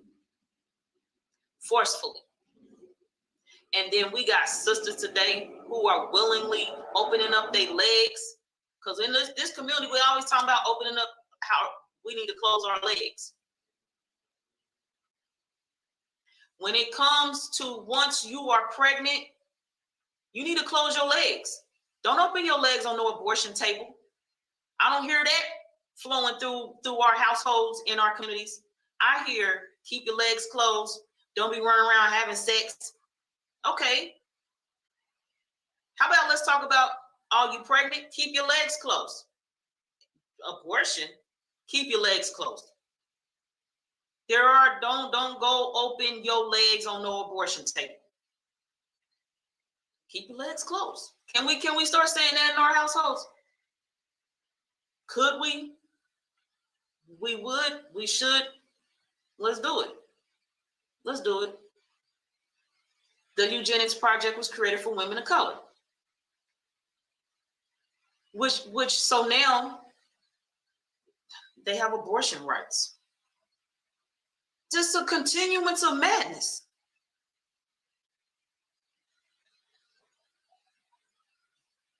We better look at these images right quick. All right, so we have here the 1907 Indiana Eugenics Law. And I'm going to share this and we're going to look at it, read it. The Indiana Supreme Court ruled 1907. And this is continued from the other side. So this is the back side, part 2 of this sign that's downtown Indianapolis right now.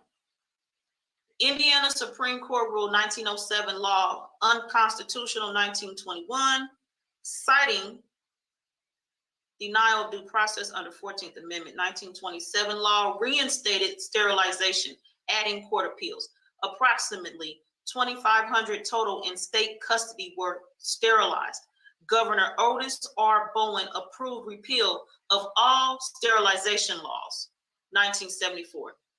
By 1977, related restrictive marriage laws repealed. Right quick, personal, I was born in 1974. I'm feeling some kind of way. Back to these images. Good daggone. All right. Cops continue from the other side. All right. Here goes the front side. By late 1800s, hold up. IU, quit playing with me. 1907. By late 1800s. Oh, y'all don't want to? It's okay. It's all right. We can see. As a matter of fact, hold up. Enlarge. Zoom. Zoom. Zoom. Are you going the opposite way? Hold up. Either way. Y'all got Google. Y'all roll with me. Y'all roll with me. By late 1800s, Indiana authorities believe criminality, mental problems, and pauperism were hereditary.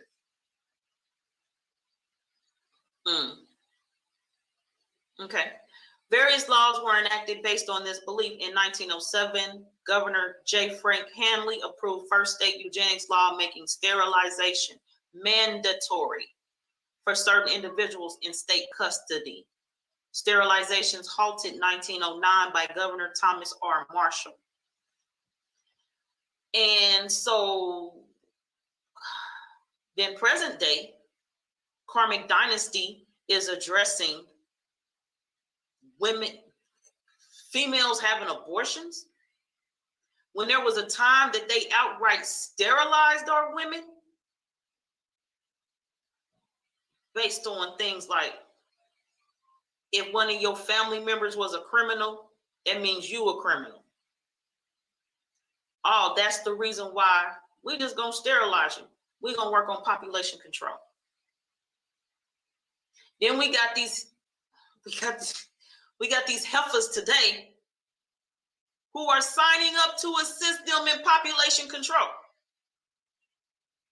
Again, part of the reason why we can't do or we can't build as a people is in part because some of our people ain't here because the mothers killed them. There are some names that went through here. Margaret Sanger was one of them. White, she white. White people, these governors, and they talking about white, will come in, get you out your household because one of your family members was a criminal, and sterilize you.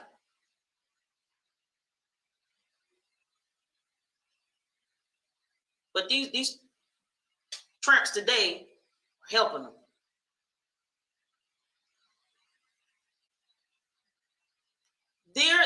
These women who they took they went against their will. They did not consent for the state to just take away their rights and ability to have children. Just snatched them up,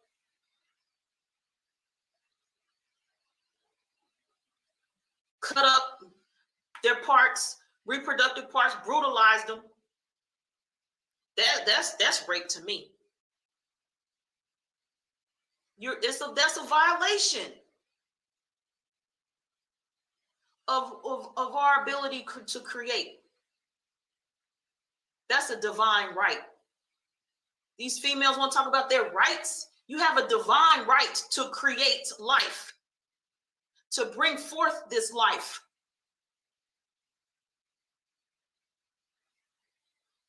And you're responsible for that life. If the responsibility lays in the hands of having a family member take care of your baby, but you were born, you came here with divine rights. And there are women who this right was taken from them because a family member was a criminal. And based on the treatment of our people, my sisters, that was probably a false,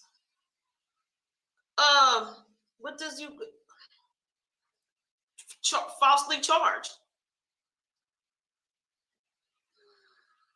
So they could falsely charge your brother with a crime. Then go to your house and snatch you up and sterilize you. Can't have no babies. Some of us sisters plan to have big families. We plan to sit on the porch with our grandchildren. We plan to watch our daughters and our sons go to prom. Some of us plan on having them be a doctor, a lawyer, a business person. Some of us plan on having children so they can take over the family business. Some of us plan on having children so they can carry the family name. So while there are women out here who's cutting off that branch of the family tree, branch gone. The possibilities that come from that branch, you just giving it up. You're just killing it. You killed that branch of the tree. And back in the day, They used to come and cut the branch off. They used to just take the branch. By sterilizing our sisters. Or if you were deemed mentally incompetent, or somebody in your family, because it's hereditary according to them. So they'll say that your aunt got a problem. Your aunt ain't mentally there. Lock her up in a mental hospital. Come snatch your ass up and put you on the table and cut you up. Can't have no babies.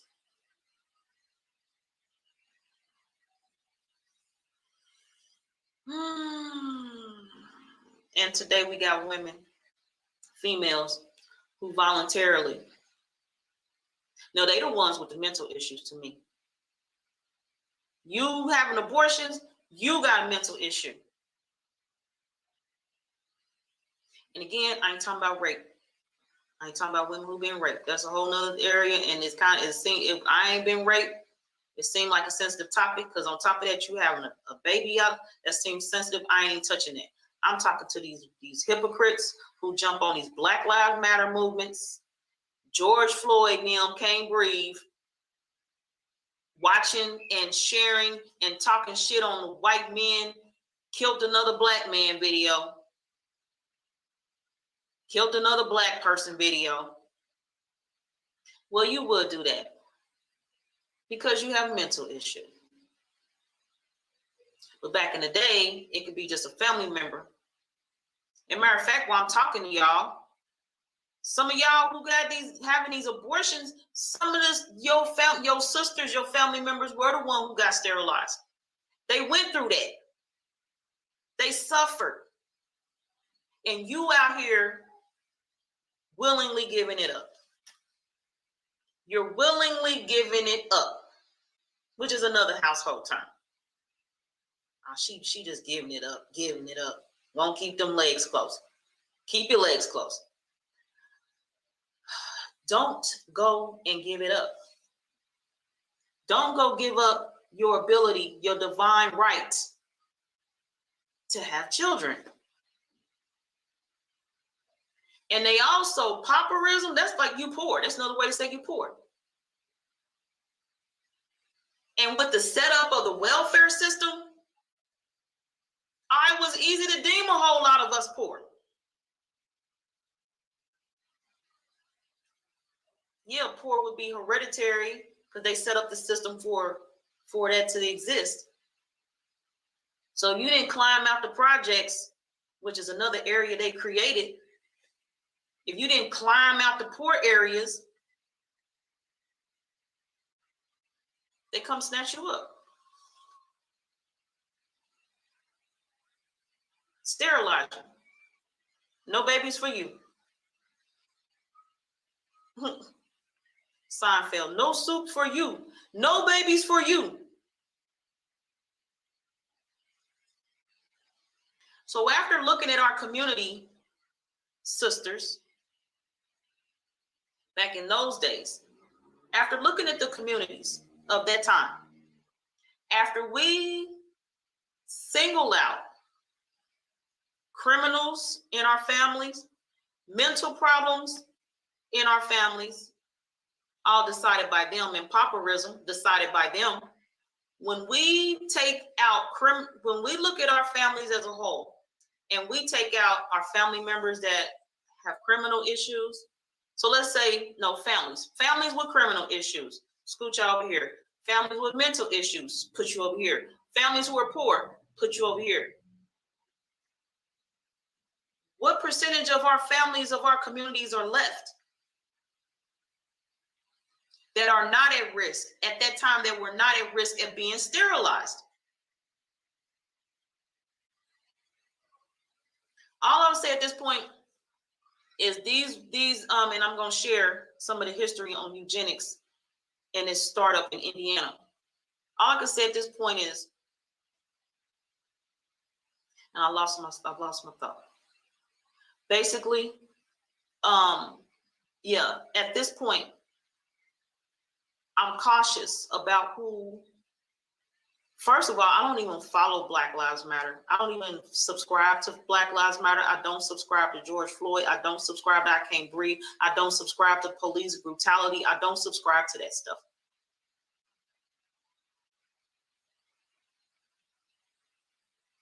As I'm in life continuing to close out past those posts and videos when I see them, I have started already yesterday.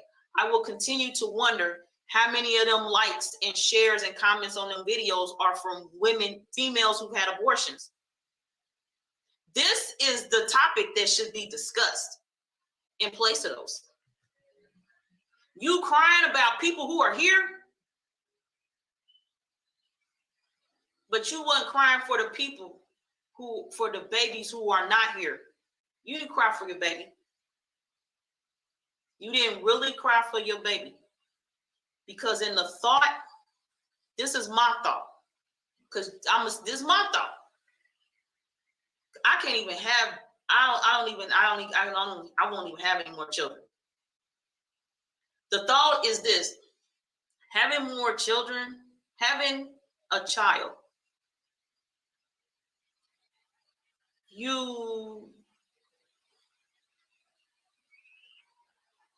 I just don't see how you can talk about other people's children and you killed yours. I don't know. I can't do it. Again, people have stuff to say. Somebody has something to say to me, they'll tell me about it. They'll talk to me about it. Right now, we're going to look at the history of Indiana and this eugenics. You know, those sisters who were forcefully told that they can't have children. Now, this was when I looked to, this was the first link on the results page. And I'm already familiar with the history, so I just grabbed something because I'm just going to do this in brief. Because again, when I come here, I don't want anyone to take guaranteed 100% of what I'm saying. I'm just going to throw out some snippets, some tidbits. I need us all to do our own work. So now I'm about to share this. I see that they would have some of their babies at the top of this damn. You know what I mean? This from what website is this? Oh, IU, Indiana University. So so this is a legacy. This apparently they was celebrating a timeline here. Because these numbers right here end in sevens. 100th anniversary events. In 1907, and this is the project overview. Looks like they're just going to recap a little bit of what I already said. And they have exhibits in here, so I'm curious to see what's on their exhibits, so I'm going to go there next. In 1907, a new law passed by the state legislature and signed by the governor of Indiana provided for the involuntary, because voluntary would be abortion, involuntary sterilization of confirmed criminals, idiots,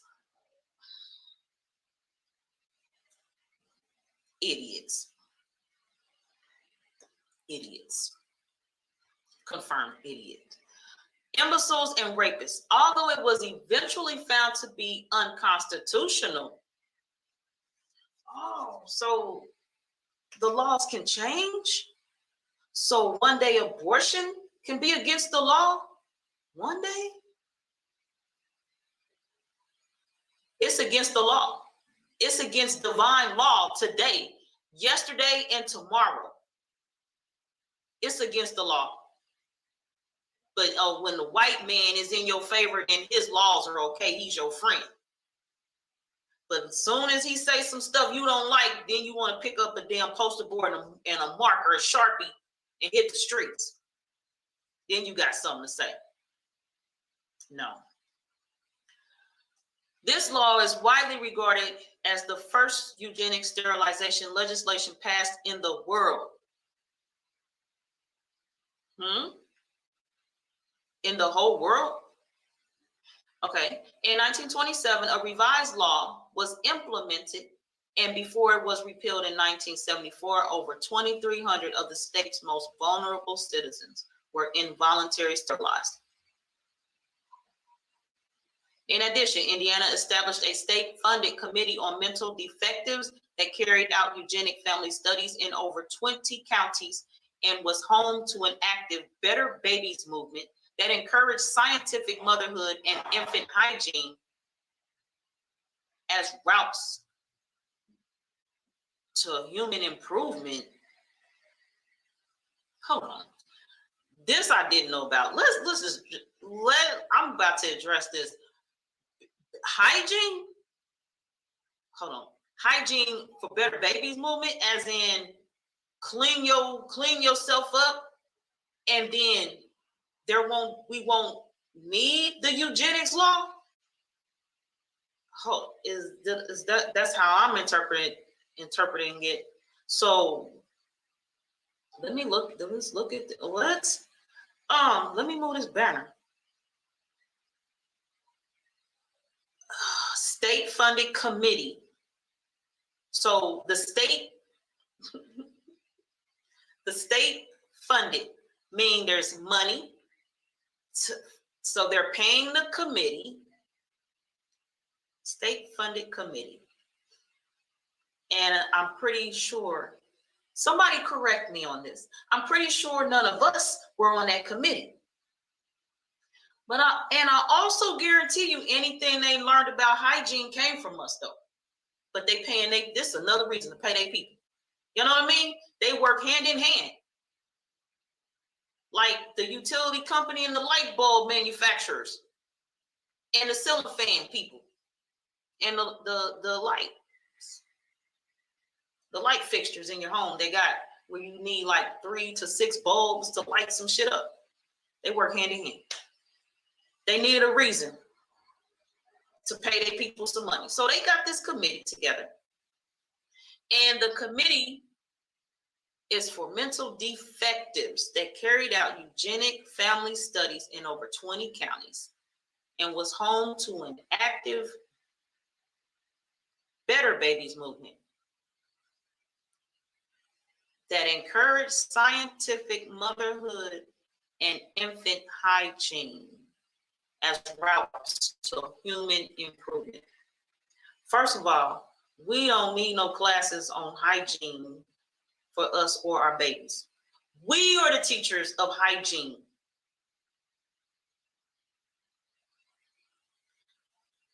But they paid their people to give us classes on hygiene. Indiana. All right, scrolling on down through here.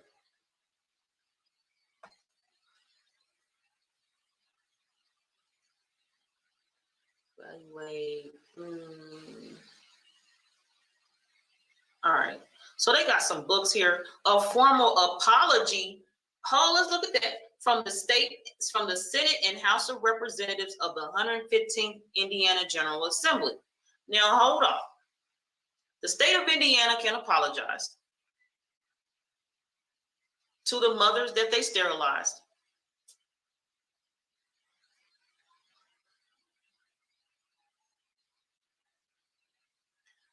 We have women, there are females who at what point will have the opportunity to apologize to their babies that they killed. So, you know, the state of Indiana, they don't feel, you know, they mind is clean, they straight. They apologized. Mothers that killed your babies, when will you see your baby again to apologize? And will an apology clear your mental? Because your apology don't get that child that full life that you took from them.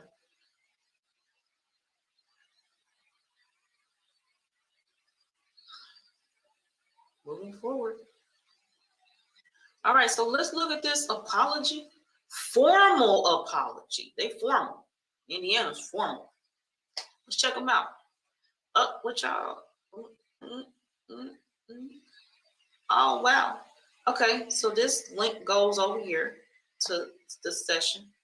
Okay, so we're not gonna look at that apparently, but and according to them though, they apologize. Let me see if copy and paste this. Let me see if I can find this in the Google search somewhere.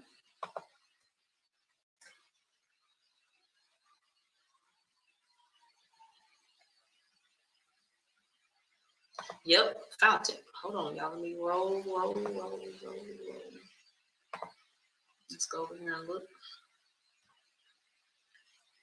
Eugenics G block. Sound like damn prison. G block. G block. Eugenics G block. All right. And okay. Right here, the Senate and House of Representatives of the 115th Indiana General Assembly. So over here, right quick, here goes the picture. It's a picture of what we read earlier. And hold on, this is the State House right here I mentioned. So right behind on this side of this is the North Center Government Center. Either way, back to this apology. Issued a Senate concurrent resolution that resolved the following. Section 1, that the Indiana General Assembly hereby expresses its regret over Indiana's role in the eugenics movement in this country and the injustices done under eugenics law. Okay, so it wasn't just in Indiana. If you didn't know, this was in the country. This was across the country. But I speak of Indiana because I'm here. I've been here. I worked in the government North Center when I worked at the Department of Revenue. So I walked, depending on where I parked at, I walked by this sign before I went into work. And I know exactly where it's at because one day I stopped and I read that sign. And I was disgusted. I felt sick.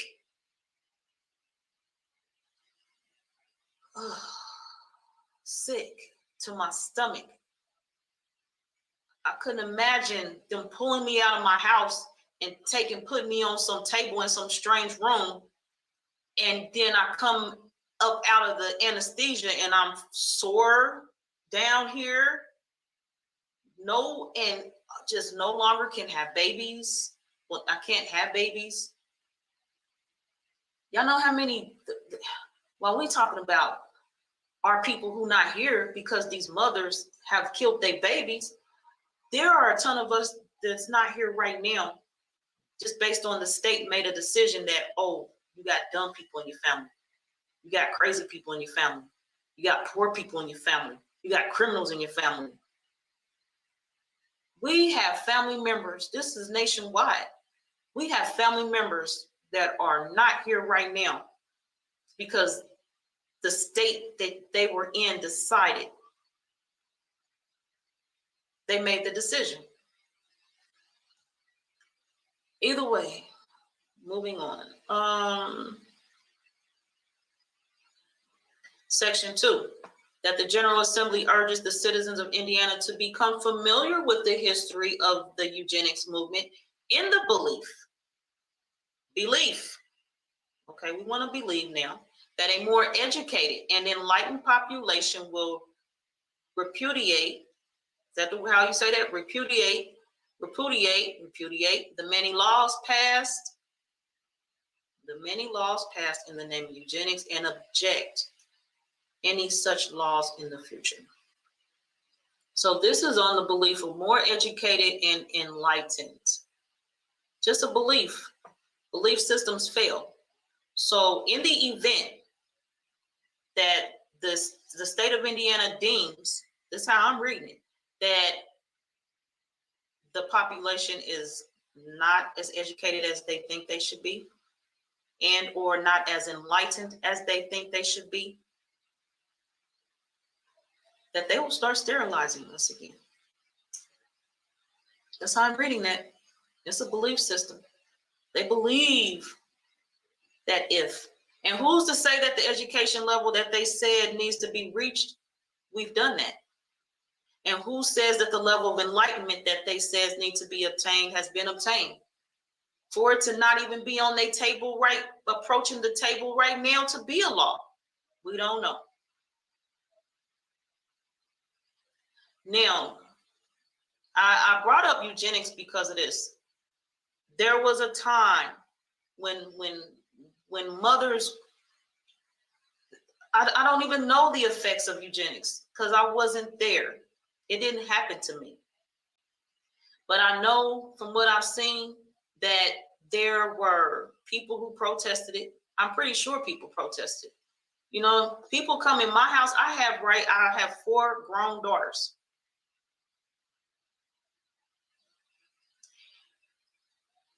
If motherfuckers knock on my door and talking about they about to take any one of my daughters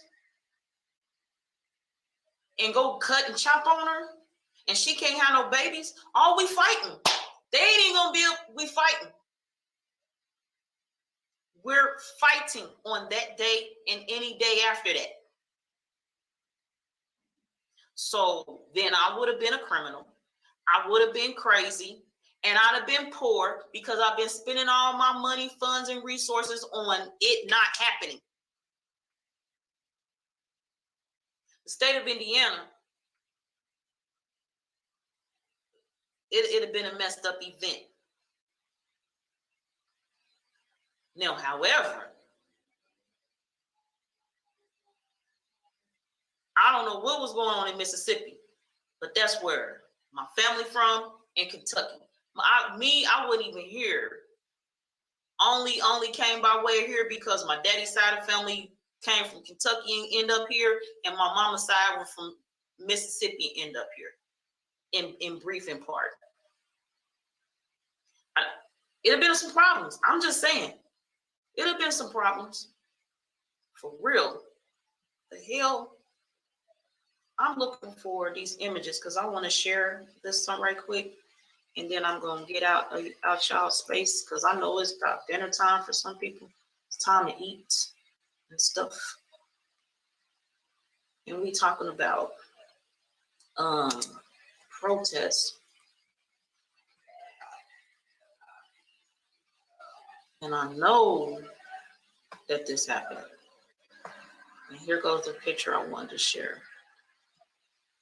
So while we got people out here, again, and right quick before I leave, you want to come up here and speak? Come on. The link is in the description. Y'all come up here and talk to me, talk to everybody. All right. So, you know, where is it at? We got this picture. Now, we can look at just the image and it's kind of dated. And this is from a North Carolina article, and it's addressing the sterilization of mothers. And the article and section it violates.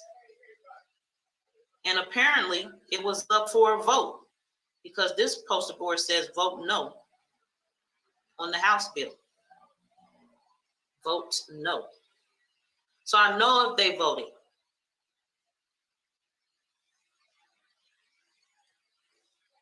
Hold on, they're doing it right now with that, what shop joy they are trying to get region. These people is crazy because apparently, yeah, this doesn't happen. It's just continuing. So like I said, they decide, such as in Indiana, that we're not of a certain education status or level of enlightenment, because that's what their apology. Their apology has terms and conditions. That's not an apology. Y'all know what? And I've talked to people about leaving these states, and they be like, why? And I'll be like, it's trash. There are times when we go through things, and I'm gonna work on closing out here. And I'm addressing these females who get these abortions at the same time as I'm speaking about me leaving these states. And sidebar, adjacent to this conversation, there are the people who come here from other countries. And I'm like, why you come here? And they're like, XYZ. And I was like, And they ask me what I think. I'm like, well, I'm on my way out of here. Oh, why are you leaving? The place so great. Okay, you go ahead. Now addressing my leave here and the mothers who kill their babies. There are times when we are in certain places in life for a reason. And then when that reason has expired, you are supposed to move on, move forward. I was born here in these states, and so were a great deal of my family members before me. And at some point though, because again, we weren't always here in Indiana, which means we move, we make moves. And many of you, all of you, many of you, your families did the same thing. There is a time and a place for everything, my mother would say.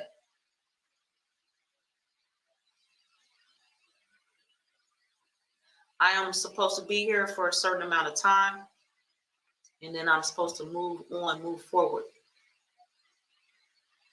Mothers, your baby is supposed to be inside of you for a certain amount of time.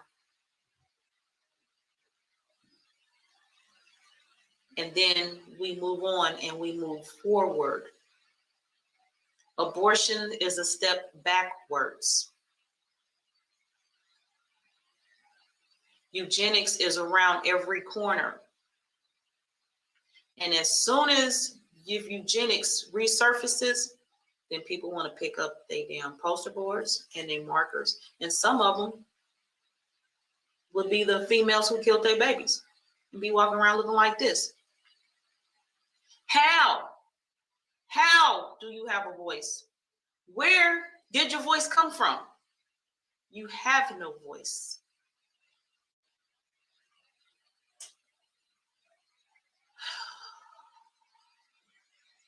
Your voice went away with your baby when you killed it.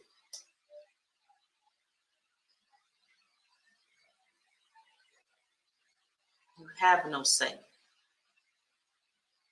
Your say went away when you killed your baby. One more thing. When women kill their babies, it's a problem. They go to jail. It's not lawful to kill your babies.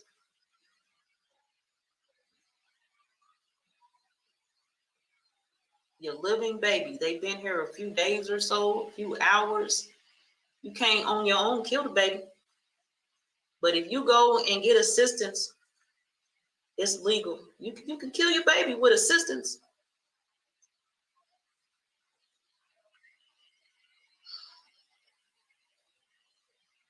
Eugenics is around the corner. If you killed your baby, you have no voice, you have no say, They both went away with your baby. That is my piece today. For the record, I need to speak my piece. For the record, I do not support abortions. For the record, it sickens me. I'm sick, feeling sick right now. But at the same time, I am here because how I feel is no comparison to how the baby felt being pulled apart and disposed of. The word disposed is used in the paperwork here in the state of Indiana. Disposed of. So who am I to cry and whine about how I feel, how this make me feel sick addressing this topic when this entire baby's being pulled from their mothers, killed and disposed of? Karmic Dynasty, how dare you? How dare you talk about you feel sick to your stomach? Deal with it. Keep addressing the damn topic and move forward. I appreciate you all being here today. And this is I Am My Sister's Keeper series. And today I addressed the abortions, the hypocrites of such. And I will continue to address things as needed. As we know, I'm known for busting up all lies. I don't care who you are on this abortion issue. I don't care who you are. I'm going to talk about you. I talked about you today, and I'll talk about you some more if I need to. Peace to everyone. I appreciate you all being here. Sheila, I appreciate your feedback as well, and everyone else that was here. And I will see you all, if not before Saturday. I will see you Saturday, 2 p.m. Eastern Standard Time, to talk to you all about my upcoming events and more in detail, because I've been generally speaking on them, and I realize I need to give more information on them. So I'll be doing that next 2 Saturdays at 2 p.m. That's the planned time right now. All right, y'all. Peace, peace, peace. Right now, we on an intermission. Some updates for today's plans with this marathon. So I'm going to sit here and chill with y'all for a little bit. The marathon's going to end for today. This is why. All right, so Siba Kepra Patah will be here in about a half hour. So I will be prepping to bring him on live, Karmic Dynasty Studio. Also, I just got a request for a guest to come on after Siba Kepra. So, marathon is bringing the results of a first-time guest to Karmic Dynasty. The guest has been invited. The guest has accepted, and they want to go on tonight after Siba Kepra Patah. So I will be scheduling them for 11 p.m. So I've been sitting here gathering all the information and prepping them for their first time appearance in the StreamYard studio. And unless there are some comments, questions, or concerns to be addressed right now, I'm going to leave you all from this marathon status. I'm going to prep for Kepra Patah to join me here live. And then 11 o'clock p.m. this evening, I will also be here live with another guest. So long for now. And for those of you who will not, I will see you another time. Not this evening. You won't be here. Rest easy. That's what Chief Elder Minister John D. Henry suggested we say. Rest easy. Rest easy. When the day is the day, as we depart ways.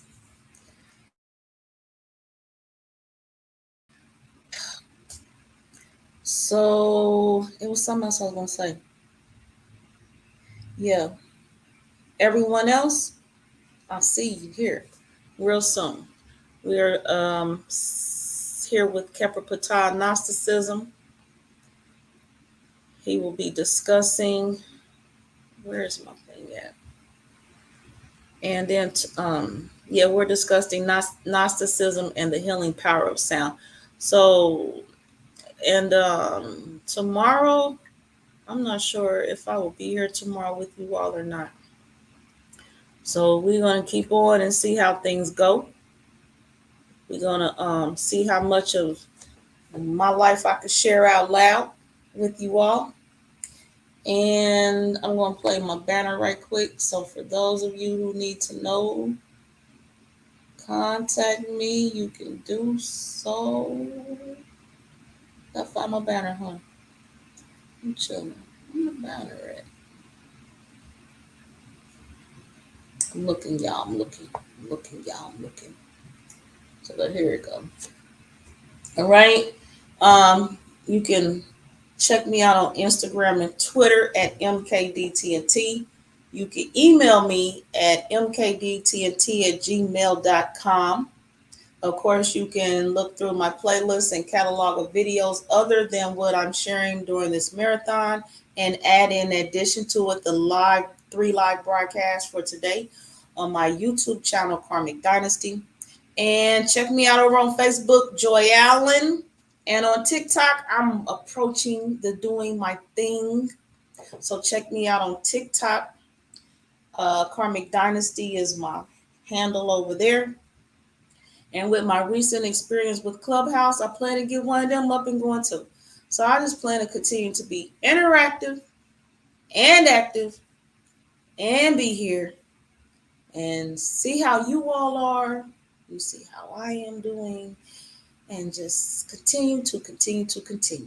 Before I leave you all, a few highlights of my day.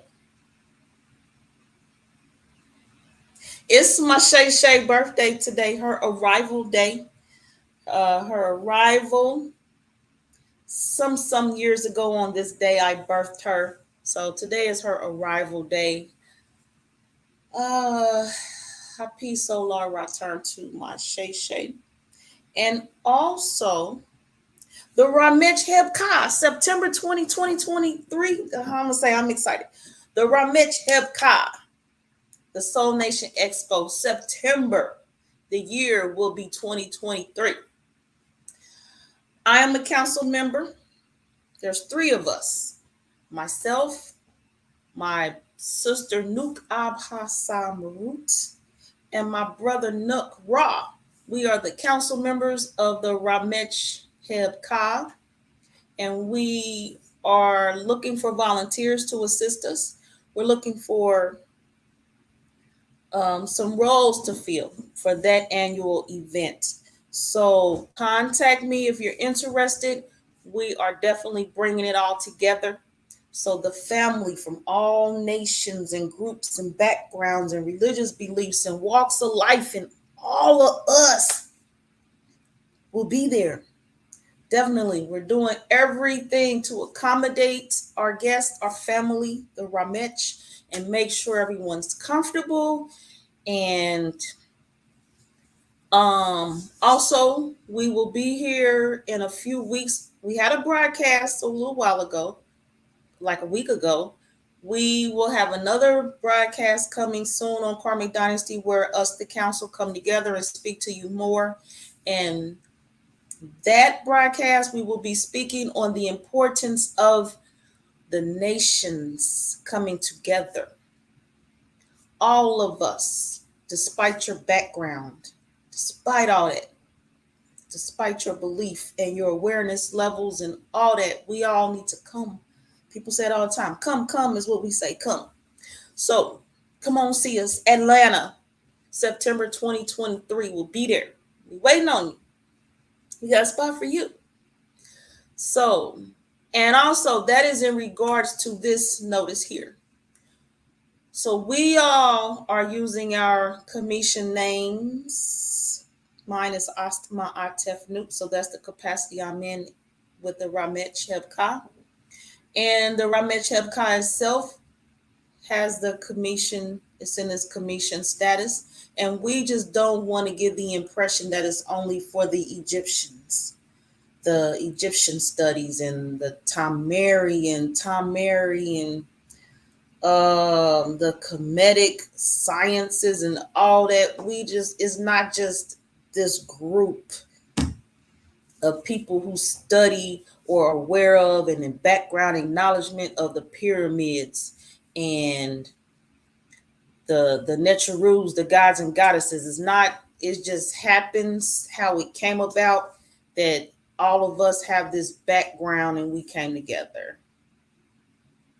And that's all. It just was a stance, a happenstance, a circumstance, an accident stance. So however you do it, it's not commissions only. It's not just about Egyptian culture only. That's not what it's not. So come, bring yourself. We'd like to see you. Whatever your religious beliefs, whatever your religious study, whatever your walk of life, your way of life, whatever it is. And children will be there as well. So it's not just an adult thing. Some things will be adult only, but as more information comes out and we specify the classes and events and happenings available, then you'll see what's child friendly and what's not, and you make decisions, make arrangements to be there. Bring your children for the parts they can participate in, and we will see you there. All right. So that's my piece for now. I'm out of here. I will be here in about a half hour. Check y'all out. All right. Peace, y'all.